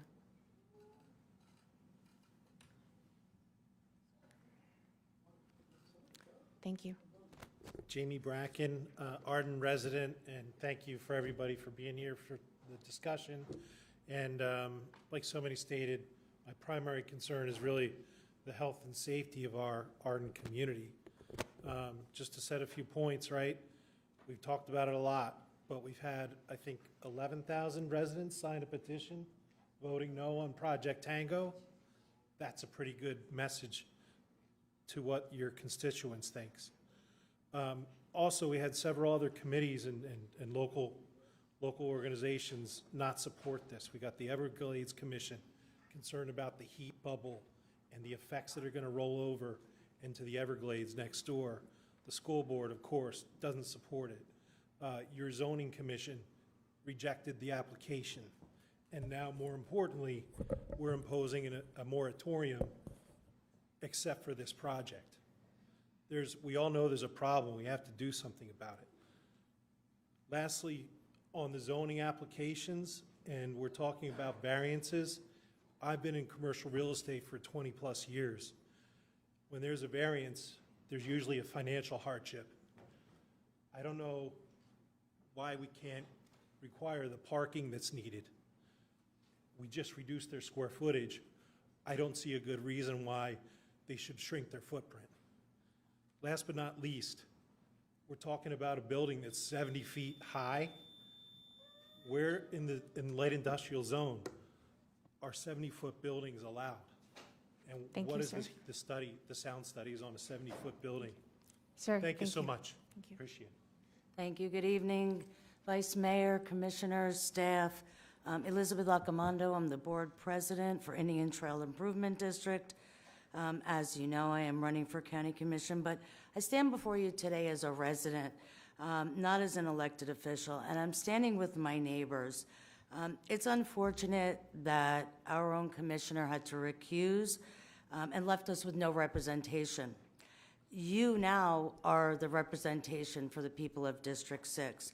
And I understand that you all cannot prejudge a quasi-judicial hearing, and this is why this testimony was, brought to you today. And there was good information from both sides. But had this come to us a couple of years ago, I don't think we'd all be standing here right now.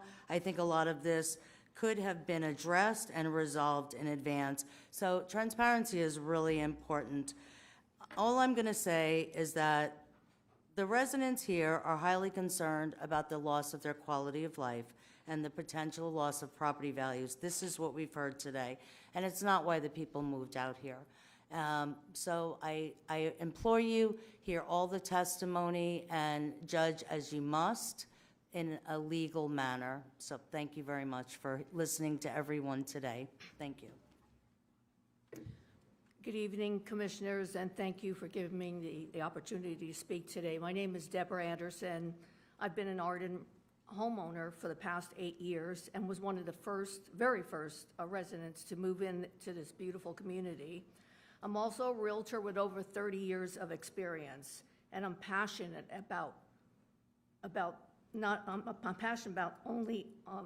only helping families find a home, but about protecting the community that so many of us proudly call home. Over the past 8 months, since we first learned about Project Tango, I have watched fear and uncertainty spread throughout Arden As a real estate professional, I've also seen the negative impact this proposal has had on our housing market. Buyers are asking questions, homeowners are worried, and confidence in our community has been shaken.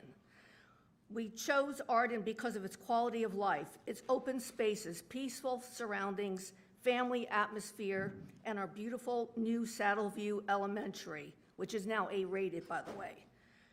These are the reasons families invested their savings here.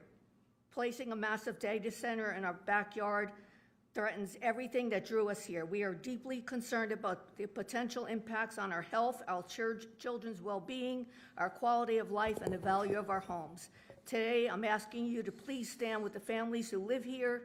Please protect our community. Thank you.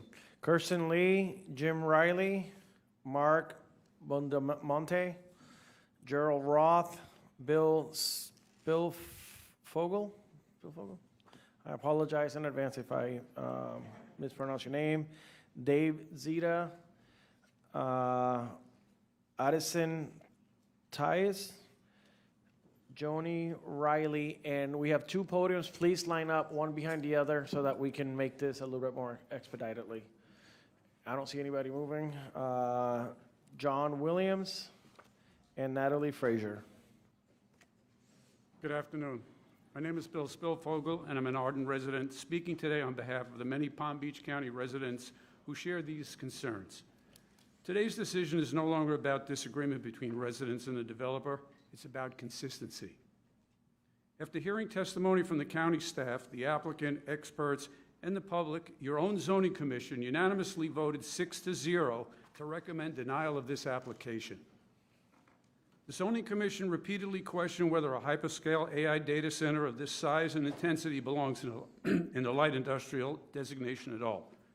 This is not the project your predecessors approved in 2016.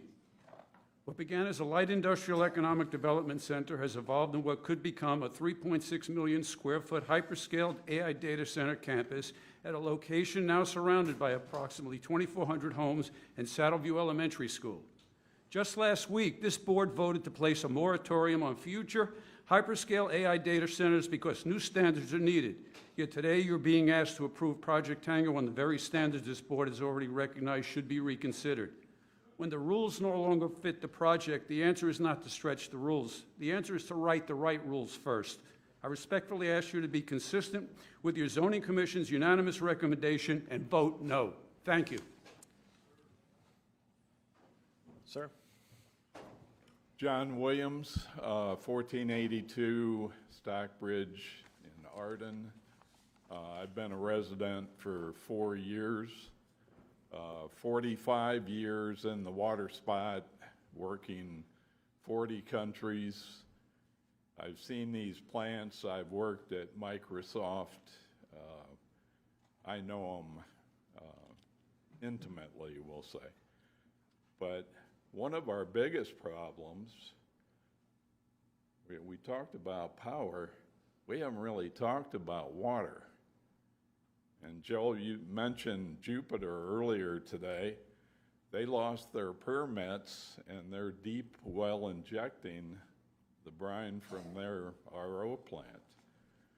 Our location is off lime softening. That plant's got to be retrofitted. That's going membranes, just like Wellington. Are we going to pay more for water? Are we going to have to pay for the plant expansions? And, you know, we're talking about 35 MGD annually for both phases. Phase 1 is 17 MGD annually. We got to look at the water situation. I don't want my water going up with power and everything else. Thank you very much. Okay. Hello, my name is Natalie Frazier, and I'm a resident of the Arden community. Before my current career, I worked in the Florida homeowners insurance industry, and from the time of Hurricane Katrina and Wilma until my daughter was born in 2009. During those years, I witnessed firsthand how catastrophic events changed Florida's insurance market. I saw insurance companies tighten underwriting guidelines, homeowners struggle to obtain and keep coverage, premiums increase, and certain carriers become far more selective about the risks that they were willing to insure. That experience is exactly why I come here before you today. I didn't find any analysis addressing homeowners insurance or whether this project could affect the availability, the affordability of coverage for the surrounding residential communities, or if the county sought input from homeowners insurance industry, insurance actuaries, or professionals who evaluate price and risk, or the Florida Office of Insurance Regulation regarding whether this project could have insurance implications for nearby homeowners. So I respectfully ask, has Palm Beach County consulted with homeowners insurance industries, insurance actuaries, or the Florida Office of Insurance Regulation? If that analysis has not been completed, where can the public review it? And if not, why not? Why wasn't this considered before, this recommendation for approval of this magnitude? So if this project were proposed next to your home, next to your children, school, would you feel comfortable approving it today without knowing the answers to these questions?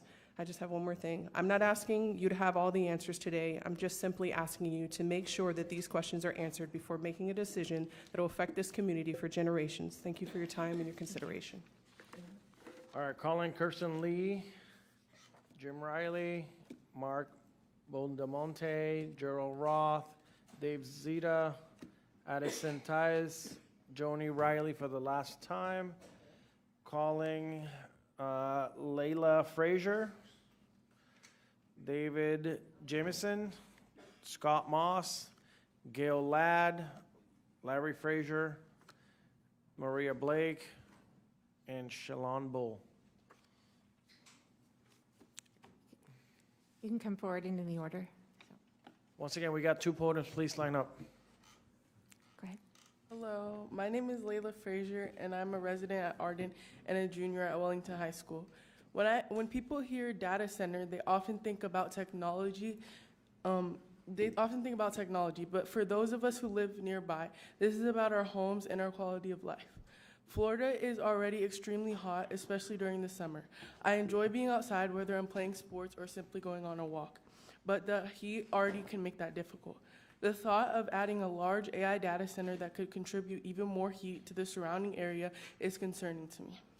I also am concerned about the water. I try to stay healthy by drinking plenty of water every day, like many families, and we rely on water for everyday life. I don't want to worry about additional strain on our local water resources. Another concern is noise. Home should be a place where families can relax, study, and enjoy some peace. Consistent construction and ongoing industrial noise can change the quiet community that so many of us chose to live in. My parents don't want to leave the neighborhood we've built our lives in, and neither do I. I hope that you will carefully consider the people who have already called this community home before making your decision. Thank you for your time.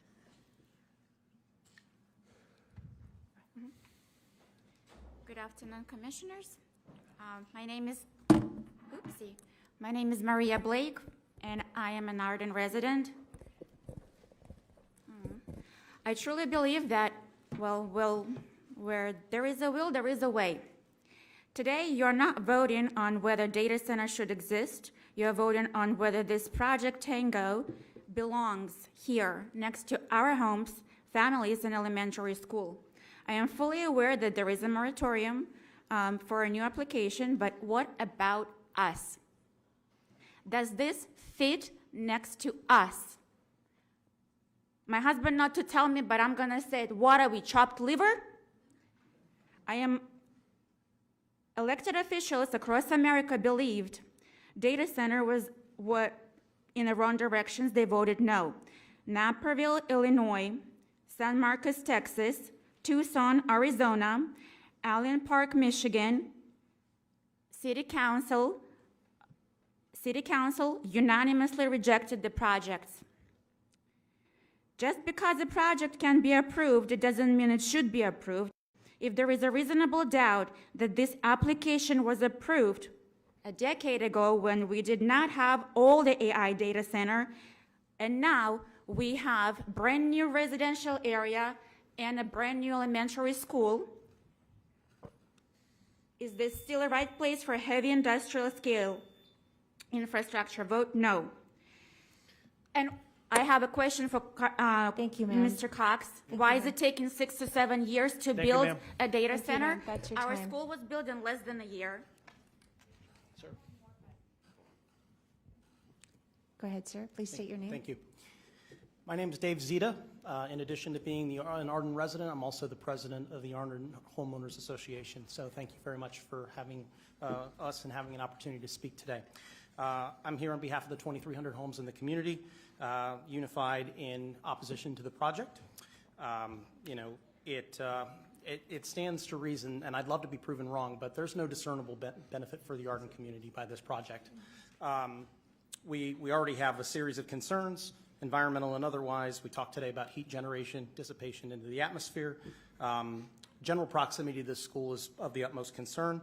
And I also want to state for the record the water consumption of the community. I think that needs to be looked at. I think that number is much too high based on our knowledge.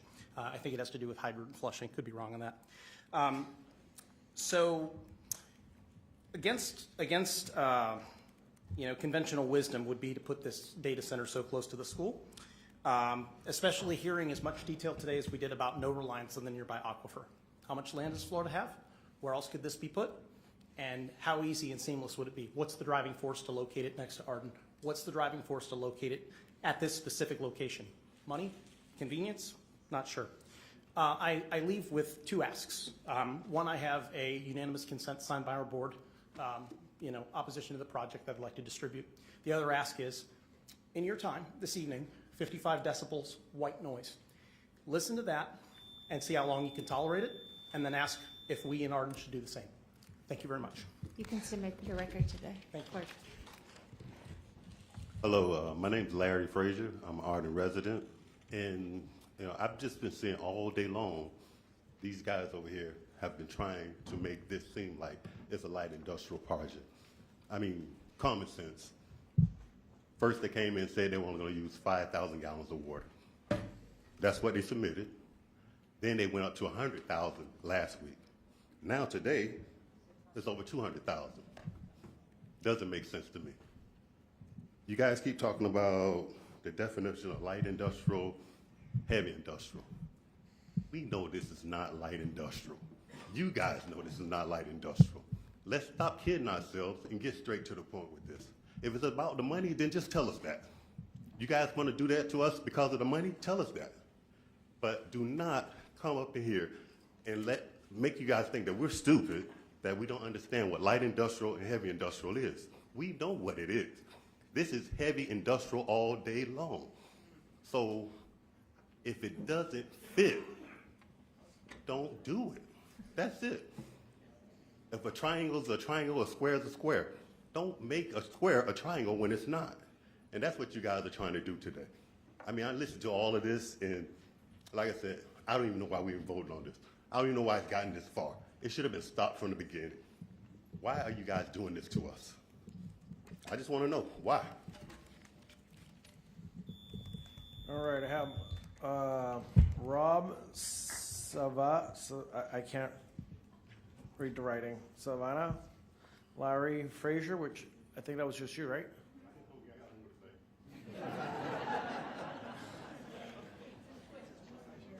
Smart. Simone Grasso, Stanley Prover, Howard Richmond, Monique Costner, Julie Germana, Michael Ortiz. Go ahead, ma'am. Good afternoon, Simone Grosso, and I live in Arden. I'm here today to oppose the addition of space that will be used for a hyperscale AI data center in an area that is zoned for light industrial use. The applicant is trying to change our perception of a hyperscale AI data center just to fit the approved zoning. He has a whole room of experts with studies based on the current definition of a data center, which is obviously outdated. He has a noise expert that doesn't have any real-life examples of the actual noise level at an AI data center. And we have a second owner that's applying to convert their warehouse space to data and information processing. Like someone else said, death by 1,000 cuts. You're probably familiar with the saying, you cannot fit a square peg into a round hole. How about this? You cannot fit a question mark into a round hole. As mentioned by the zoning board on July 2nd, technology evolves quicker than laws. And they will be working, from what I understand, on updates to the code, and you're already working on updates to the code. And the state of Florida has already passed a moratorium. Unfortunately, all of this doesn't seem to apply to our situation here. But based on what we're looking at today, I ask you to please deny this application due to the current uncertainty surrounding this project. And not just for our sake, but to avoid setting a terrible precedent for AI data center approvals in, for example, empty warehouse lots all over Palm Beach County. Thank you so much. What's your name again, ma'am? My name is Simone Grosso, and I live in Arden. Go ahead, sir. Good evening. My name is Stanley Prover. I'm a resident of Arden, around the Loxahatchee, and I'm only going to read words that aren't mine. These are your words that I've taken off the Palm Beach County Commission website. Only your words. Our mission: to drive a continuous improvement culture of excellence, and this is the important part, that achieves a measurably high level of public satisfaction. That's the mission, okay? An unwavering commitment.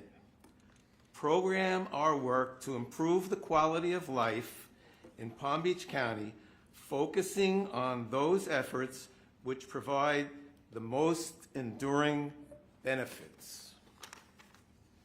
Our goals: record and track customer satisfaction trends, modify systems to achieve customer-defined objectives. I believe we're the customers. And putting this thing next to a school, I'm sure is nobody's objective in this room. Strategic priorities.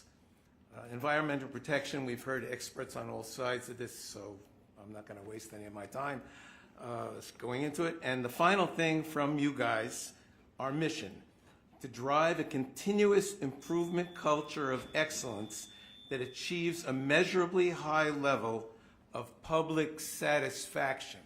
And we're the public. Thank you. Thank you, sir. You're welcome.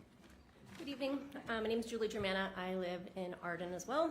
I'm no civil engineer, land use attorney, or sound expert, but as a nurse, I would look at the potential risk versus benefit related to procedures and treatments, and in this case, that's Project Tango. In this case, the risks are many, but the benefits, just one: tax incentive, tax revenue. So let's talk about that. In 2017, the Florida legislature enacted a data center sales tax exemption that required a 15 megawatt critical IT load, which is the portion of electric capacity reserved solely for computer server equipment. Then in August of 2025, the legislature implemented House Bill 7031, which raised the critical IT load to 100 megawatts, effectively limiting the tax exemption to large load or hyperscale facilities. Just after this change, the applicant requested an increase in square footage for a data center, I assume, so they can meet the requirements for the tax exemption, which, just FYI, includes construction materials, infrastructure materials, computer equipment, servers, including all of the updates that will be needed, cooling systems, security systems, and the massive amount of electricity used for the operation, tax exempt. So just think about that for a second.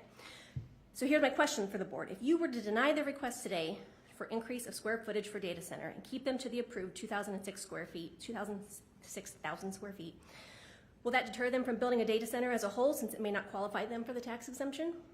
Just a thought. And is the tax revenue benefit enough to the county to risk the whole of the western communities? Thank you.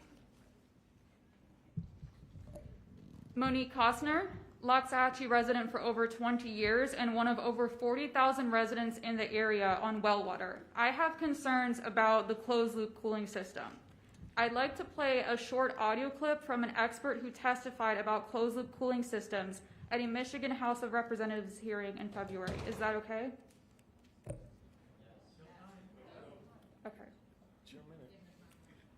Can you play it through the microphone?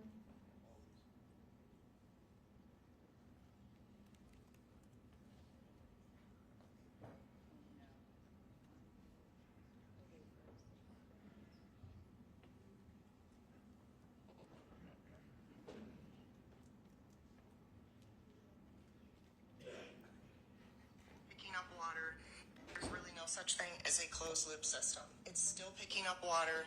That water in a closed loop system is being contaminated. It's picking up anti-corrosives, anti-scaling agents, biocides, and then what is happening is that water gets what's called blowdown. It gets blown back down into the aquifers or the rivers, or like what Ohio EPA is just right now allowing, they just dump it right back into the river.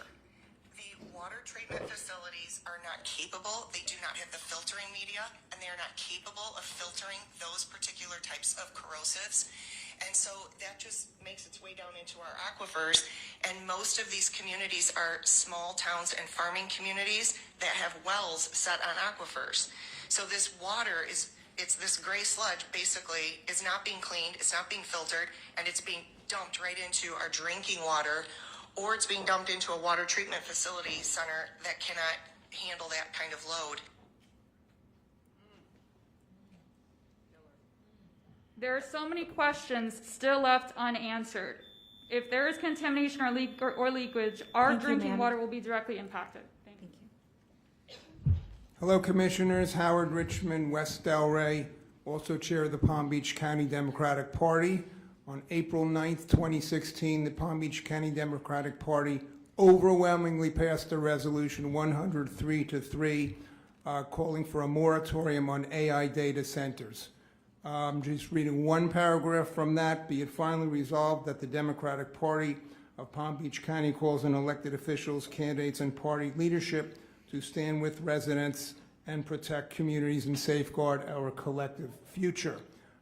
Commissioners Powell, Flores, Weiss, Sachs, I hope you'll take that into account when you make your vote. And then putting on my regular person hat, I heard Commissioner Sachs ask about high-tension power lines and noise this morning, and we heard the expert testify on the low decibel. To me, it's almost a no-brainer. Okay, if the human body can hear something, noise, power, whatever, there's something in it and cannot be good over a long period of time. So we hope you vote against. Thank you. All right, making the last call for Rob Savannah, Michael Ortiz, Shalon Bull, Gail Ladd, Scott Moss, David Jameson. See anybody moving? Okay. Samantha Scarth Wood, Jay Brummett, Victoria Doyle, Tammy Jackson Moore, Raymond Penuela, Elizabeth Panditch,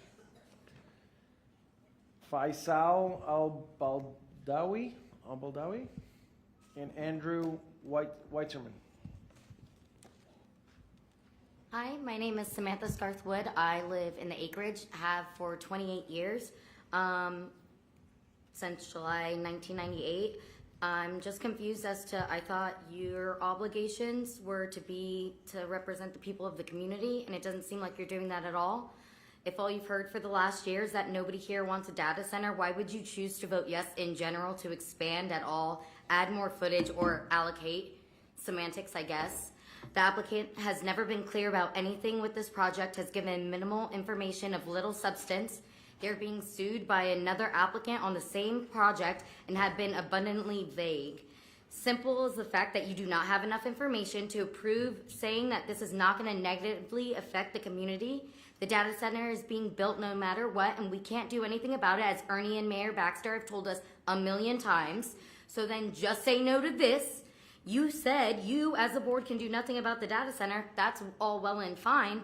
You have the power now to stop them. Why don't you just vote no? You can't do anything about the data center, that's fine. Upwards 2 million square feet isn't enough. If you say yes to this, what isn't to say you won't say yes to them making that warehouse space into computer space in 6 years' time? And then they slip that underneath our noses like in 2016. I hope in the fact that this is 10 plus years in the making and you still don't know the difference from what they applied for and what they are building is ridiculous. You've been asking the same questions for a year and you're getting the same no answers, and it's out of this world that you guys are allowing it to keep on happening.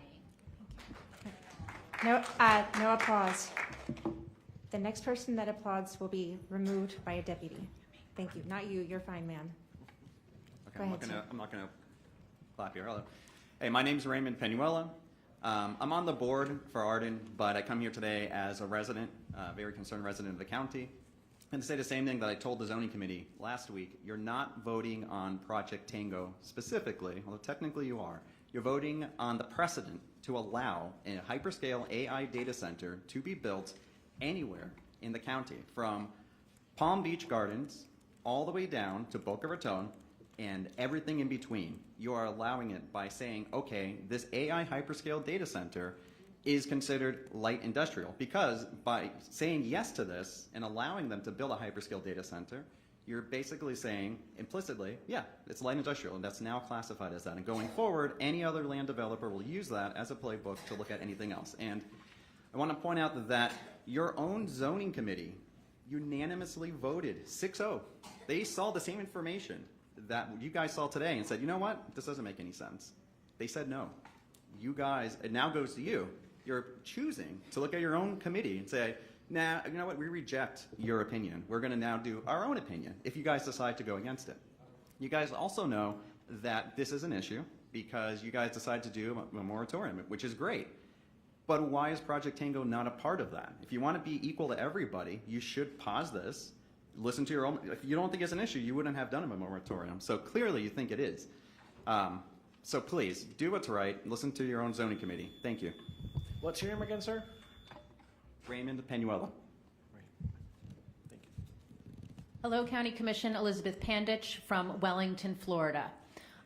Commissioners Flores and Sachs, before the break, I heard you asking some questions about, can we hear a sample of the sound? I find it ironic that an AI data company cannot AI you a sample sound. That being said, another term that has not come up is a very basic physics term, which we learn in high school, hertz, not the car rental company, the frequency of sound waves. They are not all built the same. The hertz that are going to come out of a closed loop cooling system data center are two different types. 120 hertz from the transformers, which is described as a low B flat hum that is very distinguishable. And then the lower hertz sounds from another component of cooling in a closed loop are a lower frequency, between 30 and 90 hertz. Those long wavelengths don't behave like voices or birds. They bend around barriers, travel farther with less energy loss, and are much harder to stop with trees, berms, or residential walls. They can even travel through the ground up to miles depending on environmental conditions. I find it interesting that this very basic scientific unit of measure has not been brought up once in this entire day, and it is probably the most important. I think more homework needs to be done on this one component of the science of sound, as you guys were asking about, and you'll get your answer. Thank you. Good afternoon. I'm Victoria Doyle, Lake Worth Beach, candidate for Congress in FL 22. We are in the midst, nationally, of a massive, intentionally rushed AI data center build-out that is totally unregulated. Congress and the Environmental Protection Agency have abdicated their responsibility to impose any standards on energy use, water use, emissions, noise, or community and wildlife protection. So regulation is being pushed down to localities like you, and understandably, you're overwhelmed. Big tech billionaires, President Trump, drill baby drill, they are pushing this agenda. Projections show global power demand from data centers could rise by 50% in 1 year, 2027. That's fossil fuel consumption, generating air pollution, greenhouse gases, and delaying clean energy transition. The last thing we need at this juncture of global warming, especially in climate vulnerable Florida, require clean energy investments from these big tech billionaires. Meanwhile, we don't know who the big tech billionaire is because Florida law lets them hide behind a non-disclosure agreement. That secrecy violates our right to be informed voters. Who is getting campaign money from this big tech owner? We deserve transparency. Thank you.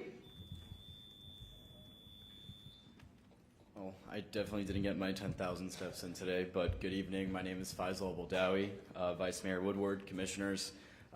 I was raised in this county. I'm a West Boca High graduate, current FAU student. 2 years ago, I was the elected student representative of the county school board, representing over 190,000 students. You heard the experts today, retained by the applicant, testify that there's no health impact. Ask them one question: what long-term study of children learning next to an hyperscale AI facility is there that they're citing? There isn't one anywhere. Not because the answer is known, but because no one has really ever checked. And a prediction is not a study. Our kids would be the study. You've heard tariffs protect your constituents' bills. No one has testified to what protects Palm Beach County's children. The developer promises closed-loop cooling, but your own staff report says that the cooling method has, quote, not been determined. The Water District confirmed last week that there's no permit application and no review. That comes after your vote, which means that every assurance you heard today about water is a promise, not a permit. You're being asked to vote without a settled answer, 2,000 feet by the developer's own revised number from Saddleview Elementary. Your zoning commission voted 6-0. The project has not shown it meets the standard for light industrial. No impact beyond. Not here, not next to a kindergarten classroom. So vote with the people you serve and deny Project Tango. Thank you. Hello, my name is Andrew Weitzman. I live at 19491 Broad Shore Walk.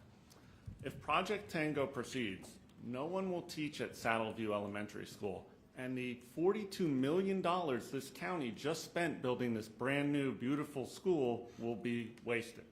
The A rating it just received, the pre-K program being 250% oversubscribed for this coming school year, will all go down the toilet as the school will become a decrepit ghost town. You've seen what these data centers do to drinking water, to pollution, to heat. What happens when it burns down and we have one exit out of Arden? We will be trapped. Will the county be setting aside a reserve fund when Aaron Brockovich comes to town to sue for the cancer cluster that will ensue? If this project goes through, it will cost the county more money in the long run than any kind of lawsuit about which you're concerned from the applicant. By the way, since last Monday's afternoon storm, we've had 4 power bumps. How is there going to be enough power? Despite what FPL had to say, we already have power bumps all the time in Arden. There are serious issues that need to be concerned, and as Commissioner Sachs mentioned earlier, this can be done anywhere. It doesn't need the water at the specific location. Thank you. All right, last call for Jay Brummett, Tammy Jackson Moore. I don't see Tammy. All right, Jamie Grant, Kurianne Pecorine, Shay Hoffman, Jamie Rodriguez, Julie Sink, Corey Kenterman, Daniel Jackson, Rudolph Tinker, Robert Schaefer, Scott Wickel. Go ahead, sir. Thank you, Commissioner. It's an honor to be here today. My name is Jamie Grant. My family's lived in Florida for 100 years. I spent a decade in the Florida legislature, and I spent 3 really long years as the state CIO here in the state of Florida. I'm here in my individual capacity. I have no financial interest in this project, but I'm here for 2 reasons. I believe this issue is the most pressing national security and economic opportunity to confront our country in a lifetime. And secondly, to place the legislative record and intent squarely on the record. In 2017, when I drafted, helped negotiate, and land the tax exemption, I think there's some relevant information. Hyperscalers existed. We knew it. Florida couldn't compete in the hyperscaler market because of the price per kilowatt. This opportunity came up. My first question representing Hillsborough County was, how do we have this for the future workforce of Hillsborough County? The opportunity in West Palm was uniquely situated. It's why we negotiated this legislation the way we did, having no understanding that a decade later I'd be here. I would like to close with maybe 2 things, and understanding that in 90 seconds it is impossible to cover the totality of things that have been said today. But squarely on the record, hyperscalers existed. They're companies called Oracle, Microsoft, Google, AWS. They existed then, they exist now. We didn't have to look outside Florida the legislature, that can't often agree on the time of day across party lines, celebrated UF's Hypergator. It was one of the largest and most powerful supercomputers in the world, gifted in 2021 by the NVIDIA co-founder. So this notion of what an AI or hyperscale data center is propaganda that is benefiting, and I understand the opposition in this room. Nobody's happier than Beijing today. Thank you, sir. Good evening, Commissioners. Jamie Rodriguez, Western Palm Beach Community Alliance and Arden resident. This vote will have generational impacts. Why did the Zoning Commission, who knows the ULDC better than anyone, vote unanimously against this project? I'll tell you why. The data server farm and warehouses the county approved back in 2016 was light industrial and a true economic development center, promising to bring jobs to Glades residents, not impact the environment, and be quiet. EDCs require parking spots because hundreds of people actually work there. Meanwhile, AI data centers staff less people than a McDonald's, don't use local construction workers, trash the environment, and are a 24/7 incessant noise nuisance. They generate heat, create low-level infrasound affecting cardiac health for children such as my daughter with heart issues. Light industrial doesn't affect adjoining uses, whereas heavy industrial has effects beyond. It is undisputed that AI data centers cause sound, heat, and vibration to cross property lines. And if the applicant is telling you different, well, I have a house in Arden to sell you. Commissioner Kennedy, who by trade is a land use attorney and has no dog in this fight, determined the project fails to meet the county standards in 6 ways. It's not consistent with the comp plan and incompatible with residential. Commissioner Vinacore, who helped develop the EDC category, found that this project is something totally different and that the AI data centers do not belong close to people living in homes or schools. And she could not in good conscience approve it. And I ask you to do the same. Thank you. Good afternoon, Scott Weichel. I want to thank you guys for taking the time to listen to all of us. But after sitting here listening to the applicants for over 2 hours, experts, I had many questions raised in my mind when their experts actually contradicted themselves on at least 2 points that I could pick up on. And I'm not an expert, but I am an expert at Google. So one of their experts had said that there's no effect on the health at 65 decibels. Well, my expert opinion is, yes, a 65 decibel low frequency hum can impact your health. While it is too quiet to damage your ears directly, it often causes sleep problems, high stress, and frustration. The constant buzzing can also lower your ability to focus on hard tasks. Then, another one of their talking points was not clear as far as what was the decibels that we would hear over at Arden. So my Google opinion is, yes, a 50 decibel low frequency hum can impact your health. While it is too quiet to cause immediate hearing damage, long-term exposure can trigger chronic stress. Continuous low noise at this level is linked to sleep problems, high blood pressure, and mild cognitive fatigue. I'm not going to use the approach that you guys are doing anything wrong yet because you haven't voted, but please don't kill us slowly. Hello, my name is Shay Hoffman. I live at 19191 Croft Mill Crossing in the community of Arden. I am here today to represent my community as well as my 3-year-old and 5-year-old daughters. Next month, my daughter Madeline will be starting kindergarten at Saddleview Elementary. My wife and I are very concerned that this hyperscale AI data center is going to have a negative effect on our children's ability to learn and grow in this environment. It angers us that we have worked so hard for years to be able to move our family to what we thought was going to be a great place for our kids to grow up. When my wife and I researched the area before moving there was no public information about a hyperscale AI data center being approved next door to the community. I also have to say that it's extremely disappointing that our own district commissioner is not in the room today. There is absolutely no excuse for her to not be here. The bottom line is that the bottom line today is what was approved in 2016 was not a hyperscale AI data center, and we should definitely not be approving a bigger version of that. And the last thing I just want to say is that I don't know how familiar you guys are with Arden, but I can't imagine that there's another neighborhood that has a higher density of children than Arden, or a higher density of police officers than Arden, or firefighters. So these are the families that you're representing today, because Sarah's not here to represent us. Thank you. Good evening. My name is Julie Sink, and I'm a teacher at Saddleview Elementary School, as well as an Arden resident. When I first learned that Project Tango at the time was proposed approximately 1,200 feet from an elementary school, my first thought was simple. What about the kids? As teachers, we work hard every day to create classrooms where students can focus, grow, and thrive. That responsibility is especially meaningful for our students in the ASD units, many of whom experience sensory sensitivities and rely on calm, supportive learning environments. Placing this so close to our school raises concerns about maintaining the conducive learning environment that all of our students deserve. These children, as stated before, won't just spend time, these children won't just spend their school days near this facility, they will constantly be surrounded by it. As a teacher, one of my greatest responsibilities is protecting my students. They don't have a seat at this podium today, so I'm asking you to be their voice. Our children deserve a healthy, safe community where they can learn, grow, play, and dream about their future. Please protect the children of Saddleview Elementary and the families of our Western communities. There are still so many unknowns with this project, and I'm urging you to vote no. Thank you. Hi, my name's Corey Canterman. I initiated the petition of over 11,000 people against Tango, and it was submitted into record. I've lived at 1369 Wandering Willow Way for 5 years now.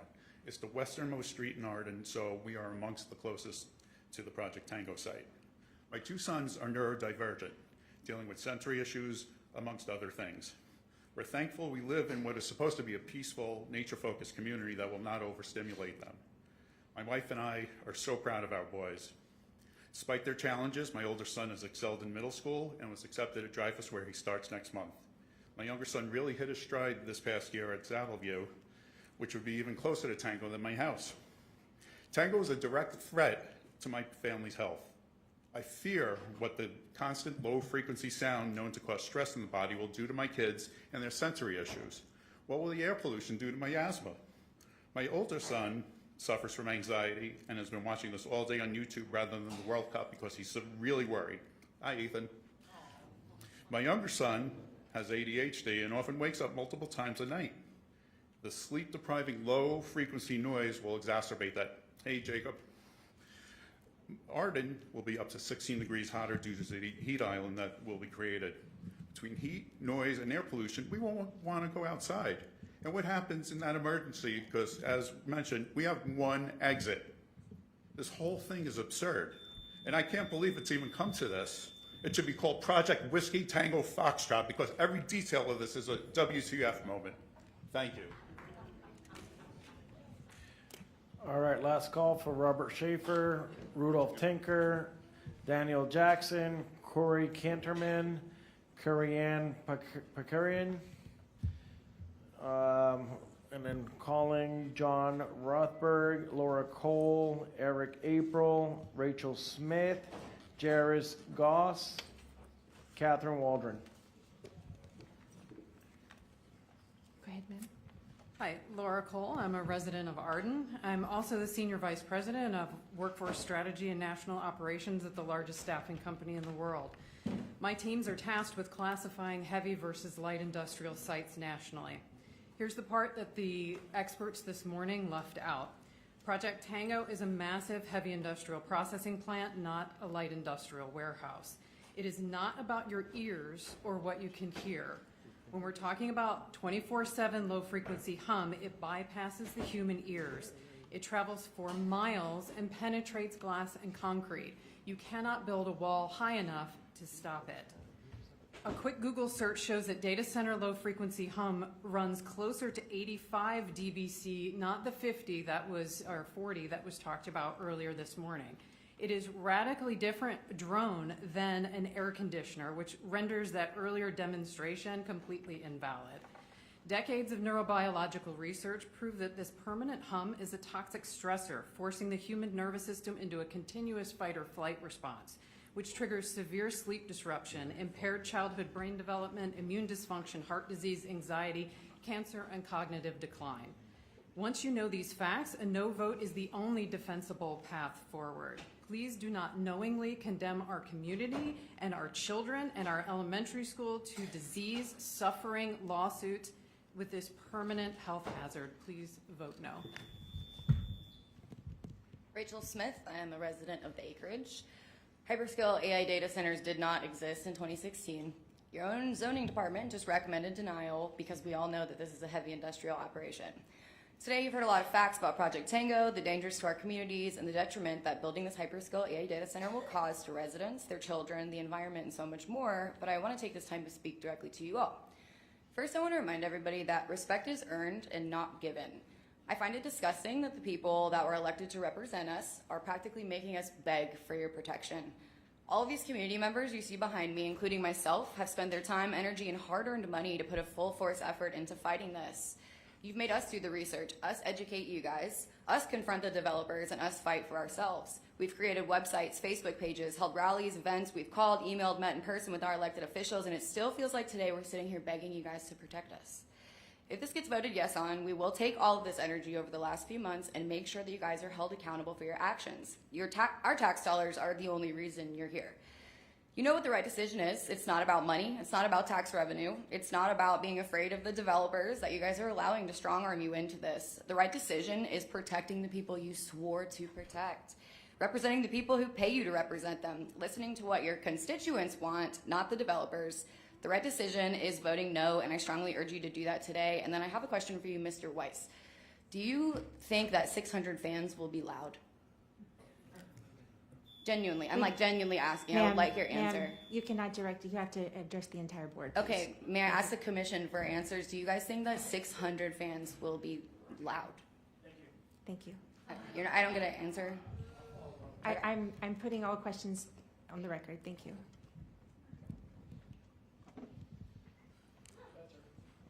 Good evening, Madam Vice Mayor and Commissioners. My name is John Rothberg. I'm a West Palm Beach and Palm Beach County resident.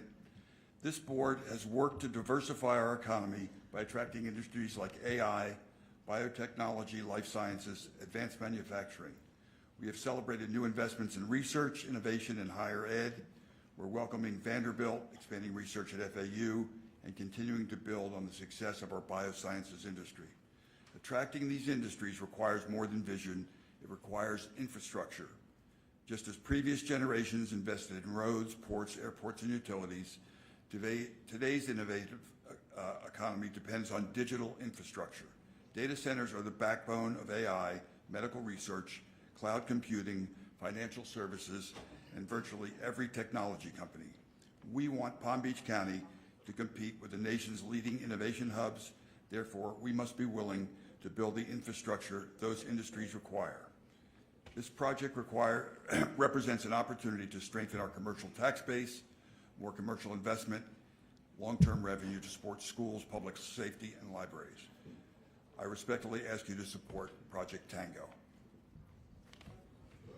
Sir, no outbursts, please. Eric Capel, resident of the Acreage. When it comes to Project Tango, it's like the noisy neighbor nobody wants in their neighborhood. 24/7 noise. The experts over here say 55 decibels. That's what two people talking 3 feet apart are. I want you guys to think about laying in your bed and listening to 2 people outside your bedroom window talking all night long. You're not going to sleep. This is just going to be constant noise, headache, disturbing kids, babies, yet alone the school. Square peg, round hole, it doesn't matter. Tango doesn't fit in this neighborhood, near it, or in Palm Beach County to even start with. You guys have a fiduciary responsibility. Look out for the benefit of us, the people. You are our word. We come, we tell you what we think, we give you our opinions, you sit there, you dictate what happens to our lives. Take a little bit of moral, a little bit of statute, step that up, be professional. You have lawyers that look at, oh, we could get in trouble for this or that, and they have to figure out what's worse. Think about the people. Think about us out here. There's enough of us here. You couldn't get all this in a room. There's 3 locations for people to be and stand against this. When it comes to voting, this is going to be a mark. It could be a check mark for good or bad on your next decision in the next couple hours. Or it could be really bad for all of you, just up to you.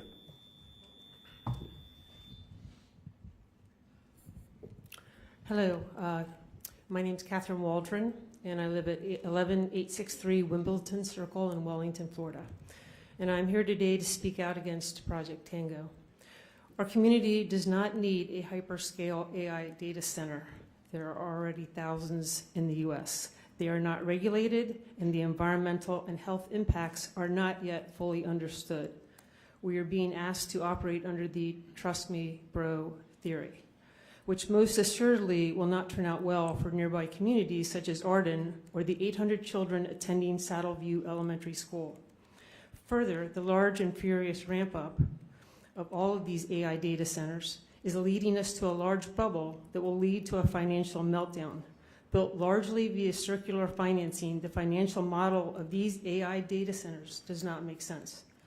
I would suggest if you decide to allow this hyperscale AI data center to proceed against the wishes of the vast majority of the residents, then you require the owners to put up a performance bond for remediation of the site. So if the data center does not become operational or goes out of business, our residents are not left holding the bag. And one final note, county commissioners need to represent their district. Any commissioner who puts themselves in a position where they must be recused is removing their district's voice on important issues such as this, and that is never okay to do. Thank you. Hello, good evening. I'm Dr. Rudolph Tinker. I'm a general contractor and Army engineer officer, and I got 5 state licenses in construction, and they're all right here in the state of Florida and not Australia. None of you seem to know, like you don't know what's going on in this project because you didn't do your research before you came here today. This Project Tango has been on the books since December, and a lot of you guys are asking the same repetitive question. What's a closed loop? The size of the building? What's in the building? How does the building get cool? I would think by December, you guys should have been the expert and asking the right questions. Instead of you come here and you asking the client or the applicant these questions, and some of you even Googling it. I mean, you should have already known everything there is to know about this project and don't come here to rely on the client or the applicant to give you answers. Also, this project was supposed to bring a lot of jobs from the Glades. What jobs? We already know that these data centers, a lot of people work remotely. So there's no jobs. Also, one of the biggest questions is the amount of temperature that's going to be exposed on the outside and the temperature that's going to be required to maintain this facility in the inside. Because if we understand what the temperature is, we all know how many condensing units it would take to suck the heat out of this building. So please do your research before you come to these hearings. Hi, my name is Jaris Goss. I'm standing here to talk about the human side of public process.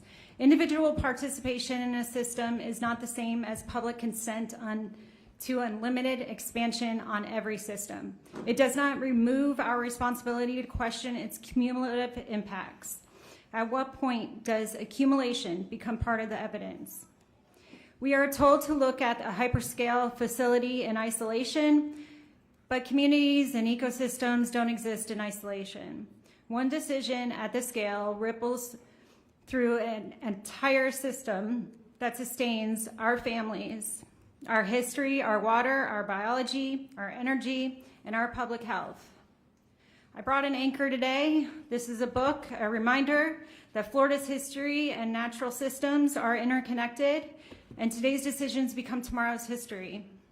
My passion is to protect the future resources and safety of all our children, their peers, and their offspring. Whatever your decision today, I ask that it reflects not only the individual studies, but cumulative interaction of all of them, because future generations won't inherit separate reports, they'll inherit the results.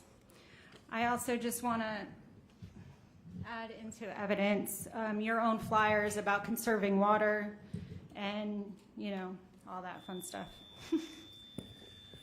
All right, I think we're down to the last 10. We got Ben Brown. We got Carla Bauscher, Lisa Johnson, Patricia Hansen, Tatiana Yakis, Sue Loisel, Neil Bennett, Nick Salanitro, Colton Wilson, and Sergi Kelly. My name is Pat Hansen, 1801 Marina Isle Way, Jupiter, Florida. I have 36 years of experience working with autistic children, creating classrooms and home environments for them. There are 2 classroom units of autistic children at Saddleview Elementary School and several dozen community members, both adults and children with autism and sound sensitivities.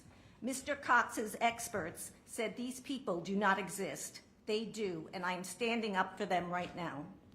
Data centers emit persistent low-frequency hums. We've heard it from everyone.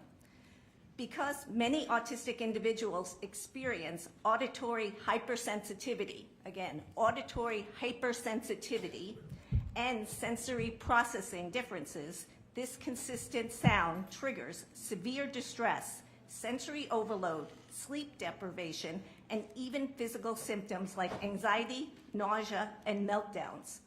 These symptoms are real and cannot be dismissed by Mr. Cox's experts.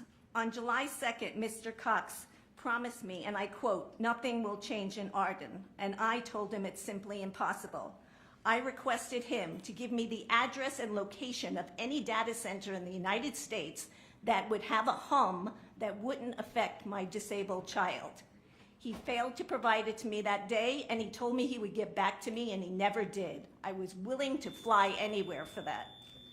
I'm just going to say one more thing. Currently, Arden sounds like nature. There are peaks and valleys of this sound. Those valleys give the sensory system time to reorganize. Mr. Cox's experts believe only decibel levels count, and decibel levels are not the full picture. Thank you. Please put this in the record. Hello, my name is Lisa Johnson. I respectfully ask that you deny this application. The record contains no competent substantial evidence demonstrating that this project complies with the Unified Land Development Code. My concerns are water and heat. We have 94,000 residents in unincorporated Palm Beach County that rely on private wells. There's no evidence in the record demonstrating this project groundwater demand, cooling operation, and heat will have no adverse effects on our wells. In 2016, the approval was for a data and information processing use. It did not contemplate today's large-scale AI hyperscale load user.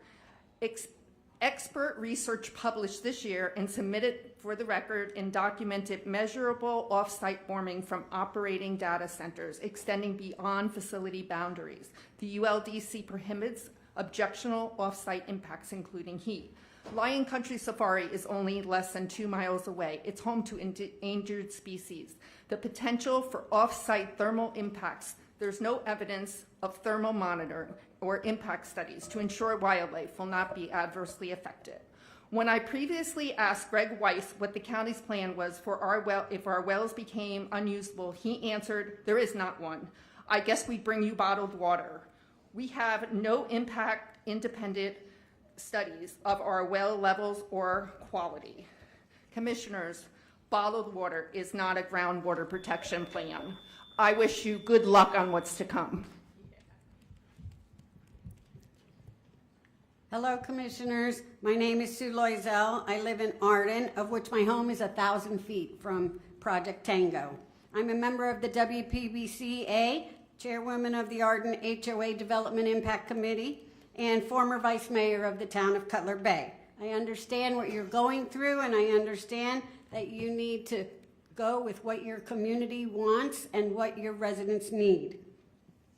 Me and my team secured and submitted for the record formal resolutions from local municipalities stating and recognizing that hyper AI data centers are heavy industrial. These are Village of Wellington, Westlake, Town of Loxahatchee Groves.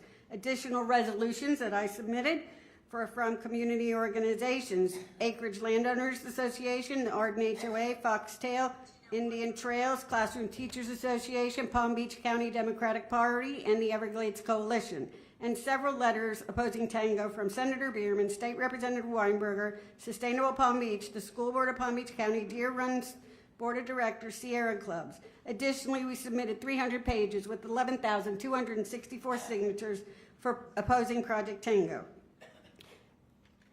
Commissioner Flores, you asked about sound. Here's 80 hertz of sound.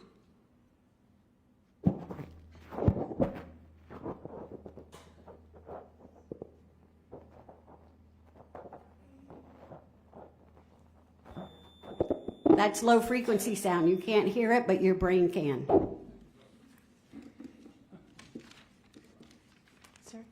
My name is Nick Salnitro from the Nick and Colton Show. I'm from Port Charlotte, Florida. About 3 months ago, Ben Brown and Rachel came out and wanted to come on our show. We were so intrigued by Project Tango, we drove 3 hours to come out here and speak to people. I speak against data centers. I'm from New Jersey. I watched everybody's bills double. I was sitting in the back of all these gentlemen, and I'm appalled by the amount of corruption that's going on in the system, right? Mr. Wise, you're running for mayor, right? You're running for re-election. Sir, please. You are Speak to the board. actively texting the lawyer on his phone. You are actively texting the lawyer, and I have pictures of your text messages to the lawyer. Sir, please, you can only address the board as a whole. Okay, I'll address the board. There's a lot of corruption. And if you guys vote yes to this, I will spend the next 6 months making sure none of you guys get reelected. I promise you. 20 million views a month. I am a corruption guy. I promise you, I will come after you. Your people that voted you in do not want this. They've made it purposely clear. You should recuse yourself. I promise you, this will not end here. I promise you guys. The people of this town, the people of this county do not want this data center. 2016, iPhone 8. This phone is not an iPhone 8. That's how much technology has changed. And it's not built for an AI data center. So.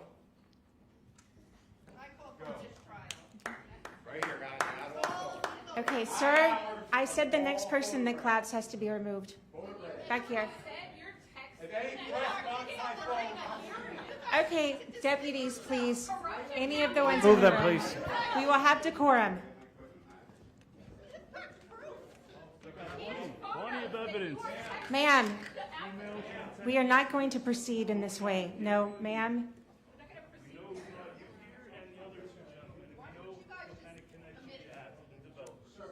Just, we will wait.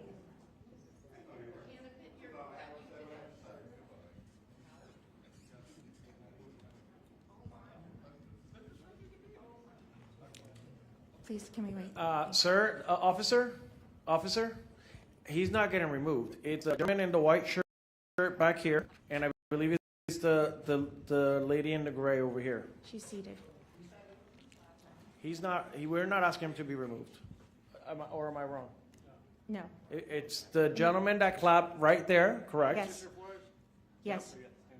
And the lady that had the outburst. Right there, sir. You want, right there. Yes.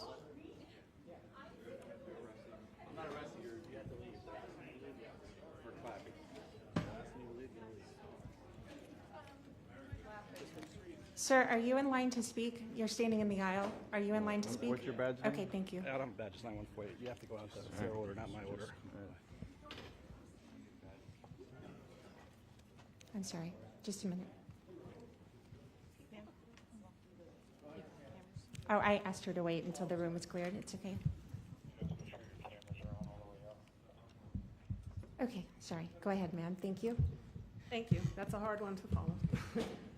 Tatiana Yaquez, I'm a resident of Wellington, a member of the Western Palm Beach Community Alliance. I'm also a retired land use and litigation attorney and former member of Wellington's Planning and Zoning Board. The thing that excites me, because I'm a bit of a planning nerd, is making sure that our codes protect us.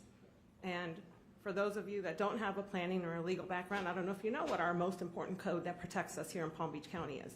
What is it? the comprehensive plan. It's a boring document that many people gloss over. We've heard these terms today, EDC, heavy industrial, light industrial. That's the most important thing before you today. It doesn't matter that there was a definition in 2016 and somehow it's been interpreted through 23 different hearings by staff, by the applicant. What you have to look at is what the comp plan tells you to look at. When you have your checklist of what this project has to comply with, the first thing is consistency with the comp plan. When staff approves things administratively, as they've told you they can do, they also have to say that something is consistent and find that it's consistent with the comp plan. That's in every single development order that's being sought before you. So this project just doesn't comply with that. It's not about the definition. It's not about twisting the definition. It's about whether it is a lighter industrial or heavy industrial use. Because if it isn't, then it violates the comp plan and you can't approve it. And that's also the way that you can send a message to staff that they can't administratively convert the warehouse uses into AI data center because they have to find consistency with the comp plan. And if you find that this is not a light industrial use, then it is not consistent with the comp plan and you stop staff from doing that administratively as well. Thank you, ma'am. Thank you. All right, it is very simple. No AI data centers in Palm Beach County. The people do not want it. Wild Florida does not Sir, want could you it. state your name? Oh, sorry. Sergey Kelly. No AI data centers in Florida.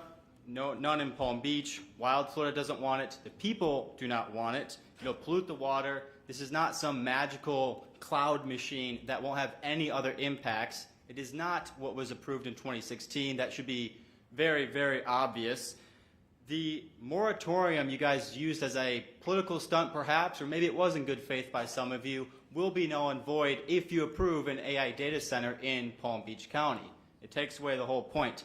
And if you ask anyone who's been here for more than 40 years, who loves the area, who knows Florida, they will say that development has gotten out of hand. And I found it very interesting. First, the developers and the lawyers left out any mention of the Everglades in any of their presentations, despite the fact right below Southern Boulevard is the Everglades, the historical Everglades, the functioning Everglades. We use the stormwater treatment areas to clean our water.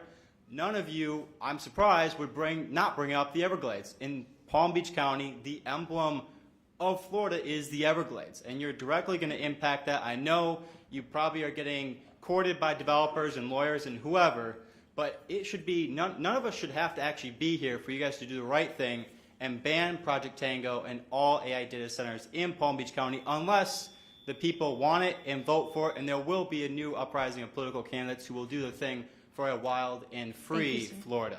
Thank you. Hi, my name is Neil Bennett. I'm a resident of Arden, and I'm here speaking on behalf of myself, my wife, and this guy, my 18-month-old son, Gabriel. It's really simple. I do understand that this is a quasi-judicial hearing, and we're talking about facts, and you've heard a lot of emotion, but let's talk about facts. Fact number one, a 2016 definition of a data center, which is the code you're using right now, is not compatible with today's modern hyperscale AI data centers. It's just not. This project should be considered either heavy industrial or some new category that hopefully your staff will draw up code for. It's based on noise, equipment, water use, power needs, and impact beyond the property, including the heat island effect.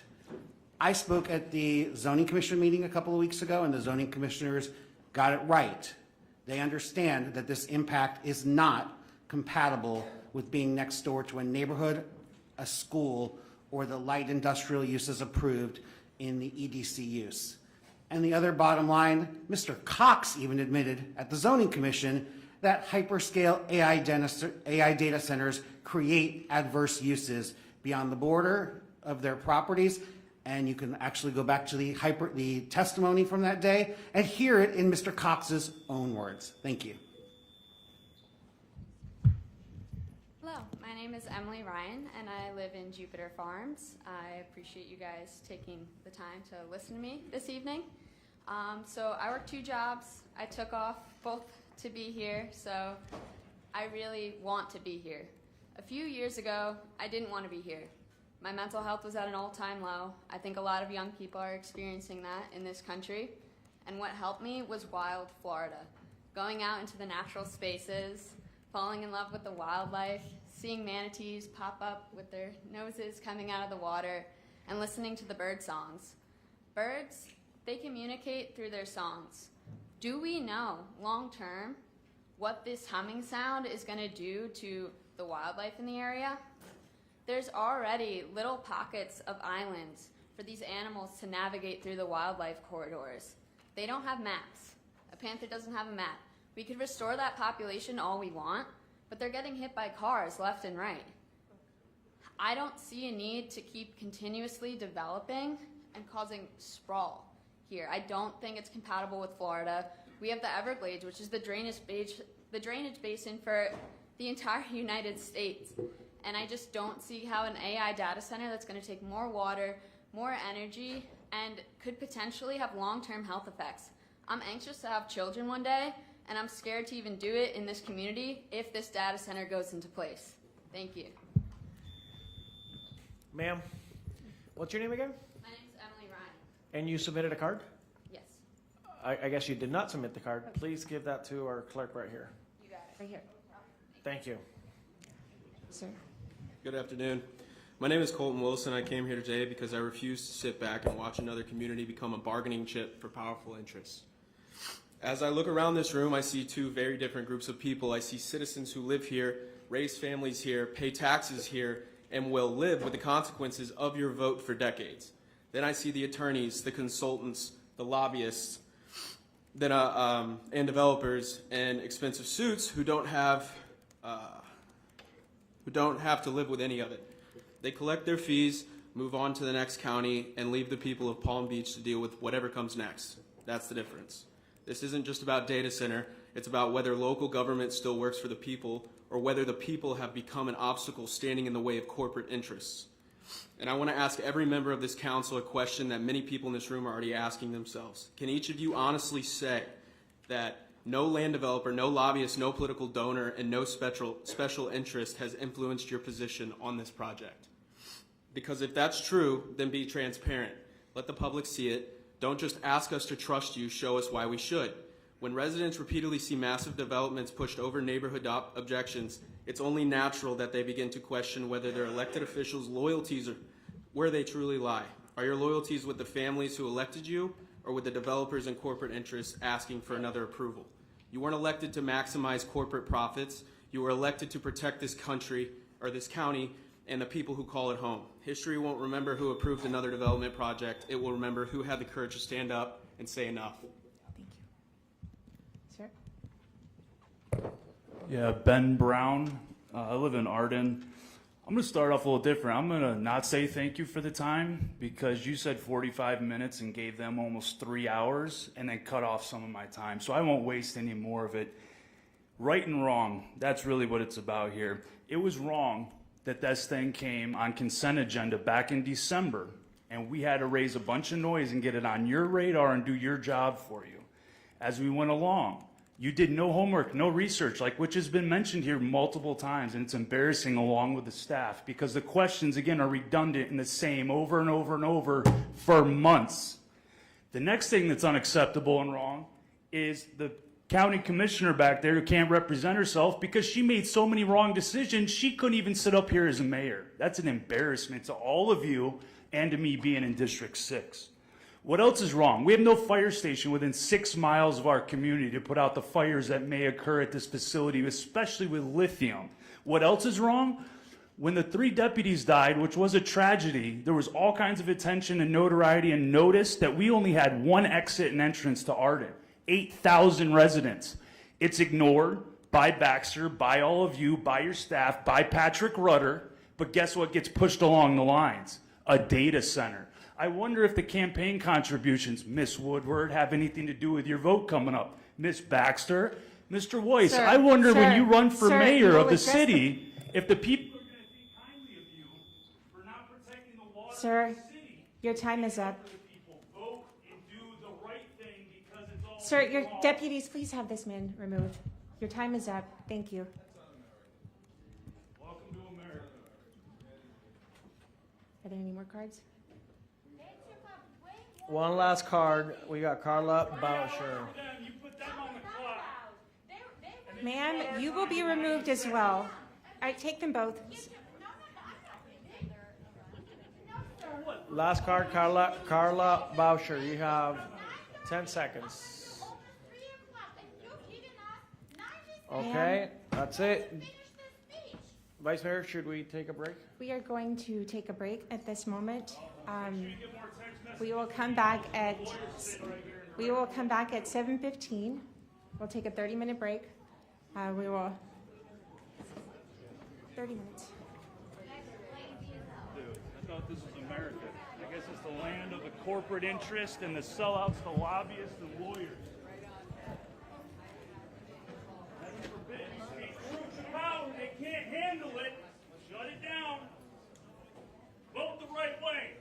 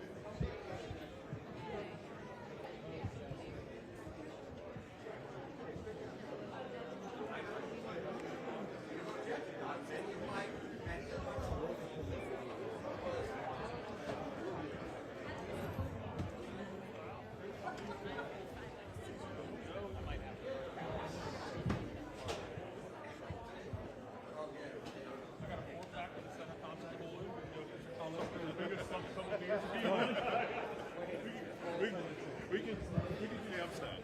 I mean, in general or for the next half hour? I wish that coffee place is open. I think I left my glasses.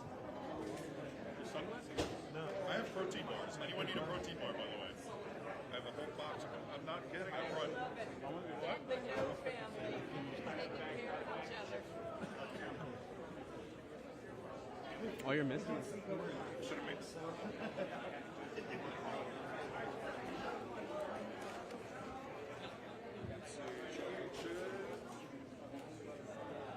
don't know. There's any of those. Okay.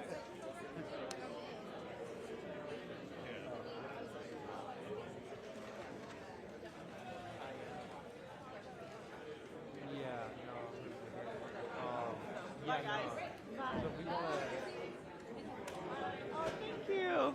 Bye, Michael.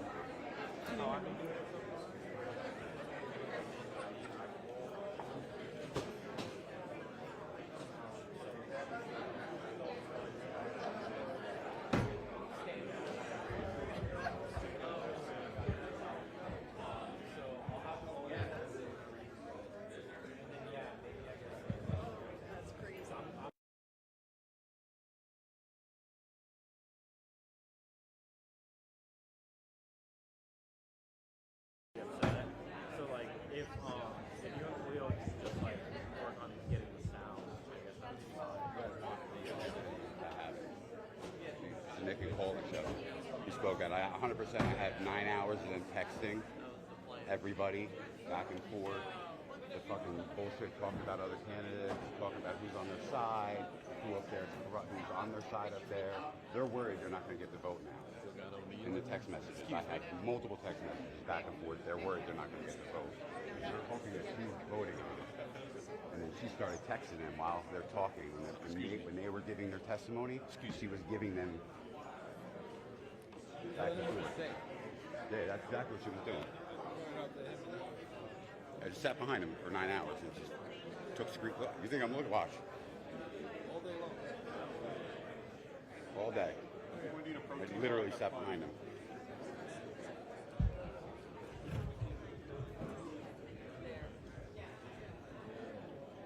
Their laptops, everything. I got everything.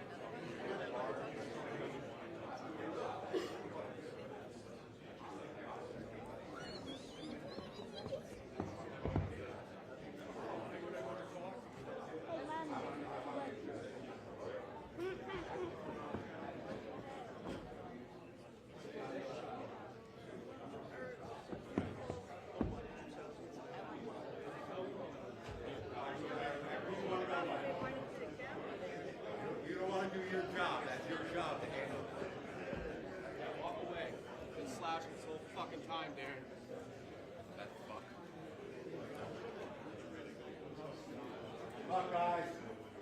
Hey, by the way, those people in the corner all think you guys are dumb, inbred people.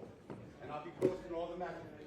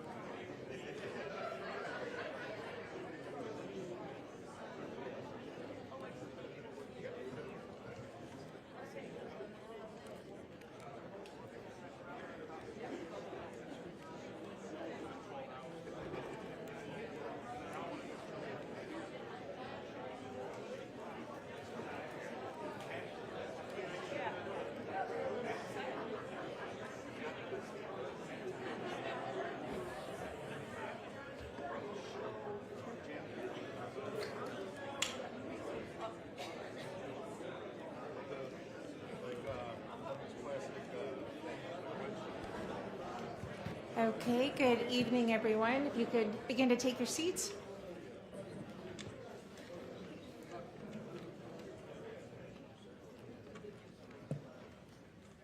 Thank you, and let us show we do have quorum. 1, 2, 3, 5 present. Okay, so we have now finished the portion of the meeting that is public comment, and I do believe as this is quasi-judicial, now would be the appropriate time for the applicant to have rebuttal. Okay, sir?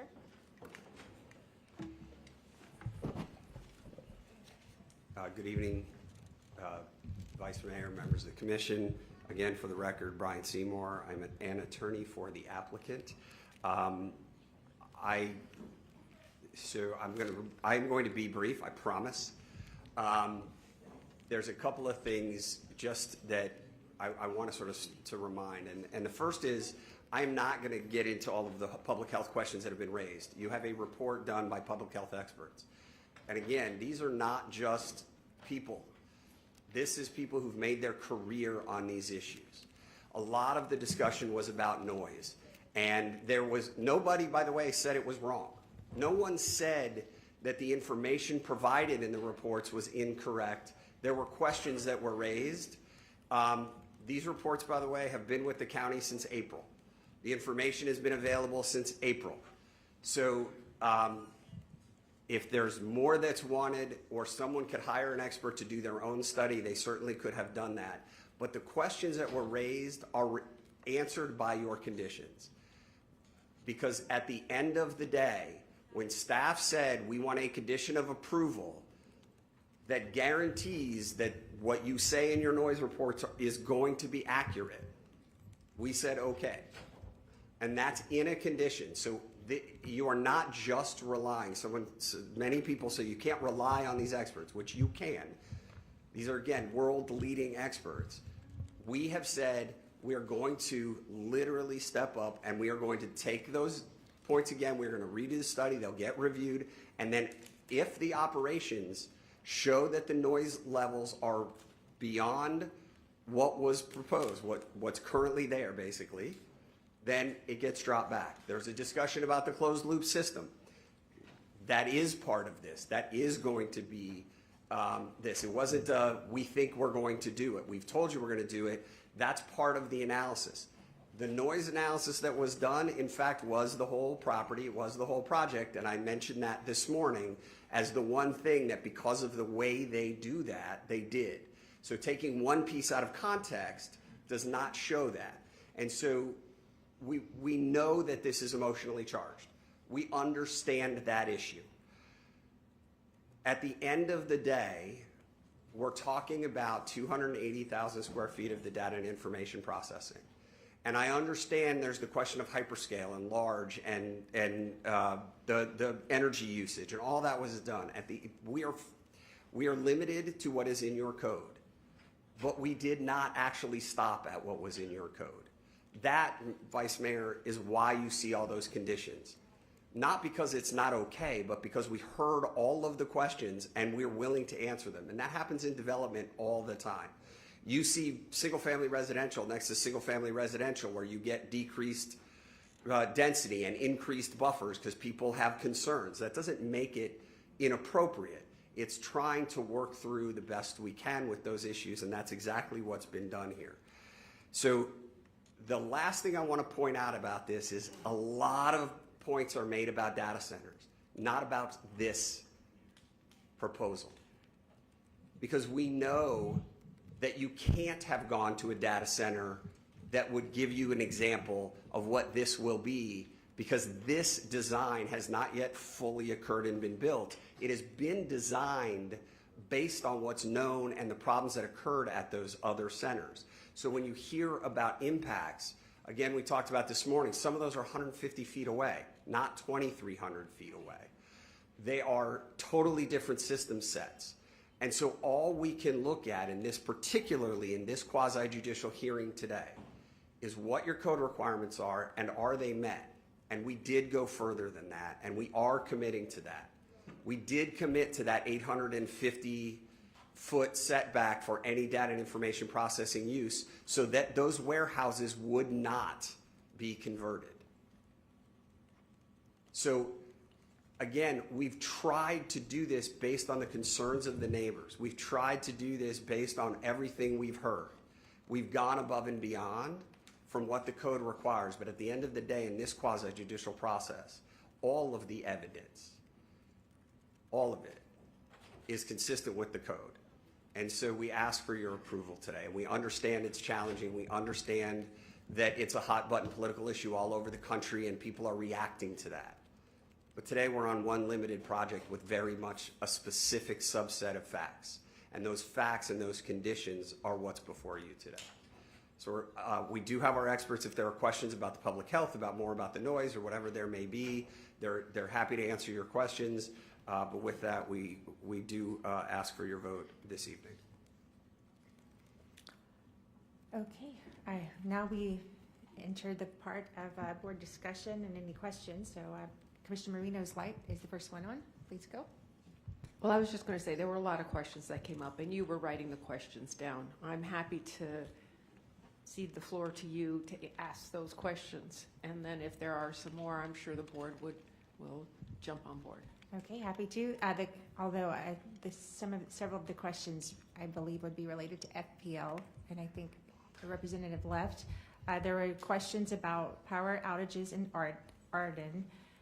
What about a hurricane comes and there are storm outages? There were 4 power bumps that were listed. I believe those were all of the ones for FPL, which I'm assuming we do not have an answer at this point. Okay. The other one was going to be, and the applicant or even our own department could probably answer about PFAS in the coolants. Do we have a water expert or Ali is, oh, he's over here. There we go. Actually, we could hear from our staff and the expert. I think that would be helpful to hear from both. So if you'd like to. Good afternoon, good evening, Vice Mayor, Commissioners. So the question on the Please identify yourself. Sorry. Thank you. So I'm Ali Bayat, Palm Beach County Water Utility Director. I'm also professional engineer, environmental engineering in the state of Florida.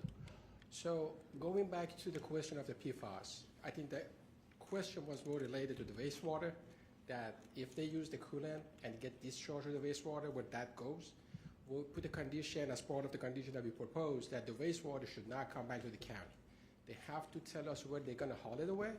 It has to go to industrial wastewater treatment facility, and they need to share with us that facility's name and also the permit for that facility to make sure it gets treated and disposed properly. That's one of the conditions. We have more conditions on it, but that was one. So to be clear, any water, and this is just the closed loop system, water cooling. Correct. When the time comes that they have to flush that, they're going to put it onto trucks and take it some other place, but they also have to tell us where. It has to be an environmental approval. Correct. So we ask for that information for transparency to make sure that gets disposed properly.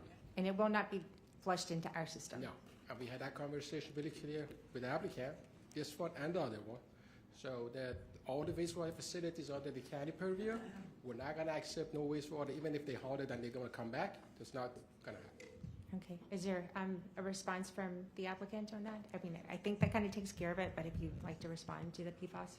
We're in agreement. We went through an extensive review with the water department, and there will be no PFAS, and it will not go back into the system.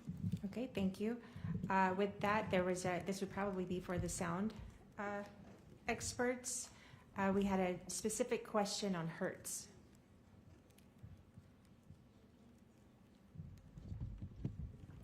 Sure, Mark Bastash again.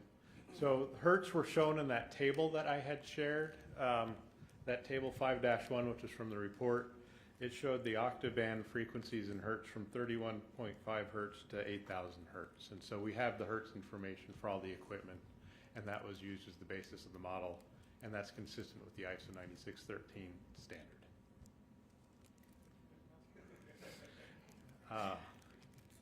Okay.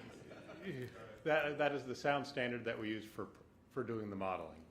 So I don't have my slides here, but the hertz, okay, so if we go back, where is there a remote? Okay, thank you. Oh, pretty close up. So this 31.5, 63, 125 to 8,000, those are hertz. Those are known as the octave band center frequencies. And then what we show below is the spectrum or the sound level in each frequency. And then the overall A-weighted level is one way to look at that, and that's in the overall column. You can also look at it as an overall DBC or any other metric. But what we summarize there is all based off of the octave band center frequency. So can you help us understand in maybe a little more layman's terms Sure. on the difference between these types of measurements and what the significance on humans would be for Hertz? Hertz is, if you're musically inclined, which I'm not, middle C on a piano is around 250 hertz. And so I'm not musically inclined. it's pitch. So hertz is the pitch. It's the pitch of the sound. And high frequency sounds have a higher number in hertz, and low frequency sounds have a lower number in hertz. So And that's so what hertz. is that impact on the human? And where do you fall? And where does the project fall in that? So what we look at there in terms of how we summarize that is we look at overall levels in terms of dBA or dBc, which is what Dr. Bronner was talking about, because the dBA and dBc differentiate the frequency content. And If I may, DBZ was also brought up. So DBZ is very similar to DBC. It is just another weighting scale. So the way that we look at things acoustically tends to be in dBA and dBc, and the criteria that Dr. Bronner had developed was a dBc criteria. He could have developed a dBz criteria. It would have just come up with a different number. You can choose whichever scale you want to use as your metric. The most common scale would be for low frequency would be dBc. Okay, Commissioner Flores, did you have a question on this? Oh, okay. Commissioner Powell would like to address this. Thank you for that. As you talk, we heard questions with regard to low frequency sounds and vibrations and it being able to travel. How far can low frequency sounds travel that will to have an impact on things like in the equestrian area, such as horses? Because there was a comment with regard to horses will be jumpy because these low frequency sounds can travel to impact. Do they? And there's been some concerns that these sounds can travel miles, and it's low buzzing and humming that would impact horses in the Wellington area. Is that possible? First, I would just point out what we're seeing in terms of existing low frequency sound levels, right? So if we look at what we see in terms of existing low frequency sound levels, so the measured levels on the right-hand side, which would be the LCEQ. So we saw that measured levels range between 63 and 72. So that's out there now, just like when we did our little measurement in here and we came up with 59 or 58. So that's out there now. What we're saying is we're projecting that we're going to be at 56. So we're projecting we're less than the existing. So if you're okay, if your horses are okay now, I get you, but the concern is, like, even right now, I can hear the computers. I don't know if I hear the air system. I hear noise in the background. I always hear it. The concern is that low frequency sounds from a proposed data center would be different from the sounds that we hear here. That the low impact sounds that we hear every day, just background noise. There was even someone who said, think about white noise at 55 dBs. So, you know, the concern is the sound emitted by a data center different from what I hear right now? I mean, I hear I know y'all hear that. Y'all hear it? Okay, everybody hears those sounds. And I hear, so is it similar or is it different? Because What you have out there now as a power plant has fans. We will also have fans. So it's going to be generally similar in character. Now, there may be some differences, but the nature of some of the sources are very similar. There are fans out there now, and we are also going to have fans. Our fans don't have water running through them. And then what we're seeing here too is on an overall DVC basis, we're substantially less than what is out there now. Okay. Yeah, sure. If I could, though, just to clarify, because it's an excellent point that was brought up a few times. This wasn't in relation to humans, though. Animals hear things very differently. I know my dogs hear stuff way before I do, and that was the concern about the horses, that their hearing is much different than ours. Could you address that? Yes, Madam Vice Chair, just give me a second. I'm going to, where Mark is that? Other way. All right. Where am I pointing this to, and can I go back? There. Oh, this one. Okay. Okay, thanks. Okay, so, Madam Vice Chair and Commissioners, I'm gonna try to do this as succinctly as possible, but also try to answer your questions. So, Madam Vice Chair, as you said, if you look at those hertz, right? So, as Mark was saying, or Mr. Bassers was saying, if you're playing the piano at the very low end, where you know the Jaws theme, the do-do-do-do, that is low frequency noise. That's about 20 hertz, okay, down in that range. If you're playing way up at the other end of the piano, the really high pitched keys, that's at around the 4,000 hertz range. So that's kind of, and then everything in between. So when we look at things like, animals, your dogs, when they hear things we don't hear, that's way up, well past the 8,000. So that's in the very far side, which we're not going to have pitches anywhere near that from a data center for the fans here and the like. And Commissioner, as you were asking about, and I'll get to the horses and everything in a sec, as you're asking in terms of like, the fans we're hearing here, or, as I shut up again, that is more dominated in sort of that less, kind of less than 1,000 hertz, kind of more in that sort of 250, maybe 125. So you are hearing low frequency noise from that. And as Mr. Bastos was saying, there's nothing unique about a data center and the fans in a data center. It's the same thing as we have fans on warehouses. We have fans, the big fans right here on top of this building for the air conditioner on top of this building. They're emitting similar types of noises we're going to have from the data center. The question is, so how far does the low frequency noise go? It is true that the lower down that you go in those hertz ranges in the low frequency noise, it can travel further than the noise. It doesn't dissipate as quickly as the noise up in the higher frequencies. The key isn't how far it can travel, what is the level that it's at when it goes that distance. So when you look at things like horses, when we have this in other data centers, somebody raised tonight about livestock and others, we certainly understand the issue and we're very careful about looking at designing. The level that we're going to have, and as Mark was showing here, so if we stay this, now this is the DBA, but it's equally true of the DBC, it's just going to look a little bit different. That as you're close to the buildings, you can see the line that it's about 60 there. As you get even before the property line, that's where we get to the 50. This is under the worst case conditions. And this is what meets, as Commissioner Weiss was asking, the 50 decibels at night.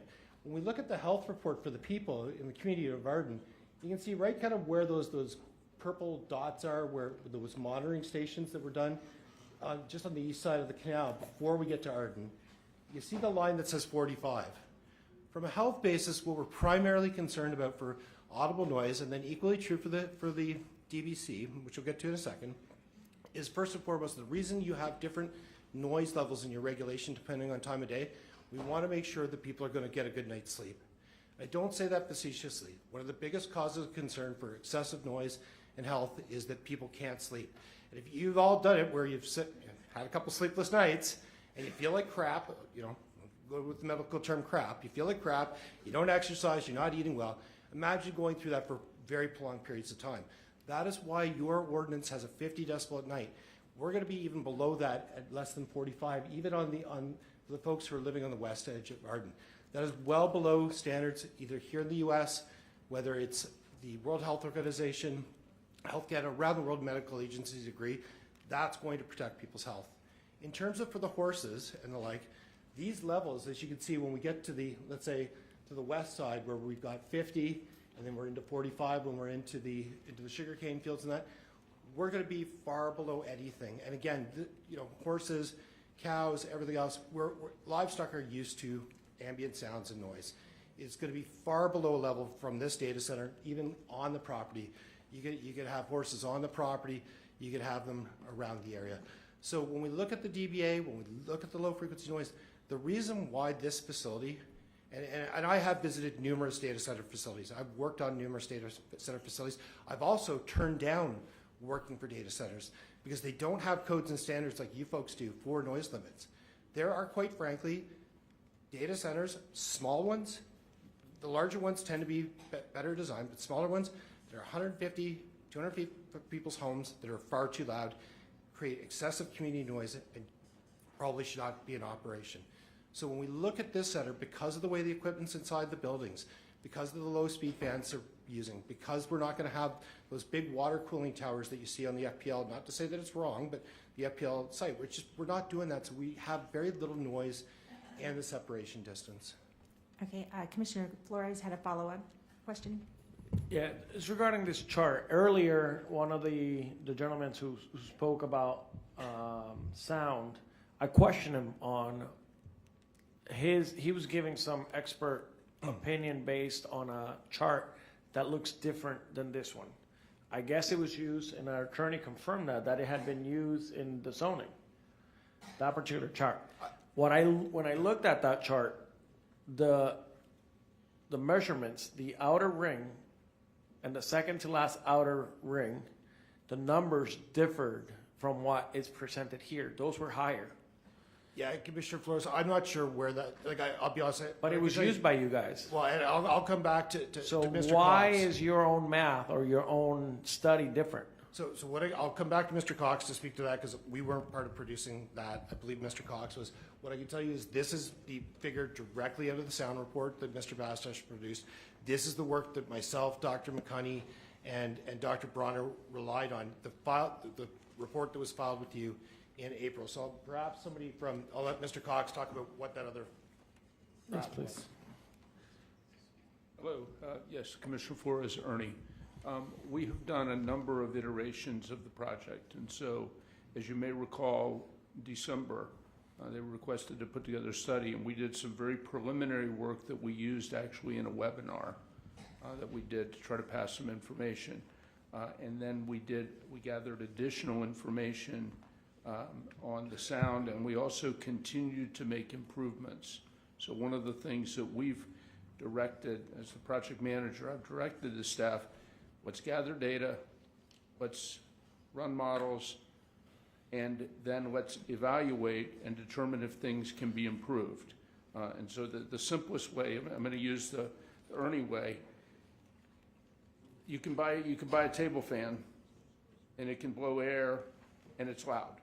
And you can buy another table fan that blows the same amount of air, and it's quiet. And so as these guys have been iterating the design, we've been saying, wait a minute, we've got to do better. Okay. And so that's how the numbers, my expectation is that as we do the next sound study, it will iterate that again. And then most importantly, I think, is we'll keep sharing the information and data and results, but the most important one is what is there now, and under the condition that staff has proposed, we cannot exceed that. Okay, so you're saying that you have gone back, look at efficiencies to make the noise lesser, is that correct? Between April and today? We're continuing to iterate the plan, yes, sir. Okay, and I'm gonna ask staff something real quick. Are we approving their systems today? The noise? No, We don't approve systems, right? no. We approve, the most buffer that we're adding to this is a conditional of approval with sound decibels or whatever it's called. Let me see, I'm gonna pull it up here. But Commissioner and staff, perhaps I might add, I believe there is a condition that requires a final sound study to be completed. So once the final selection and the site plan is done, the equipment has been selected and ordered, and before construction, and I look to staff, I believe there is a condition that requires that the final trued up model is completed.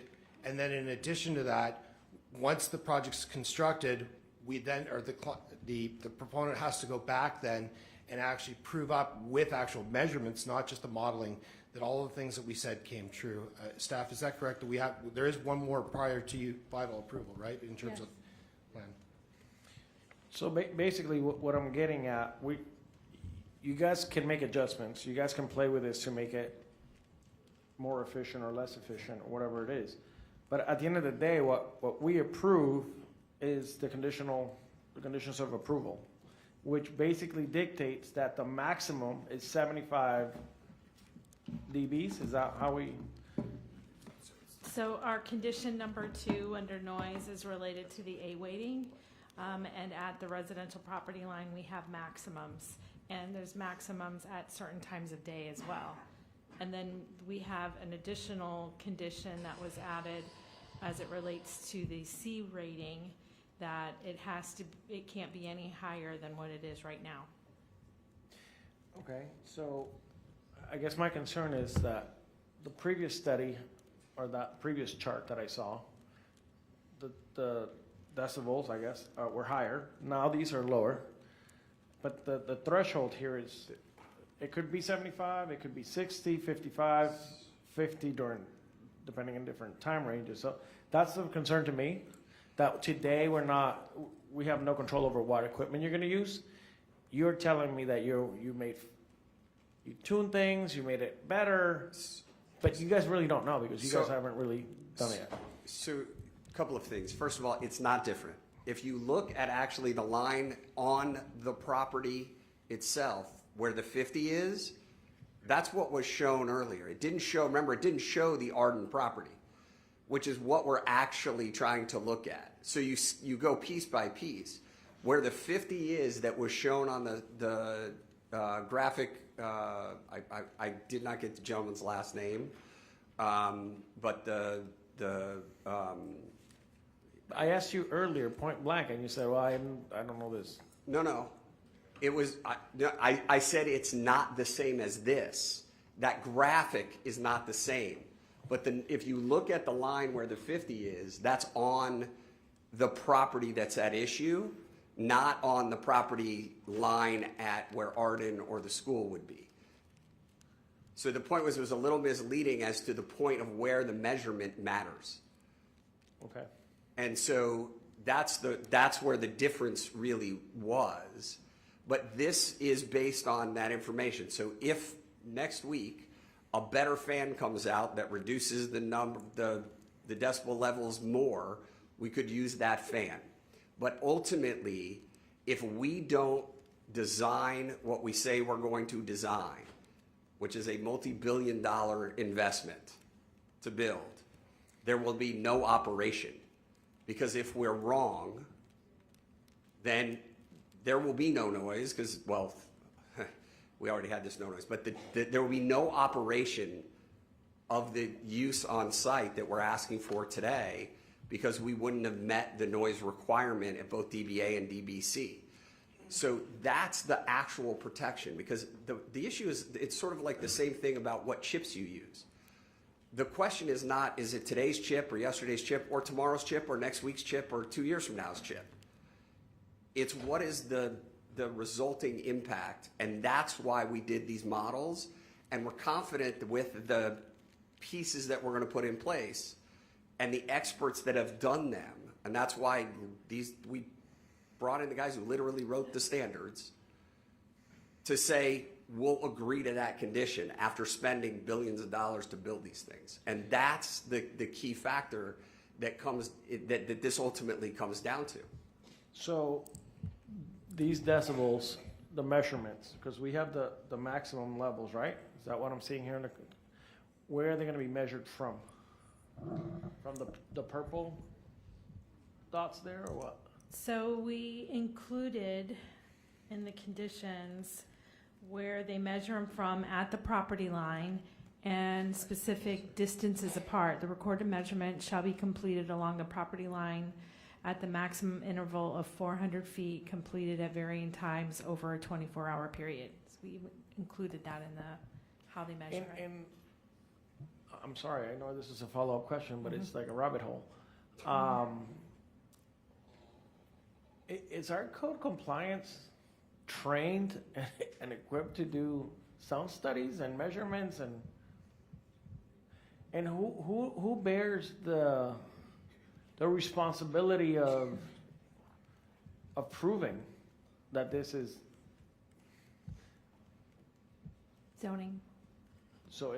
We bear the responsibility to prove that they are not. Well, we have to prove it. The We review, prove it and we verify it. they verify, and I will tell you, if you want to add to the condition that we will reimburse the county for I'll take it. Absolute. You put that in writing. Already. Yeah, no, Thank you. I we'll appreciate that. reimburse the county to hire their own expert to verify. No problems. If you needed to hire an outside expert, we'll reimburse. Not pay them, not hire them, but reimburse directly. Would that be an additional condition? Okay. One last comment or question, or I don't even know. You know, when I buy a brand new car, it sounds so quiet. 5-6 years into that same car, starts making noises. It gets a little louder. You see what I'm saying? I do. Is that gonna occur here? Is There's no chance I'm answering that question because that is a very highly technical question, but I'll ask Mr. Bassett to sort of talk about the impact of time.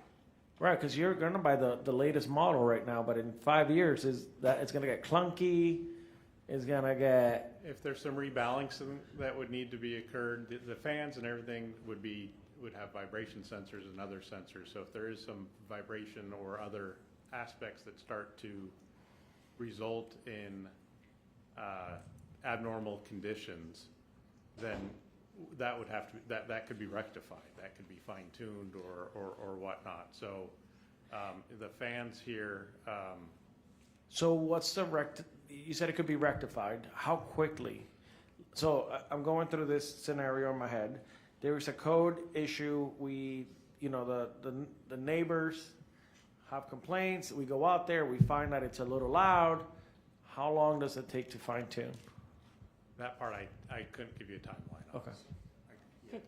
Could I ask a follow-up to? Yeah, I'm done. Okay, and it's a question that I was going to ask, but now it seemed to be the right time.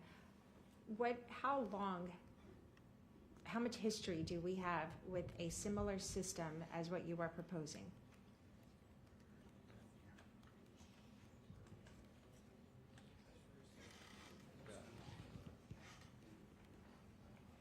So they're asking Mr. Davidson. I also want to add to the point, Commissioner Flores, that this, if we can't meet it and we have to shut down, we have to shut down, right? That's our problem.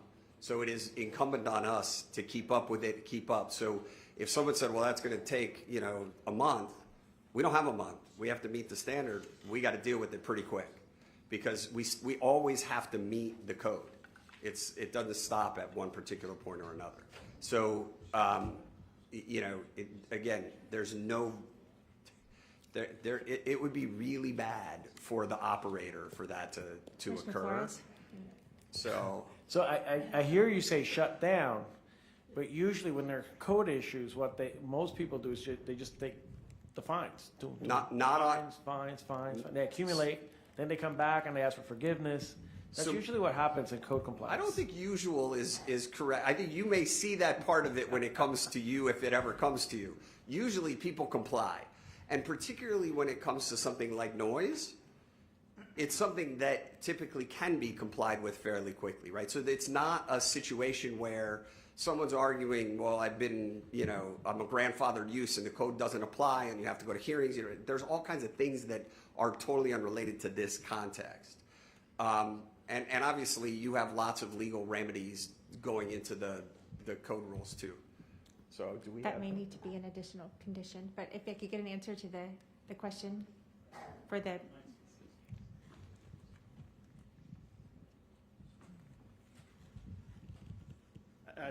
Maybe just repeat the question, just so I answer well, you're correctly. proposing this water cooling system with the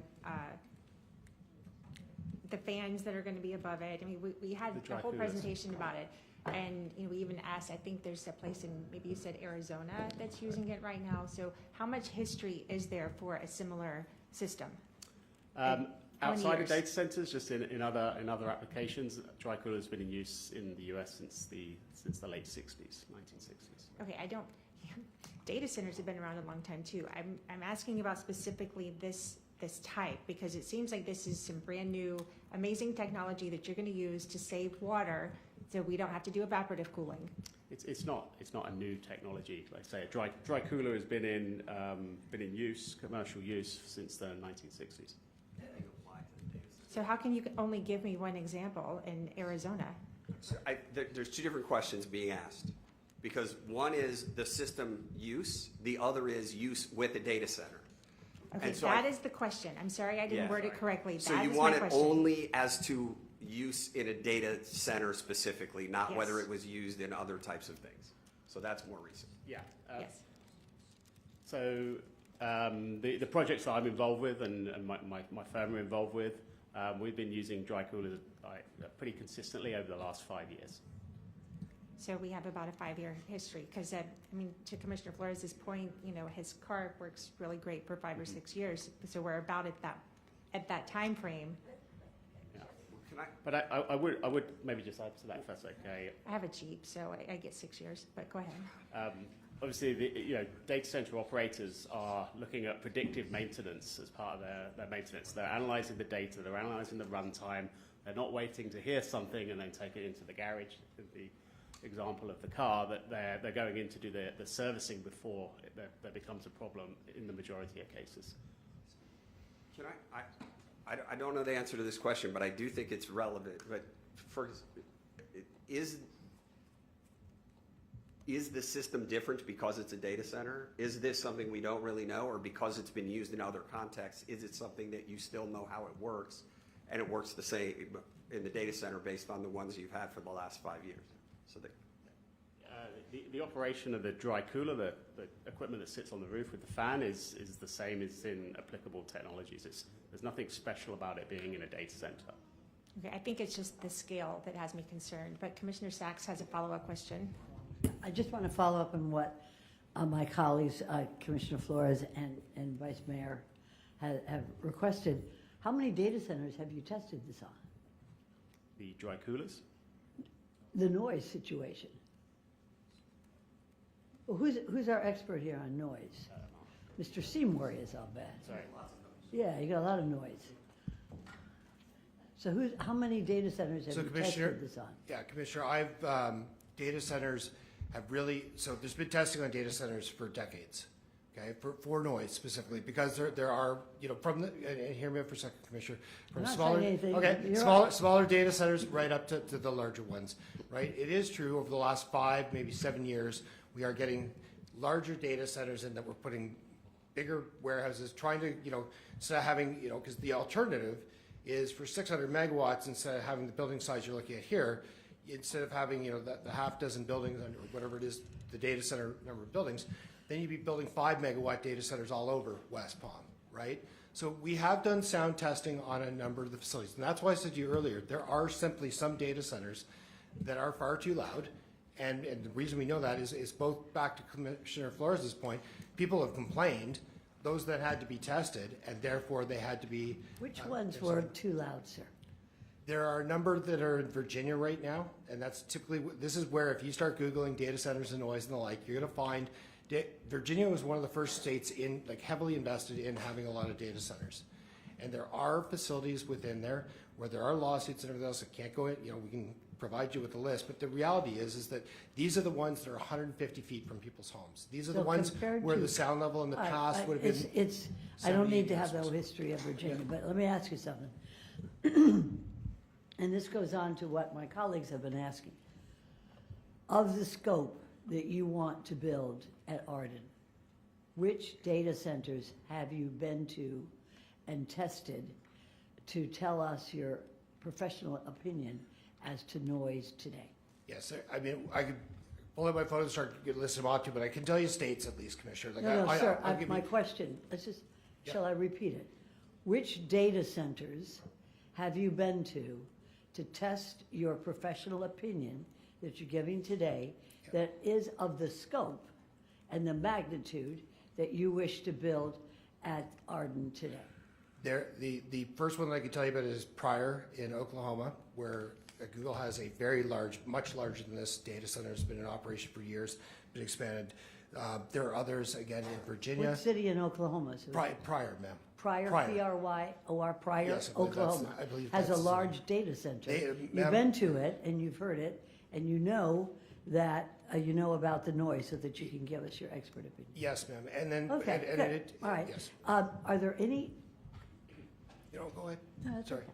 Are there any data centers of this magnitude in the state of Florida that you could refer to? That I'm not sure, ma'am. I'd cheer back to maybe some of the other engineers of that. I don't know if Florida has. Are you the expert on noise, though? Aren't you testifying today? Ma'am, what I'm saying is this is the first, I've worked in 7 states now on data centers. This is my first data center in Florida, so I'm not aware of which data centers are in Florida, where they're located.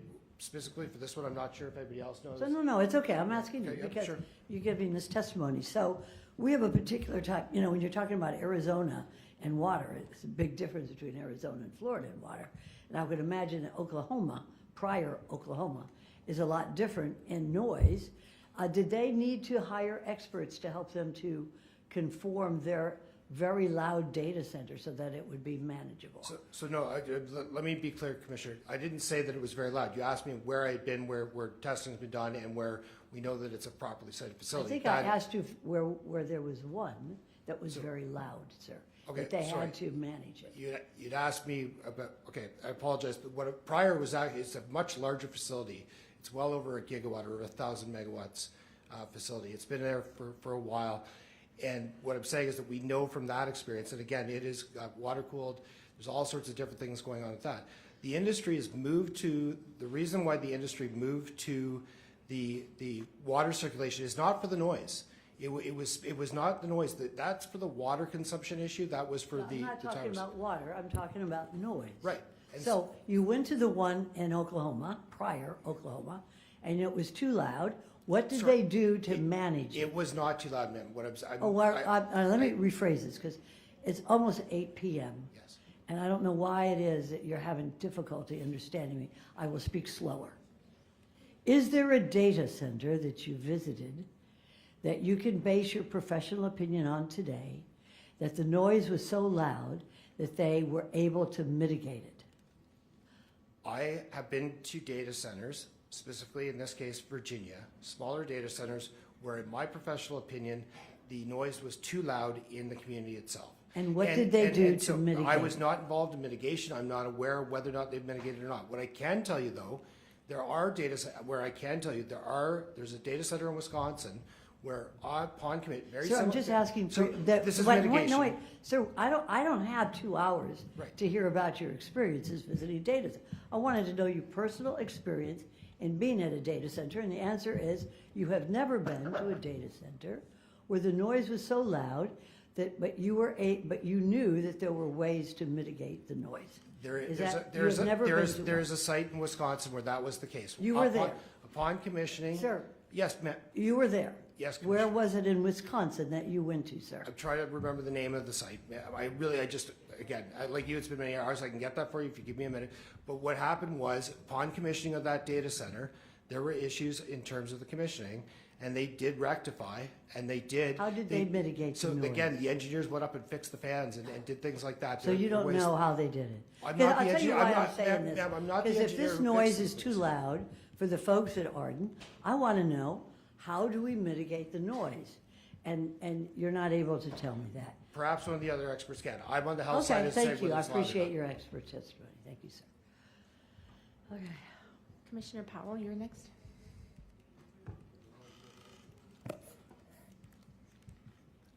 Thank you, Madam Mayor.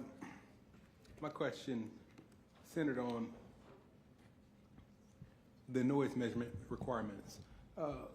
Mr. Seymour indicated that if they don't meet the requirement, then they would obviously not start operating.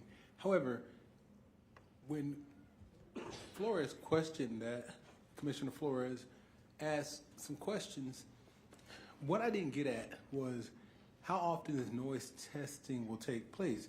It appears that it will be once, and that is twice, before they get started, and then right after final set of operation. But after they do phase 2, if this were to be approved, would they have to, is there a requirement to have a noise test? And then Commissioner Flores indicated after 5 years, after a number of years, how often will it be tested? Because it doesn't, is that a part of the conditions? Because in 5 years. I have a architectural condition number 1, the noise and vibration study shall be completed annually from the date of the first CO. Thank you, annually. Got it, okay. That's all I needed to know. Mayor, maybe you can jump in, but I do have another question. The gentleman, the expert, I don't know where he went, but he had indicated heat islands because of the cooling fans. Are these heat islands going to be, I mean, because I feel like there was a heat island earlier, but we're talking about now, there you go. These heat islands that data centers are creating, is that a phenomenon that's continuing to happen where these data centers are creating heat islands? And then there was also a question or a comment about, I'm sorry, I'm on a roll, but the heat island and data centers catching on fire. Okay, so Commissioner, I'll take the heat island one first, and we'll figure out the fire one in a second. So again, in the health report, that 58-page report we gave you, we do have a description on heat island effect. Unfortunately, the heat island issue came out from a poorly constructed paper that was never peer reviewed, never actually went through the scientific process in the UK, where some of the computer scientists claim that you might have a 2-degree increase in temperature from these facilities and up to 15 degrees. It's not the case. What we see is for facilities like this, where are you going to get the heat from? It's going to come from that exhaust fan, right? So in the chiller system, in the closed loop system, they eventually, as they're trying to do the heat exchange, from the dry heat exchange, from the fans, it'll go up into the air. So there will be, right above the fans, there will be a couple temperature degree change right above the fans. What we see typically, and certainly with the separation distance you folks have here, when we looked at it from the health perspective, because of course we don't want to increase ambient temperatures around the area, that would not be a good thing, and we don't anticipate any change, any marketable increased change in the temperature, certainly at Arden, and likely not even at the property line. So there's no scientific peer-reviewed papers that say that yes, this is the increase in temperature. And again, if you think about other large heat exchange buildings, warehouses, and the like that are similar, we don't see that effect occurring. So we will not be increasing the temperature in the city of in the community of Arden, the school, or anywhere else. Before you go to his second question, did you have a follow-up, or because I also have a follow-up? I have a follow-up, but what was the other? I think it was the fires. It was the heat island question and the fires, and I would also ask you this. You said the temperature could raise 1 or 2 degrees potentially. Does that impact the community, Arden, or the surrounding areas? Because 1 to 2 degrees may not seem significant. It may not be significant, but I always question this. You know what the difference between boiling water and steam is? Yes, Commissioner. 1 degree. Yeah, no, and Commissioner, so let me be clear. What I was saying is that we don't expect any increase in the community of Arden or at the school. So there would be not a measurable increase. What I was saying is that immediately above the fans and prior to there, if you think about it this way, right, the heat island is nothing new. If you think about today, right, it was hot outside.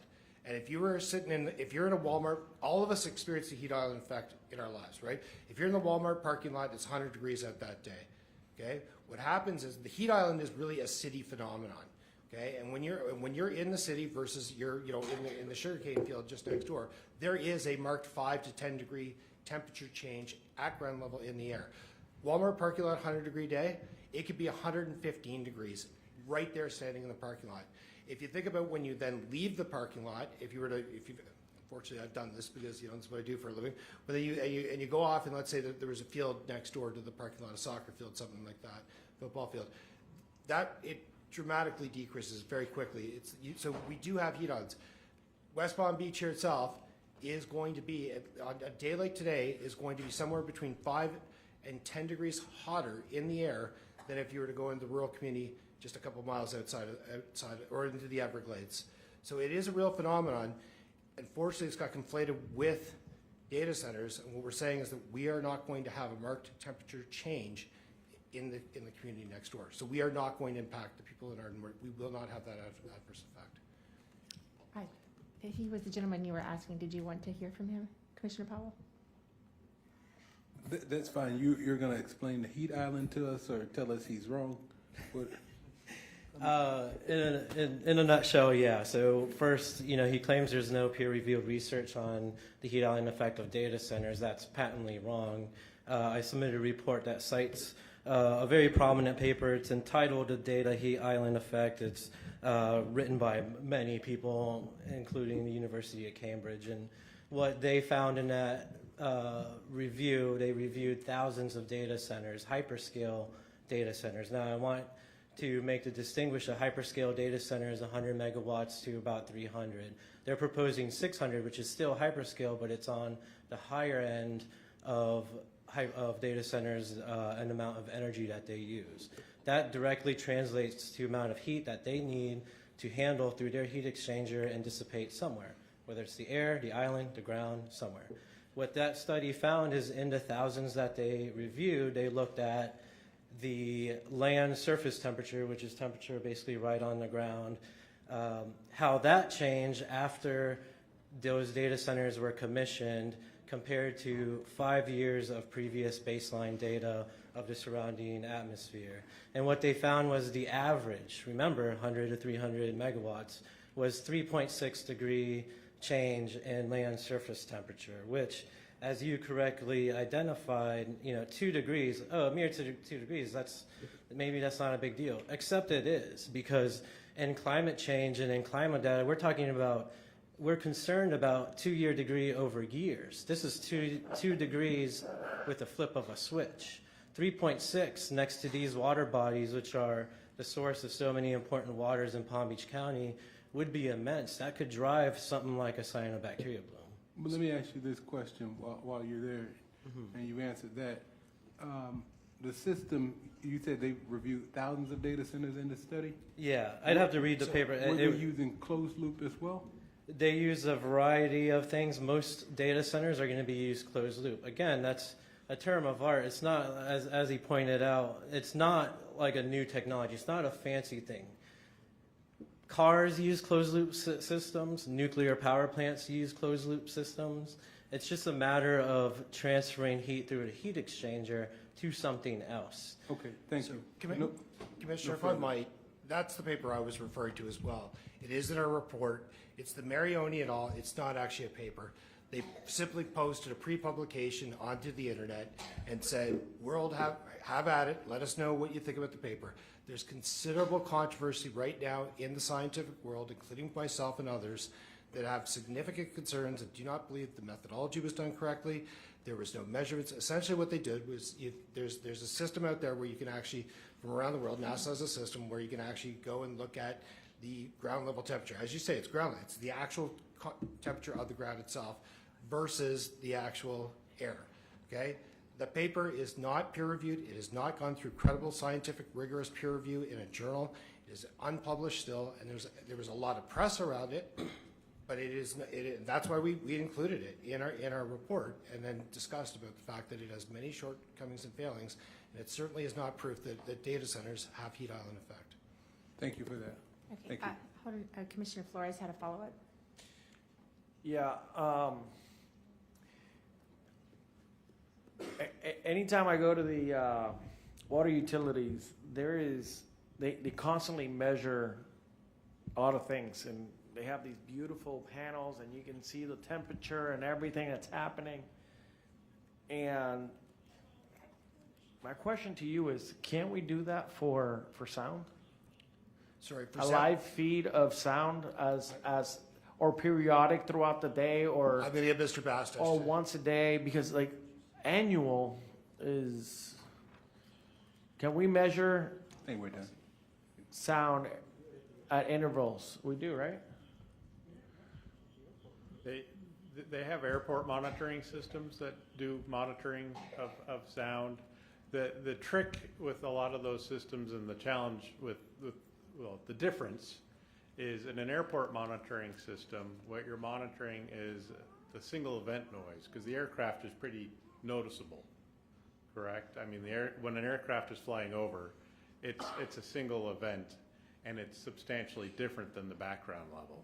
So that is a much easier thing to analyze and detect. There's what's called a signal to noise ratio. And so there's a high signal to noise ratio there, meaning that the signal, the aircraft, is easy to pick out from the measurement data. When you have a system in a situation like this, where you have a highway, you have a power plant, you have a concrete batch plant, you have an asphalt plant, or you have other sources, it's a little bit more complex to pull out the signal that is But of interest. you're about to build an AI center. The AI can't do that for us? What I'm trying to get to, I don't like the idea of once a year. I would like a constant feed or report that you submit monthly to us with maybe, I don't know, a handful of results, so that we can track that you're actually keeping within the guidelines and not once a year. I'm pretty sure there's some equipment out there that you go put on a pole and we can measure the decibels. Okay. I'm trying to Dude, put I'm with you. guardrails. I'm just asking whether it can actually be done because of the science. So I just asked, can it actually be done? It's not as simple as it's, and nothing is in this is as simple as it sounds, pun intended. But that it can be done. If that is what you need done, then we will do that. We will. I mean, I've heard over and over and over from every single person that has come up here that noise is one of their main concerns here. 100%, and that's why we will agree. It's Thank just I had to know it could actually be done scientifically. It's tough, but we will do it. That's Scott's having No, a I hard. just want to make sure because we're updating conditions. Yeah, I asked. Are you saying monthly? I want them to submit something to us monthly Monthly? with maybe once a week they do a test or something. I'll let you guys figure that out while we continue working on this. On this side, we're cooking over here. That's post-operation, right? Just so we're clear, it's not starting like next week. Because it's about the operational impact. We have to do the study before anyway. No. What I'm talking about is let's say this thing we're- does get approved. Yes, sir. I want some guardrails to make sure that you guys are living up to that conditional Understood. approval. Okay, Commissioner Marino, you are next. Hi there. On page 21 of your report, you talk about the schools, and that's the slide you had up there. And it says the LA EQ 1 hour 44, LCEQ 1 hour 56. I'm guessing, and I am guessing, that is outside of the building. Is that correct? So this is the chart that Dr. Bruner had brought up earlier. You had showed it. I didn't. So that's the chart. So that's the chart she's talking about. Okay, so It was on, on this one also. Yeah, okay, so that's outside the building. It's outside the building. Because there's been a lot of talk about the kids in the school, and this is I'm trying to get to what a child will hear while they are inside the building. Okay, so that was addressed earlier as well, but when we're talking about the A-weighted, I'll deal with A and C. So at the moment we have, there's 44 and 56. So in terms of A-weighted, the difference because of the structure we talked about, the fact that the building was built to withstand hurricane conditions, and so therefore the structure is quite significant. So the reduction in terms of A-weighted from outside to inside will be at least 20 decibels. So inside, I would say it'd be less than, say, 25, to have a round number. In terms of the C, it won't be as significant, but even if we take, say, 10 decibels only, that puts us into 46. The American National Standard Institute requirement was, we quoted in our report, I don't remember exactly, but it's 35 dBA and 55 dBc inside. We will be well below that. Thank you, I appreciate that. That's my only question. Well, I got lots of questions, but that's... Commissioner, just very quickly. That is the standard for any mechanical kind of equipment outside of a school to make sure that inside the school, the children will not be interrupted in learning, won't distract them or anything. So that ANSI standard is applied across the United States. And in fact, it very rarely actually gets to institute because it's very hard to achieve that. So that's why we're saying, and you know, if you look at the levels here that we have already, the 56 and 68, that's why, again, I'm sure, you know, we haven't heard any complaints from the school and children learning right now with the louder levels now, and that's quite likely why, because of the construction of the school and how well it's built and designed. Thank you. Commissioner Weiss? Thank you. Are you all familiar with a project called Fairwater? No. So Fairwater is a 450 megawatt data center in Racine, Wisconsin, using the closed loop cooling system. None of the these are experts on this, but they don't know that one. Okay, well, they're having issues with that with noise. There's currently a lawsuit. And you know, I don't have the details of the lawsuit. I'm aware of it, and that Microsoft has said that it's a Microsoft facility, and they have, has been reported that they didn't realize how much noise it was going to make, that their initial plans or initial studies did not predict this. And so I think it's important. So again, maybe that was... It's a closed loop system. I understand. It's relatively new. But and there is no other, that I'm aware of at this point, nothing at this scale. And that was a question that Marcy asked about. There's nothing at this scale. So again, we're talking about 280,000 square feet on today's agenda, and I can't speak to the other owners, right? But the point of this is, and I'm not being facetious about this. I understand. Dr. Olson testified that there are ones he would not have worked on because they wouldn't have done what was done here. So maybe the folks in Racine did not. I understand what you're saying, but that's why we continue to say yes to the conditions, including the continuous monitoring. We can only have based on what's before this board. I understand. And we are doing everything we can to say, yes, we will absolutely confirm that it will be met. That's why we're agreeing to those conditions. Commissioner Sachs? Oh, you turned your light off. Are you? Sorry. Commissioner Flores?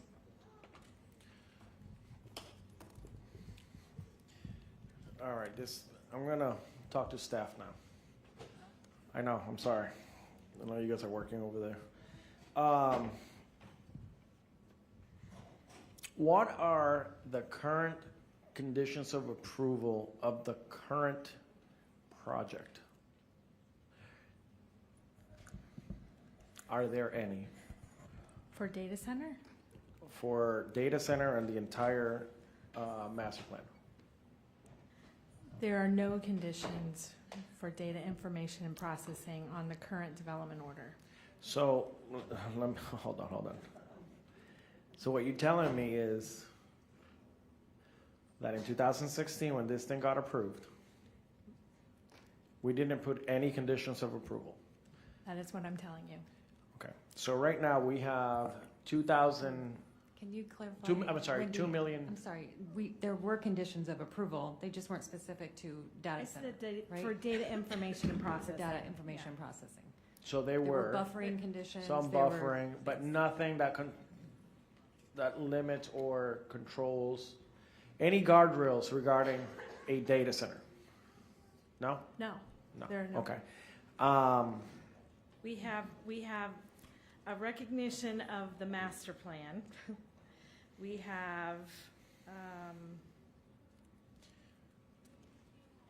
have conditions on the other site plans for the non-conforming uses, the batch plants.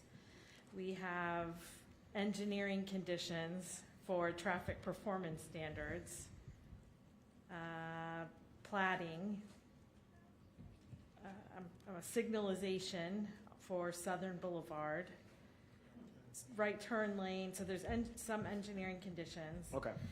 And there's an existing landscape buffer condition for the north and west property line. And the south is new, the east is new. We have prior planning conditions to connect the dots to the land use, and that's it. Okay. I'm trying to look up my slide again of the original of what's currently approved. Did you bring that up? What? The master plan? With the Yeah, square footage? what's currently, The current site plan? yeah.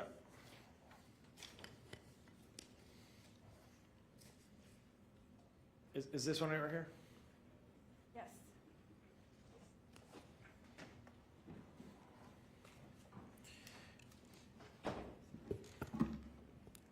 So basically, as of where we stand today, there is an approval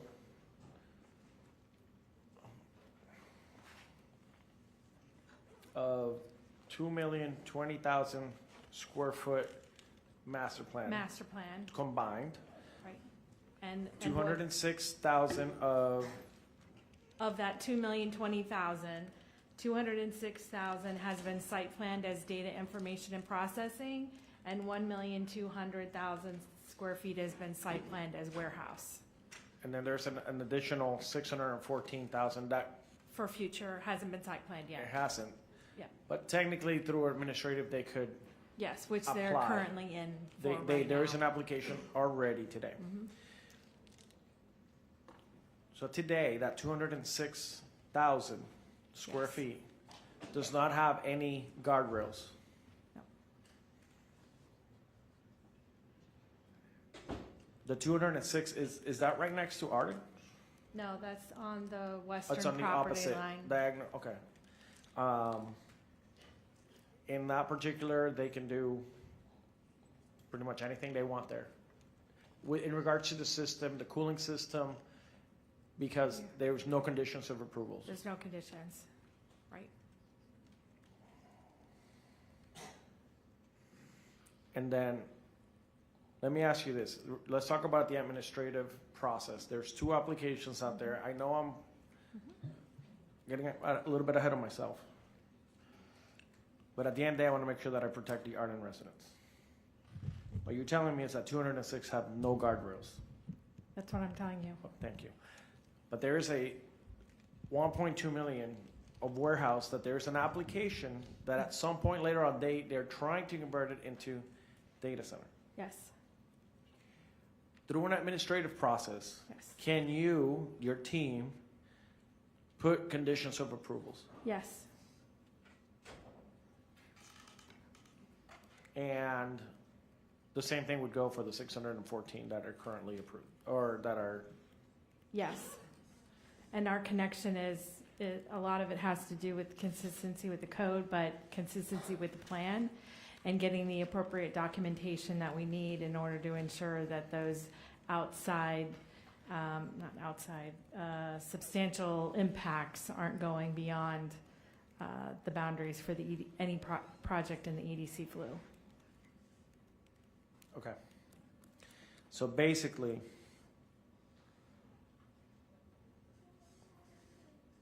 and this is what I keep wrecking my mind with, is that essentially they could convert the entire 2,020,000 to, Right now, their proposal is between do the that. two owners to To do that. convert the whole 2,020,000 to data information and processing.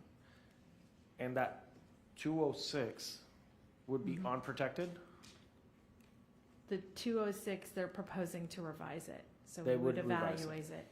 We would be evaluating that revision. Okay. Mr. Flores, if I can help, we'll agree to the same conditions we have here on our property that is not here. So in those, we'll tell you right now that when the DRO application that is pending, I cannot speak to the 1.2 million warehouse, that would have to be Ms. Dewey. Right. But as to all of PBA Holdings property, we would agree to the conditions that we're proposing today. We will also agree to apply at the DRO approval. Thank you. I saw Ali was just up here.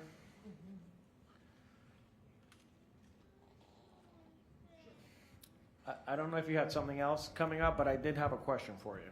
Sure. You talked about the disposal of water. Yes.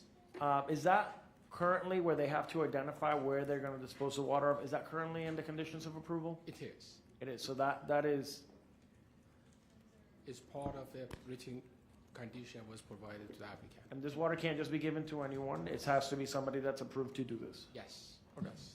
There are facilities that they're designed for this type of industrial wastewater. They qualify to do that kind of work. It's under number 6, under our water and wastewater service conditions. Discharge from the data center shall not enter the Palm Beach County Water Utilities sanitary sewer system. All releases generated by the data center operation must be hauled off-site and disposed of at a facility outside of Palm Beach County Water Utilities service area, such as an approved treatment plant, reservoir, or other authorized disposal location. To ensure no discharge enters the Palm Beach County Water Utility System, the following requirements apply. Interior floor drains serving the building that contain data center operations must be completely independent of the Palm Beach County Water Utility sanitary sewer system and must discharge to the appropriately sized containment tanks. Each containment tank shall have a minimum storage capacity equal to 125% of the volume of the largest isolatable section of the data center located within the building interior. Palm Beach County Water Utilities will only accept domestic wastewater generated from areas of the development not associated with data center operations. And if I can add to it, the reason that we're not accepting the wastewater from this facility is no different versus any other cooling towers that are in the county that they may generate wastewater. The ordinance for that has been in effect for years. So nothing specific for this applicant versus any other industrial. If they're going to generate cooling wastewater, we're just not going to accept it. Thank you. Sure. And if I can, for your previous question, I think in terms of what we have to cover, the previous approval, in addition to what Wendy said, for the water side, we covered existing, approved today, tomorrow for the entire this site. They cannot have more than 100,000 gallons per day. And that's based on what we provided to the applicant and based on the system capacity and what we can produce or not. So we cover for the water part of it. Thank you, Ali. I appreciate that. Hey, Brian, I got one last question for you. This is just between us. Okay, just between us. Who is the operator of Project Tango? What tech company? Do we know? That's the decibel level you're getting. Thank you so much. Okay, I don't see any other lights. Oh, sorry. Commissioner Powell? Commissioner Marino, you want to go first? Or Commissioner Marino? So earlier it was referenced that we were going to have 3 football fields worth of fans. Can you please clarify that? Is that what your question? Ooh. good, we think alike. I had that question too. You had that, all right. I think that was a question that we all had. Yeah, I did. So we didn't say it, So but for we can, transparency- we'll get, Mark can talk about the fans. Mr. Bastich, sorry, I'm getting very tired. No problem. But I think it's a question worth answering in public. Sure. I don't have footprint in terms of area, but I have numbers. So there are 3 fans per bay. So a bay is 3 fans. And I do have totals, so I'll do the math for you because I did it before. On the smaller buildings, there are 36 bays. On the 2 larger buildings, there are 54 bays. So in total, there are 216 bays. Each bay has 3 fans. That is 648 fans. And that was included in the acoustical model. Could I ask a follow-up? Absolutely. Just to clarify, are these fans just on the data center buildings, or are these also in the warehouses? These are the fans that were on the data center buildings. 648 fans on the data center buildings. Okay. And that's what's generating noise. Correct. Okay. And then on the warehouse buildings? Is that a question that's part of this? No. Not in the, well, in the model, they modeled the warehouses, but the systems are very different, right? So the fans, and again, not every fan is the same fan. But the warehouse buildings will have to meet all code. They'll have to go through their process. They are incorporated into the condition on the noise. And where will all these fans be? The roof at the top, they're on the top of the building? They're on the rooftop. Okay. Thank you. And so they're included in the height they've been referenced at 70 feet. They're included in that height? I'm getting a lot of shaking heads, yes. Okay. Go ahead. Commissioner Powell? Thank you, Madam Mayor. How big are these fans? I know you said you can give us the number. So 648 fans, how big are they? The football field size, I know maybe you can't compare that, but is it a fan? Well, yeah, it's definitely, it's not squared, right? So necessarily, but they're pulling the data. So if you give me 1 second, Commissioner Powell.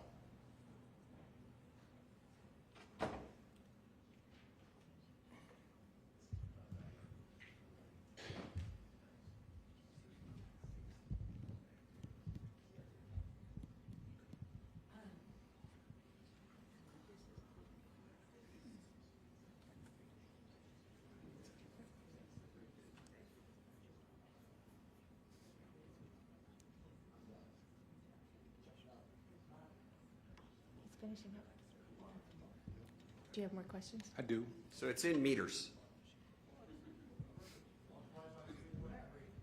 I can't multiply by anything, but No, math wasn't required.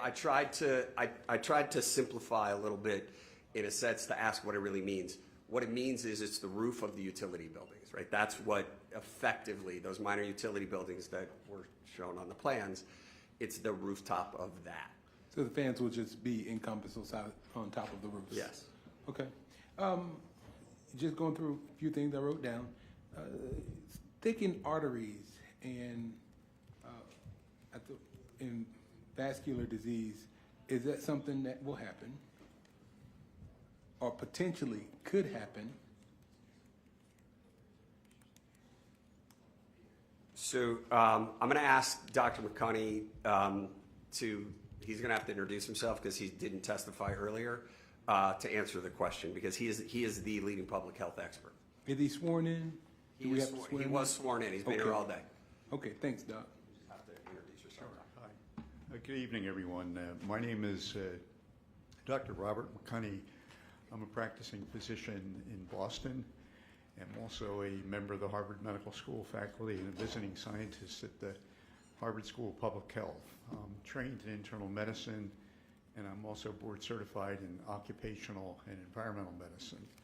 The latter specialty is concerned with health implications of exposures to hazards, whether that's in the general environment or the occupational environment. Originally, I was focused primarily on the occupational environment, and in the course of my practice, I'm concerned about exposure to any hazard. It could be asbestos, it could be something as simple as mold, it could be solvents, it could be particulates. And noise, of course, is a hazard, potentially. Certainly in occupational settings, there's been high noise levels. We talked about levels today of 40 and 50. It's not uncommon in some occupational settings to have noise levels as high as 80 and 90. In fact, the National Institute for Occupational Safety and Health has a standard that if noise levels are above 80, the workers need periodic audiometric testing, and as you were suggesting, Commissioner Flores, periodic noise monitoring to determine whether people need to be in what's called a hearing conservation program. So in this particular case, I was asked by the applicant here if I would look into whether there was any potential health implications, either to the residents at Arden or frankly to the school children. So to undertake this project, I first conducted first of all, I've published a fair amount on noise in peer-reviewed literature. I've given lectures for about 10 years in a row at Harvard on noise and health, and I've written book chapters. I'm not trying to do this, but I have some experience with noise and health. So I was asked to evaluate, particularly in this case, whether noise may adversely affect, as I said, the health of the nearby residents. So what I did to undertake this project, I first of all looked at the peer-reviewed scientific literature. There are a number of people today that talked about Google searches. Well, the so-called Google of medical research is done by the National Library of Medicine, and it's called PubMed. I mean, anybody here could do it. You get on the PubMed website and you write noise and health or whatever you want to put into it, and you'll get a whole series of references. So I started out, first of all, looking at data centers, whether there were any recent articles on data centers in the peer-reviewed literature, and I'm surprised that there were none. So when you have no peer-reviewed literature, then you go to what's called the gray literature, which are articles that are published, they're put out there, but they haven't gone through the peer review process. And I did uncover that that data center in Virginia, because there was a legislative report that was released to the internet. And I looked at that, and I also looked at the two gentlemen here, Dr. Broner, because the low-frequency noise was raised as an issue.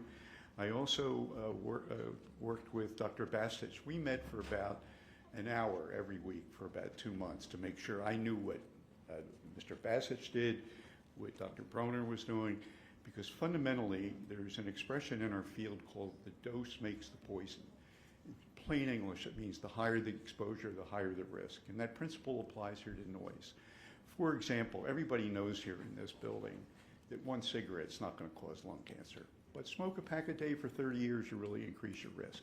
Everybody knows here, unless you have no liver, that one beer is not going to make you intoxicated. Have 3 or 4 in an hour and you've got a good chance you're going to be intoxicated. That same principle works for virtually any occupational or environmental hazard. And there are some rare examples. I don't want to make a lecture out of this, but then what I did is I said the literature review, and then I looked at the design of this operation with some of the cooling towers being interior and no diesel exhaust. I think someone was raising earlier the issue of asthma and particulates from diesel. And I, of course, thought I would have to look into that because diesel emissions, first of all, diesel particulates are carcinogen by the International Cancer Agency for Research on Cancer. And so I thought that would be more of a problem. But then I was told there's no diesel generators in this project. That gave me a sense of relief. And then I would really need to focus on noise. So what I did in these studies, and I had a lot of experience with noise and health in general, and you look at what are called epidemiological studies. These are large studies where you have large groups of people, and you're evaluating them for some health impact. And then you have what's called an exposure, and that could be exposure to asbestos, silica, talc, you could go right down the list. And you try to see whether there's any link between the exposure and whatever adverse health effect you're looking for. What does that have to do with fibroacoustic disease and thickening of the arteries? Based on my review, and I've looked at some of those articles that originally came out of Portugal with respect to what they called fibroacoustic disease that was attributed to low-frequency noise. And it's really makes me feel uncomfortable in public settings to have to criticize other people's work. But to be candid, it wasn't high-quality work. And then I looked at other studies where astronauts and other people were exposed to extraordinarily high levels of low-frequency noise with no adverse effect. So the bottom line is, I think this project is safe, frankly, and I've been in other settings like Dr. Olson where I wouldn't really get myself involved. But after looking at the noise modeling, looking at the ambient noise measurements, and all these calculations with the scientific literature, I don't think the people will even worry about the data center after a while, to be candid. Everybody, please. Doc, that was riveting. That was amazing. I learned a lot in that answer. Sorry to go on so long. But yeah, it was answering your question. It was a lot. It was a lot. But the simple answer: can low frequency noises caused by the data center, or a data center, in this case, this one, and will it cause potentially? Could it cause individuals to have hardened arteries? Could it maybe, which would lead to either a heart attack or stroke? No. And In my view, no. Okay. And largely because the noise levels aren't high. It's a hard stop. Thanks, Doc. I'm not trying to cut you off, but I learned a lot. It was amazing. It was riveting. I tell you. Actually, I had a follow-up, just to clarify, sir. Just to clarify, did I hear you say that there were no actual peer review studies that you could find? Not specifically related to data centers. There's So been they just a haven't lot been of done yet. peer-reviewed studies with respect to noise and health, everything from railroads to Okay, so- airports to wind turbines, but not with data centers. Yeah, that's right. Are there any peer review studies specifically related to this? And they haven't been done yet, is what you're telling us? No. Okay, thank you. There's several lights. Does someone have a follow-up for him? Or is this a new question? You asked my question. Okay. You asked the same question, Okay. and I appreciate it. Thank you. Okay. Perfect question. Can I ask a point of question? I thought we were in rebuttal now. And I mean, what we just went through is 30 minutes more of presentation. No, we are in board discussion now. Okay, so we're done with rebuttal and you're just doing it. Yes. And then, These were all answers to questions, and they were questions that were asked by the public earlier and questions of this, but my rebuttal was done a while ago. yeah, his rebuttal has been completed, the board discussion, and I apologize, but we're going to go as long as we need to get this right. Okay? Were you finished with your questions, Commissioner Powell? The only question, two questions. One, I don't know if they addressed data centers catching on fire. Did I miss That that? question was not answered. He did ask that earlier. I mean, are there a lot of data centers catching on fire? So the fire chief was here. So I'm sure he can answer the question as well. Oh, he's here. He's not looking, he's looking mad at me though. It means. But yeah, so they must be catching on fire. he's the fire chief, so I think that from that Please, perspective, Chief, can you the come chief down? would be the best person to answer the question. Would he, because I don't know if there's a lot of data centers in Palm Beach County. I I don't think he's limited his experience in Palm Beach County. No, it's not. It's related to anywhere. Have you seen that these data centers are catching on fire? I heard that there's a particular brand of EV vehicle, not gonna name it, no, that is catching on fire. But our data centers catching on fire. Commissioner, good evening. Vice Mayor, Commissioners. Dave Woodside, Assistant Fire Chief, Fire Rescue, of course. Really from our data from around the state fire marshals have been looking at these type of things, EV vehicles, as well as data centers, and the focus where fires are really with EV vehicles, not data centers. However, this data centers are new.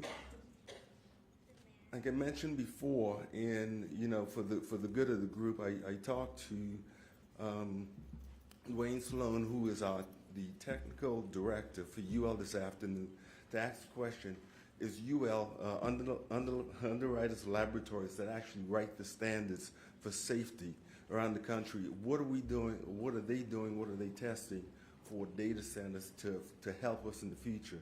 And it's a conversation that is nationwide. And he shared that from a fire safety perspective, where we have now with a dual system, pre-action system, and which is chemical system, as well as the fire sprinkler system in the data center. There's no new movement as far as UL goes with the testing to move that forward. So right now, from a fire safety perspective, we are status quo from Underwriters Laboratories. What he further said is they're looking at communication center holistically under two NFPA codes, NFPA 75 and NFPA 76, and they're going to begin doing testing for that. So that's the latest with fire safety with data centers. Chief Woodside, thank you for that.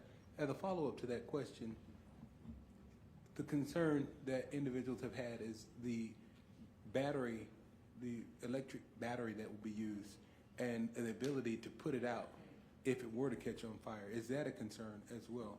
Or do you know, based on your previous answer, I would assume that may not be a concern. Am I right? Yeah, that's correct, because in buildings and in building systems, what the fire protection systems are totally different. Again, pre-action system as well as sprinkler system. They use beam detectors, actually in some of them with AI, so the response to those in-building systems are totally different. Thank you. Commissioner Flores, did you have a follow-up? Oh, okay. I did have, Chief, don't go away yet. Sorry. Just so that I do understand, you said that you've had discussions, national discussions. They're looking at it. Do you know, are there plans for future testing on how these facilities maybe should be constructed, fireproofing, different technology? I mean, is it in the process, or are they just saying, don't worry, everything's fine? With Underwriters Laboratory, there's always ongoing testing on different levels, and that's why with our conversation today, we talked about NFPA 75 specifically and NFPA 76, but there was no testing right now for additional extinguishing systems requirements for the data center. And as I understand it, generally to get that testing done usually requires someone who's willing to pay for the research because they feel there's a need for it. And it's a lengthy process, is it not? Yes and no, without going, through that detailed process. NFPA Research Foundation funds a great part of that specifically on the research side, and then the standards side. From a business perspective, when they want it certified through UL, that's what the business pays for it. Okay, and so far, no large data center has wanted to pay for that? Not as far as I know. Okay, thank you. Okay. Were you completed with your questions? For Chief, I do have a question for staff. Chief Woodside, I'm good. Thank you for your responses. Team, or staff, with regard to the request, the applicant submitted revisions to the request on April 27th. So the revised preliminary master plan indicates 2,346,564 square feet of warehouse, but 1,032,000 square feet of data and information processing. If this were to be approved today, even with the pending litigation, and it sounds like I know what I'm asking, that it could be correct. Could we end up with more than what is being approved, more than the 1,032,000 square foot of data and information processing? Could we end up with another 1,000,000 square feet of data and information processing without having to approve it? Is that what could happen if this is approved today? Yes. Thank you. Commissioner Flores?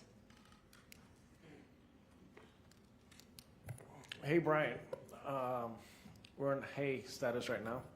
We've gone. I'm hungry and tired and thirsty, so why not? We're almost in 12 hours. How many jobs will be created in this site? So the site, I can't speak to the warehouse as I mentioned, but the data information processing is 600 employees. As we mentioned earlier, there's 3 shifts, 200 each.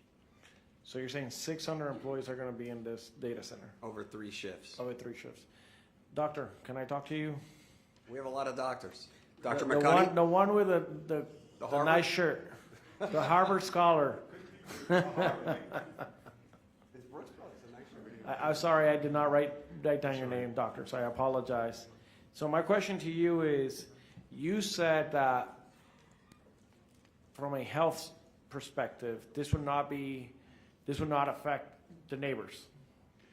In my view, that's correct, and I'm making that decision primarily based on the noise measurements that have been conducted and also the noise measurements that have been modeled, and contrasting those results with the scientific literature. And frankly, my own personal experience being a physician in this area for 40 How about the years. 600 people working there?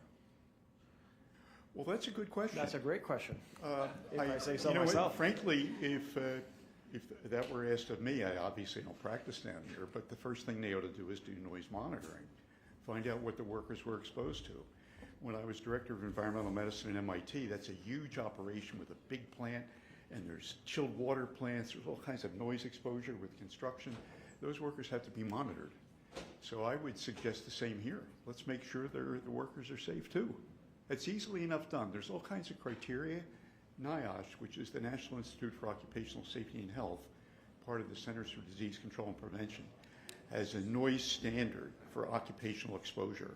And it dictates the periodic level of monitoring, whether people need to be trained and tested for their hearing and so forth. So I think it's a good idea. I don't So want to hold on, your before plate. Brian gets back on. It's already on the plate. It's already on the plate. Before- There are OSHA requirements. Okay. Long-winded way of saying yes. There's been OSHA requirements and other stuff, and people have still, Yeah, the noise standard's been around for a good 40 years, at least. for you. Would you be willing to make that same recommendation about the employees as you think that for the? If I think there's a noise, when I used to teach the residents this, I'd say you can tell whether you need to have the OSHA standard. Extend your hand, and if you have to raise your voice to have the other person hear you, you got a pretty noisy environment. Anyway, that's kind of a flippant way of answering it. There's official noise monitors that can be used to determine the noise levels at work and determine what needs to be done. Would you be willing to buy a house in Arden and to send your schools to the school? Based on what I know, why not? It looks like a very nice community. We went to the school area. It's a very appealing community, frankly. Okay, thank you. Please. Although I'm happy in Boston. Commissioner Sachs? Doctor, just 1 second. Did you do your testing at a hyperscale AI center, sir? Doctor, the Harvard man. Let's get the Harvard man up here. Where was the data center that you did your testing on? Oh, I sir? didn't do any. Okay, thank you. The data I'm center. ready to make an argument and then make a motion. Okay. If my colleagues are done. I need to amend my disclosures. Okay, we have an amendment of disclosures. Commissioner Flores and Powell, go ahead. Commissioner Flores? So I'm gonna go through this whole thing again because, all right, I have written communication that's been filed with the clerk. Verbal communication I've had with Ernie Cox, Fergus Davidson, Enrique Tomao, Steve Abrams, Brian Seymour, John McGovern, Cliff Hurt, Tara Dewey. I also met with some Arden residents, Daniel Jackson, Kathleen Williams, Nathan Galan, Rachel Smith, and Sue Loisel. My staff met with Sharon Merchant, Janice Rittenauer, Tatiana Yakas, Christina Reichs, Reynaldo Diaz, and John Eubanks. And I also did a site visit on May 12th. Thank you. Commissioner Powell? Thank you, Madam Mayor. In addition to the disclosures that I did earlier, I would also like to disclose that I also spoke with and met with Cliff Hertz and Joe Verdone, and I had verbal communication with Gordon Longhofer, president of the Classroom Teachers Association, as well as written communication from Gordon Longhofer as well. All right, thank you. With that, I believe everyone has asked all the questions at this point, so we can now just move on to each commissioner's comments for discussion and argument before we would take a vote. So we start on my left. Commissioner Sachs, would you like to go first? Thank you. Yeah, thank you so much, Vice Mayor. I'm very impressed with everybody today. I'm going to start to my left. I think that the applicant has made an excellent presentation. And I appreciate all that you have done to move this forward. I think that it's probably been one of the most professional projects that I have seen done, and a lot of that is thanks to Mr. Seymour, although he's not listening to me, which is good. And the people to my right, those of you experts have put together from the organizations at Arden, you've done an excellent job. Knowing that this is a grassroots organization, that you did it from your heart. You did it for your homes. You didn't do it for a business or for economic development. You did it to protect your homes and your families. And there's nothing more important, in my estimation, than when you do something from your heart, and I can see that that came out in your passion, your advocacy. And I tell you, anybody who has sat here for all these hours and listened to this great conversation up here, you deserve a great plus. Thank you so much. You've done your community proud. And to our staff, you've done a lot of work on this. I would like to see, as we progress as Palm Beach County, that we hire our own experts, that we do it with the idea that we need to get up to speed when it comes to different applications that want to come here to this wonderful place we call paradise. I'm going to give you an example. Google's development of self-driving technology began in October of 2009. I know that because I was in the Florida House when the first Google car came out so that we could arrange legislation for driving these self-driving cars. And I went in one. I wasn't too excited about it because it was just me and this big computer on the roof back in those days, but it was exciting. It was a new technology. Today, Waymo is the American autonomous driving technology company, provides 500,000 paid drives every week. So from 2009 to 2026, this company called Google has really developed a great technology. But it didn't start out that sweet. Back in the days when this was developed in a garage in California. Today, what we're looking at is hyperscale data centers that we need. And we need them throughout the country because of the technology that's expanding. And they're all coming here to Florida. In fact, I've asked questions to our different experts, but nobody had seemed to visit any of the 120 data centers that are in Florida today. We are the 4th largest state in the country for data centers. And I wanted to get an answer from an expert saying, I know that data center. It's in such and such a county. I've been there and I know how the noise and the water reacts the Florida way, which is our aquifers, our water coming out of Lake Okeechobee, our humidity, but no one had seemed to have been or visited any of the 120 data centers that exist here in Florida. And I think it's important because we're Florida, we're different. I think we're very cool as a state, and I think that we do need data centers. But like Google in 2009, we got to start small.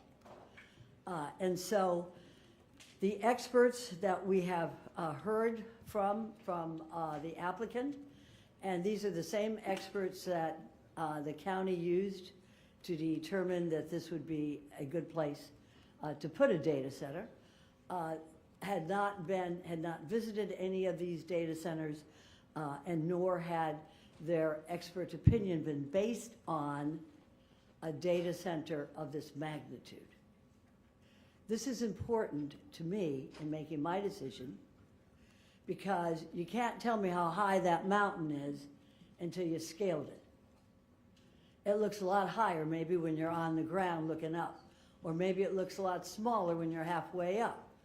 But I want to know that someone who has been there to the top of that mountain and would say to me, in my expert opinion, this is what we're looking at for noise, for water, for issues of health, for our children and our families at Arden. It didn't happen. I did not hear it. And I kept asking it. I never got the answer that I was looking for to determine how high that mountain is.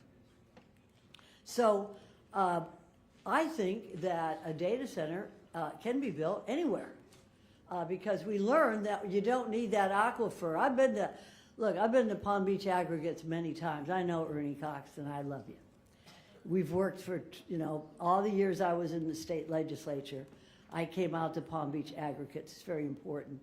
And I've enjoyed working with you and seeing what you're doing out there, Mr. Cox. And I came out for this particular project and did a tour there.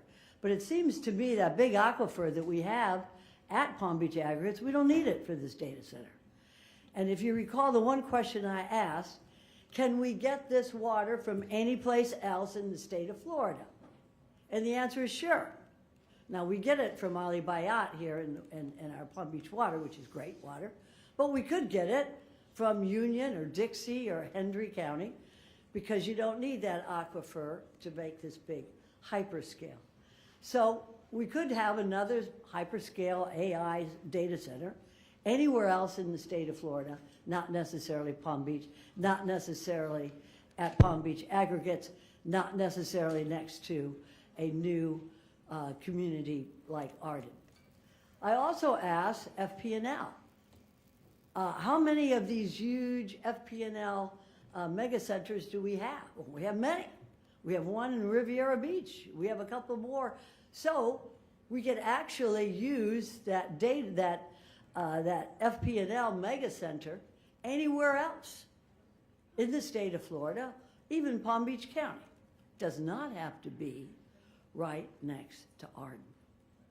We do not need to build a hyperscale AI center right next to Arden because of that huge FP&L plant that is there. That's the second thing.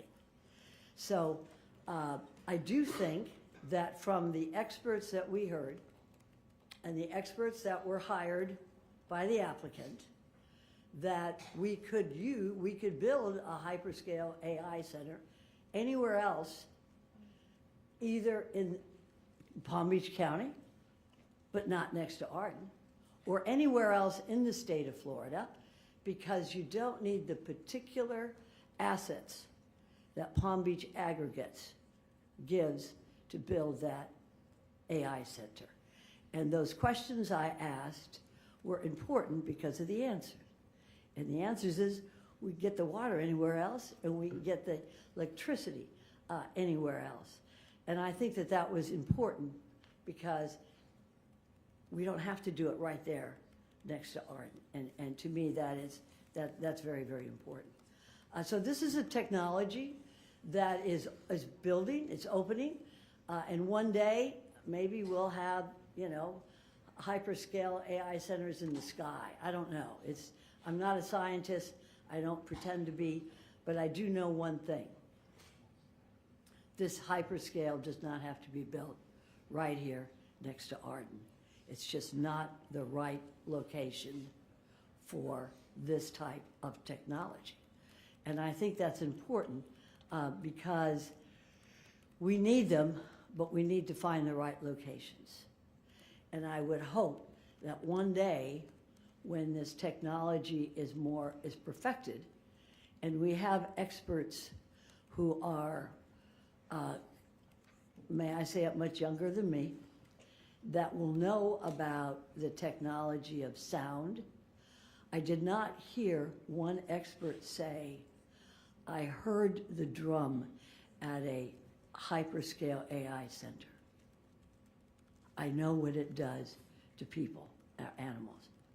I personally, professionally, don't know the answer to that, but neither do our experts. They compare it to the middle C of a piano. They compare it to noise here in this room. But that's not what we're doing. We're dealing with noise, the hum, that comes from an AI center. And I never heard any expert say, I was there. I was there, I tested it, and I know professionally it does not affect humans or animals. So until we are ready, till we have the scientist, till we have the science and the technology, and I'm looking at young people all over this county that will give us the expertise to build this, we're not ready. We are not ready. And we are not ready, and we're not going to use guinea pigs to see if what affects it happen, what occurs. So I respect the fact that the applicant put a lot of work and got a lot of scientists, and I enjoyed it. I learned a lot. I respect the fact that we have scientists and experts from Arden, but this is not the place to build something that we don't have one scientist, one expert to say, I've been to one of these, it's okay. I'll put my scientific background on it. Until then, I cannot accept something like this at that area pursuant to this application. Thank you, Madam Commissioner Vice Mayor. Sachs. Commissioner Weiss, would you like to weigh in? Thank you. Like my colleague Commissioner Sachs just said, I do want to acknowledge the applicant and the case that you put on, and it was very, very well done. To the folks from the community that have turned out, thank you for being here, sharing your thoughts, some evidence as well. You know, I understand people get passionate, and that's to be expected, and I thought the way you all conducted yourself was actually very, very good, and so I want to thank you for that, because I do understand this is personal. This is your neighborhood. This is your investment in your home. These are your children. These are your family members, and I certainly understand and respect that. And quite frankly, you know, if you, as my wife likes to remind me, I stood on street corners begging people to let me do this. And so, you know, when sometimes people say things that maybe they're a little heated, you don't take them personal. And so just acknowledging that. There's a couple things that I do want to talk about. One is, I've heard also a lot of bad information, misinformation, disinformation, and I don't believe that's intentional. I believe that people are genuinely trying to figure things out, but nonetheless, things get repeated that are not true. And to the extent people are saying, well, why do you ask questions? You know, you should know this stuff. A lot of the time, it's trying to get things on the record. It's trying to bring things out and do that. It's not because we don't know the answer. It's because we want to hear or get somebody to say that answer. And so I understand that could be challenging not to comprehend. You do, I'm sure you comprehend it. So, and I don't mean to be demeaning. But I do want to be clear that, you know, and sometimes I will pipe in and try and correct the record if I hear something that I know is patently not true, or that there's more to the story, and maybe it comes across not in a good way. So if that's the case, I apologize. But there was a couple of other things that people mentioned that I want to talk about. Moratorium. People getting passionate about a moratorium. A moratorium does not apply to any applications that are in process. It's not fair to them, and it is under statute. It is the law of the state of Florida, and we will follow that. So I understand your request, but it's just not possible. And then also heard complaints about, well, how do you even allow them to do this? everybody has the right to bring an application in front and petition their government. That's in our Constitution. And so they have that right, and there is a process for that. The process is outlined, and staff will help people bring them through, but we have to hear that case. You can't tell somebody, I don't like that, you don't have an opportunity to have your case adjudicated. That's why we're here. So understand it's not our choice, and it is everybody's right. You may not like it, I may not like it, but it's their right, and we have to do our best to hear everybody out and try and come up and make a solution, and come up with the solution. I have deep reservations about this.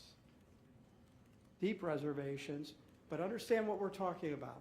We're talking about the application that is in front of us. This has nothing to do what was approved previously. And I've tried to ensure that we've asked staff, I've asked the applicant, everybody, of what is in front of us. And that is an additional square footage. There's 2 million square feet that have already been allocated to this property, and they have a right to develop that property with the uses that are allowed under our code at the time their application was approved. This is an additional request. I believe the record contains substantial evidence, including public testimony, that this use will generate a continuous low-frequency noise and other impacts that extend beyond the property line. That proposal then would be inconsistent with our comprehensive plan and the Glades Area Protection Area. So while I understand that they are likely to build a data center on the rest of their property, I am not, and this is not about a data center, this is not about Project Tango, this is about additional square footage on a previously approved master plan. So that's where I stand on this. Thank you. Commissioner Flores?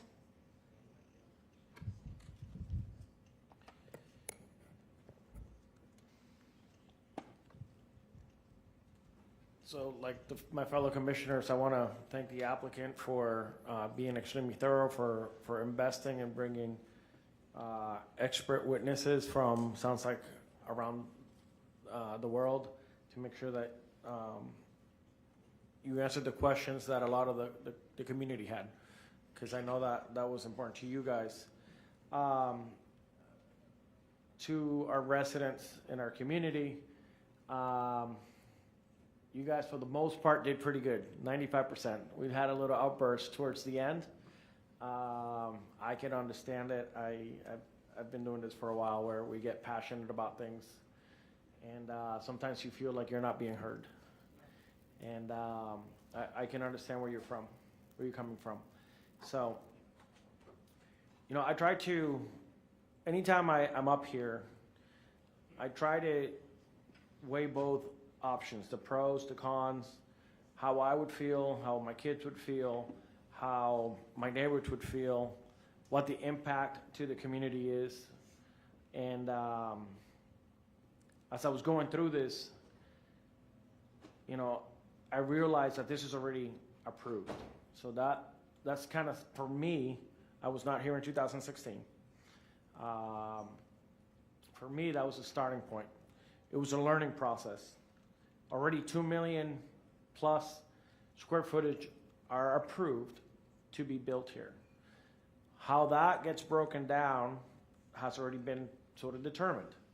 Also learned that there is an administrative process for which they can switch out some of the square footage based on approved usage on this particular site. When I was doing my staff review, and I brought it up here today, I learned that there was no guardrails right now.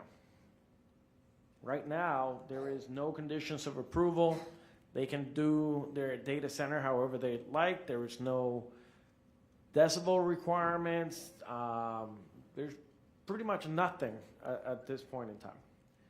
So to me, making sure that we have safeguards in place was extremely important coming into this meeting, and I asked you for, I think, 2 additional conditions of approval today, because I want to make sure if this happens, that we have that, those additional guardrails to make sure that we protect our residents. Every once in a while, we come across an issue like this where it impacts the entire county. This is far greater than just Arden. You won't believe how many people I have encountered at Publix, at my family gatherings, at anywhere, and I don't know about my fellow commissioners, but usually the question is, so where are you on Project Tango? They also asked me about Lion Country Safari. Is that true that they're also building a data? I have not heard that, so. But there's a lot of rumors out there. And I've been trying to be very, I didn't want to say anything, give an answer, or I try to deal in facts. And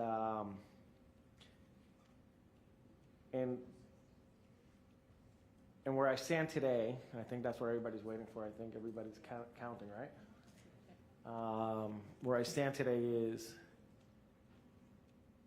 I don't think this is compatible with the current uses. Compatibility means that there has to be something that is currently happening, and this is not currently happening. This is a first of its own.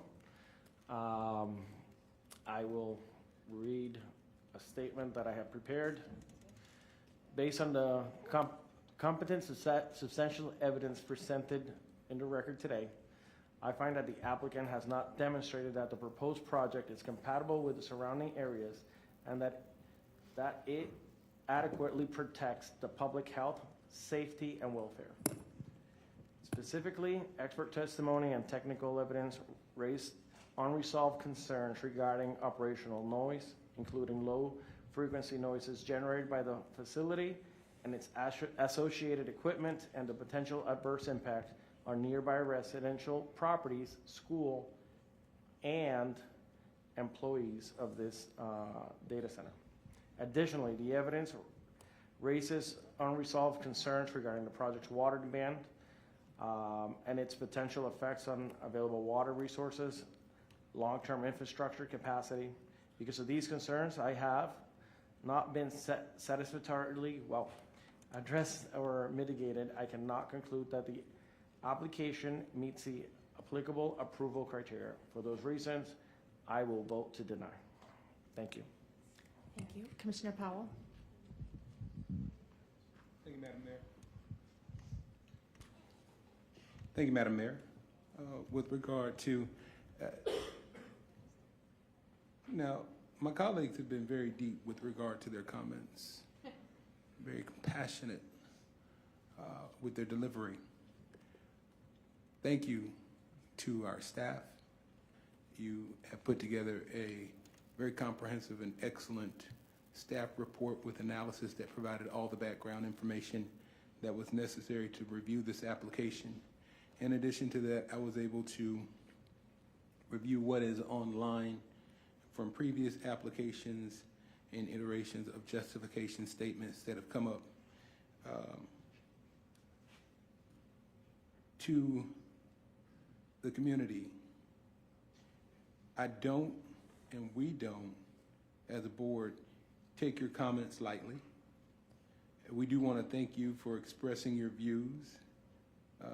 There were several things that were said with regard to, even as far as different agencies and organizations. This is, for me, not a partisan issue. You know, there was a club member who came up and recognized those of a certain party. This is not a partisan issue for me. We have a ULDC, Unified Land Development Code, that we review. We also take into consideration public comment and staff reports. You all, we've talked about the idea of being a planner.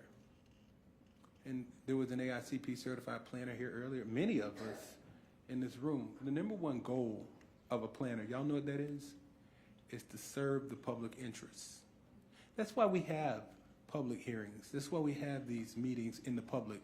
I know there were candidates who came up and they wanted to get their time on TV and they wanted to make comments, and I know they're looking for endorsements and looking for shots out. This is your shout out. Congratulations. However, the reason we do this in public is so that everybody has an opportunity to weigh in. That's why we do this in public. I will say that to the development team, I think that the presentation was thorough and comprehensive.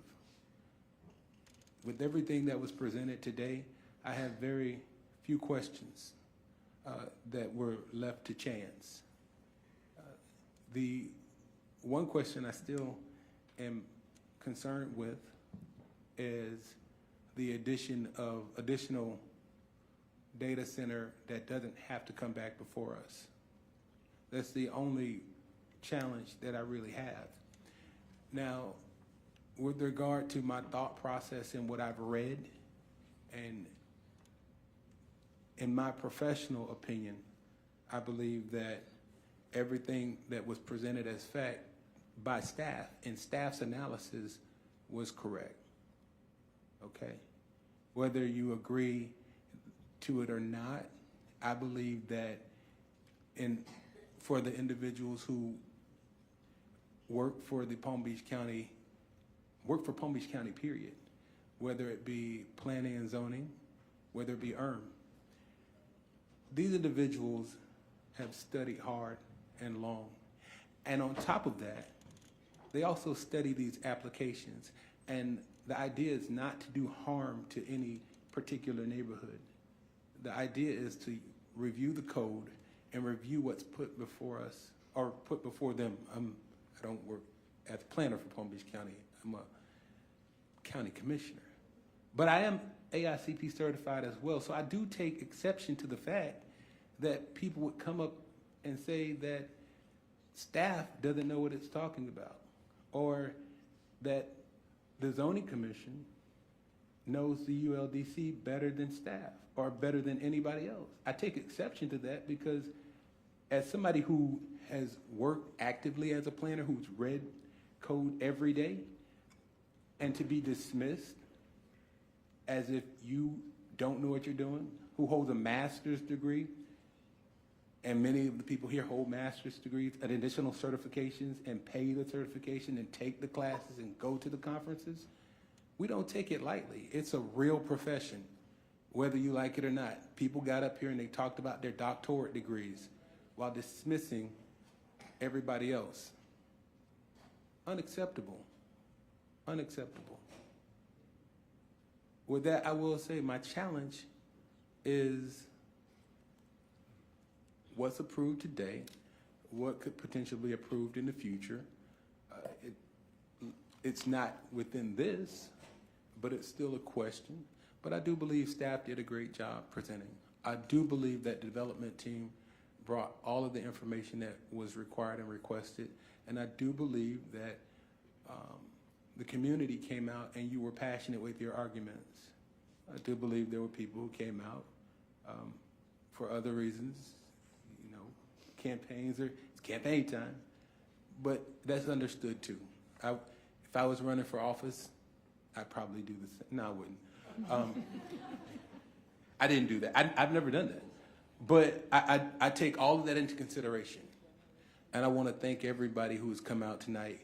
I know the hour is long. We started this morning at 9:30 a.m. It's only 9:24 p.m.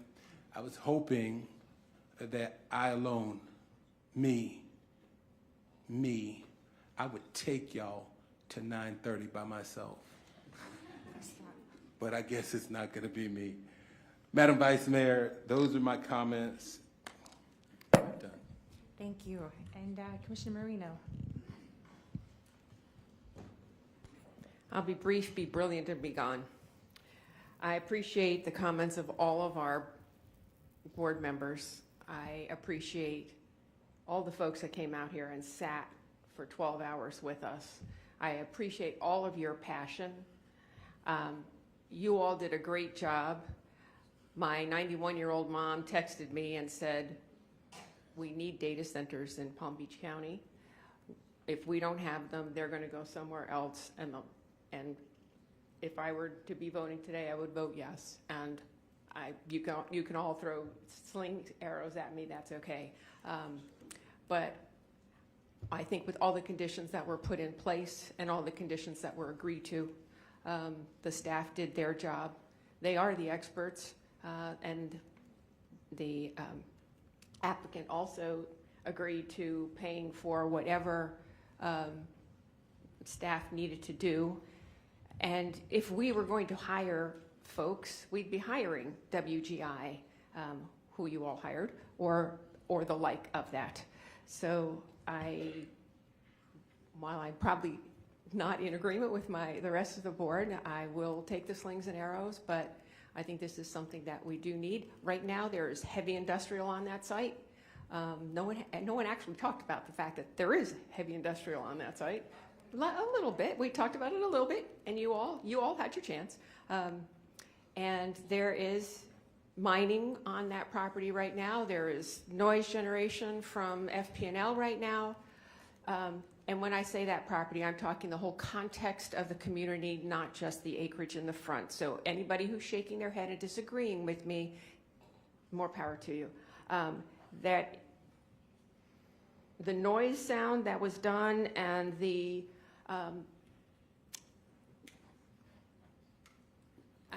guarantee is too strong a word, but the monitoring that the applicant put in place, there was a particular point that everyone missed. The modeling would have to prove before they got started that they would meet all the decibel levels. No one's really talked about that before they got started. And then if in fact they did build this and it wasn't within the parameters, they don't open their doors. So there you have it. Be brief, be brilliant, and be gone. Thank you, Commissioner Marino. My turn. I didn't ask as many questions as I normally do. The board did a fantastic job, I think, asking questions today. I did ask how many conditions were on this. I got a sheet in anticipation of if there were a motion to approve. It's lengthy. And that gave me concern earlier on how much we were having to condition this. I did write some stuff down because the hour's getting late. I didn't want to forget. But you brought up that the previous approval had no conditions because the use at that time was a normal thing that had been happening for a long time. Obviously, that is not the case, or we wouldn't have to do all of what we just did to get here. I mean, the state has declared anything over 50 megawatts. FPL actually used the same thing, 50 megawatts. That's a large load user. It's a different use. And I don't argue with the attorney and staff and agenda review often, but we argued on this one because I wanted to know, how can you tell me that there's a previous approval that exists on something that didn't exist? So and I don't think I had trouble with this. Apparently I wasn't the only one, because you're telling me there's a previous approval, they have rights, and yet we're having to condition this in so many different ways to make it compatible with the community that's next door and the school that's there. So, and this is quasi-judicial, which means we come here today and everyone's alluded to how some of the stuff that was said was that, why are we asking all these questions here today? We're supposed to do that here today. What I needed to hear, what I was hoping to hear, was some way to convince me that this new data center, this new hyperscale, large load user, whatever we're going to call it, this AI center, qualifies to be the same data center it was when it had its previous approval. If anything, I'm more convinced now than ever that it's not. It's, in fact, how many conditions did we actually add today? Going through this process, which gives me extreme pause on doing anything like this, because us having to, the six of us, beat it up today to try to get this thing conditioned correctly, we can't do this. I mean, this is our comprehensive plan. If it's so out of whack with that, and I know that there's other projects that have had a lot of conditions put on it, and thank you all really for trying to get it there. But just an hour ago, we added another condition.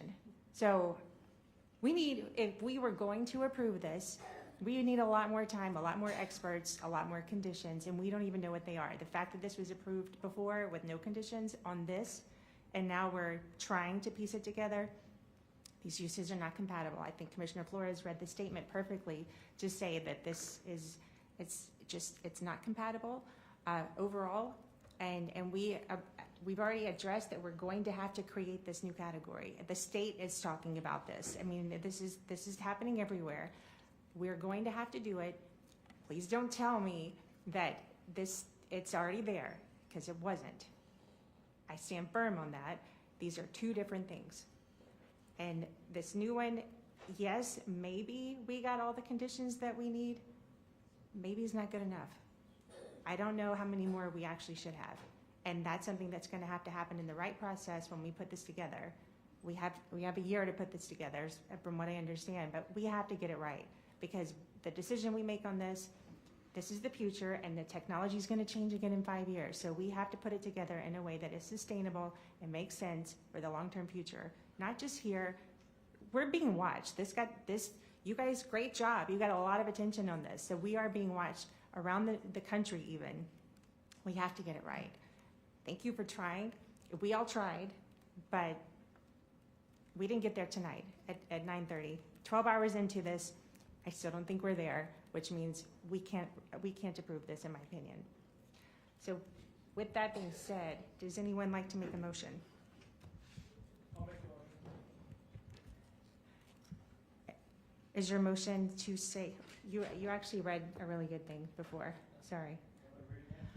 Does it need to be read again? Nope, it's pretty clear. I'll make the motion to deny. So we have motion by Commissioner Flores, a second by Commissioner Weiss. Oh, sorry, yes. Well, I can't hear you. With prejudice or without prejudice? But wait, before, I'm sorry, Madam Vice Mayor. This is really a question for the attorney. This with prejudice, without prejudice, I need to know the legal consequences of saying with prejudice or without prejudice. So with prejudice is they can't file a similar application. In 1 year. For 1 year. Without prejudice, they can file a similar application again. However, we have the moratorium in place. Right, so it's really moot, because if there's a moratorium, I just want to know, give us the consequences of can we do with or without prejudice if there's a moratorium? I mean, you can still do with or without prejudice, because there's possibility the moratorium doesn't pass for whatever reason. I mean, we haven't adopted it, the ordinance yet, so. Since I'm the motion maker, I will do it with prejudice, because it's a year anyways, and we have the moratorium. Hold on. Question. Can I ask this question? Yeah, go ahead. Can I make this Commissioner statement? Powell? You gotta remember, even though we're in a zoning in progress, we're doing a moratorium, the deal is the moratorium could be up to 1 year. It doesn't necessarily mean it has to be a year.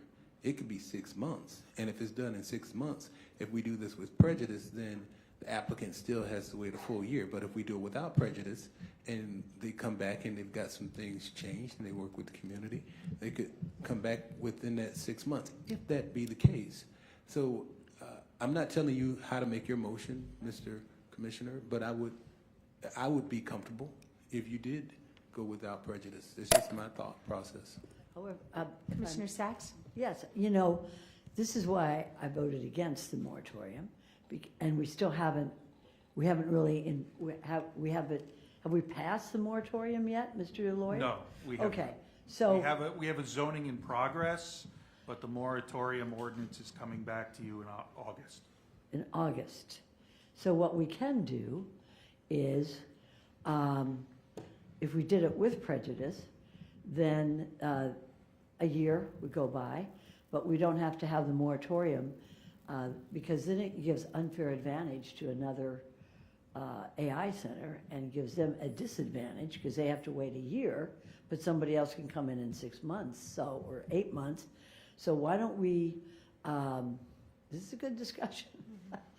I agree that it should be, we haven't passed the moratorium yet. So I agree it would be with prejudice, give us a year to percolate this. And then that way we'll decide on the moratorium at a later date. But Could I? Sure, of course. Sorry, could I ask for clarification, just so that I'm 100% sure? If we do it with prejudice, they have to wait a year from today. Correct. If we do it without prejudice, to Commissioner Powell's point, and we manage to create our new category for hyperscale data centers in May of next year, Right. would that actually then give them a disadvantage to be able to be a part of the new and improved, fully beat up version that we're going to create? But they also could not come back until that, for this use, until that point. That they wouldn't be able to come back till we've adopted the regulations. So if those come in May, then they would come back in May with a new application.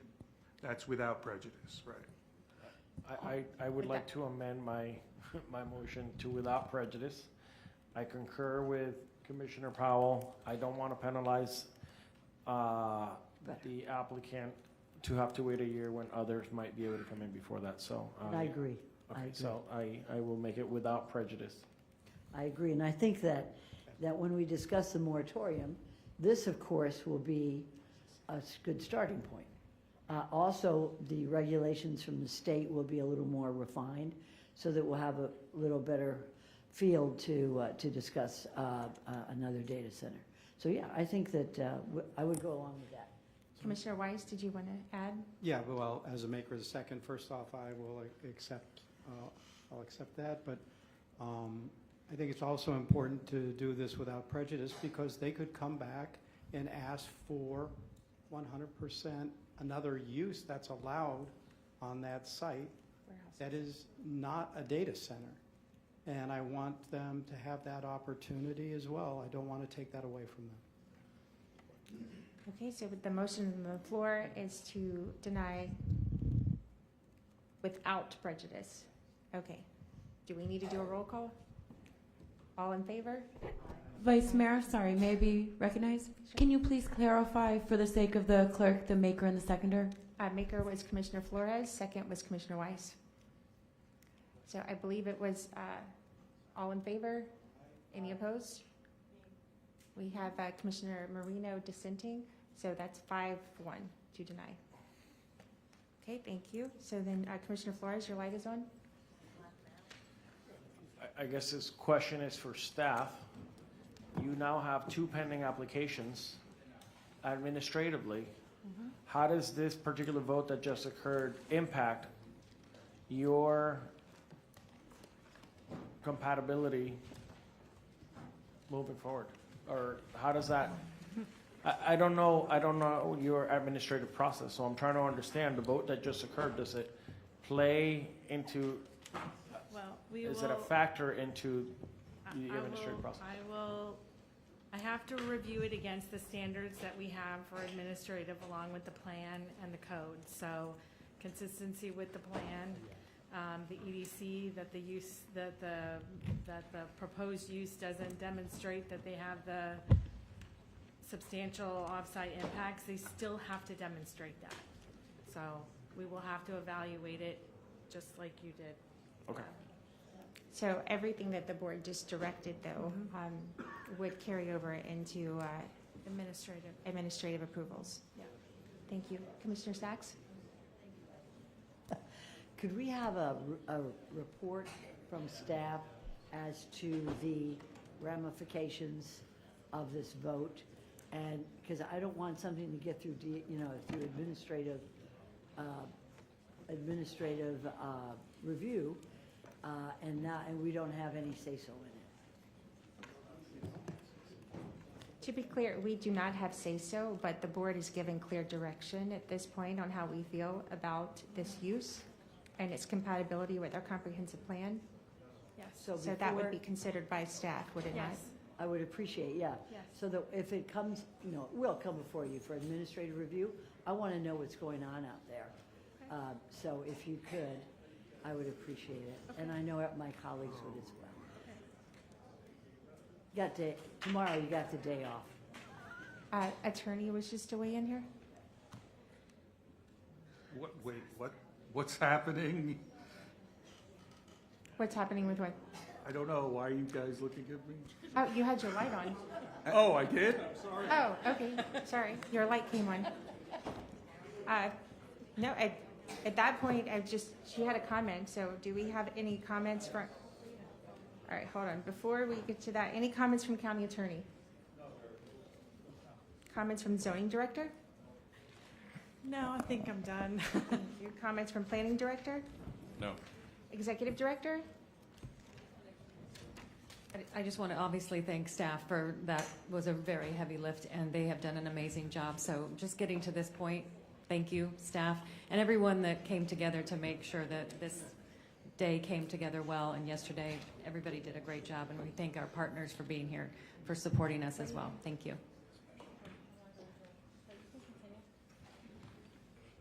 Okay. Are you back in? Okay.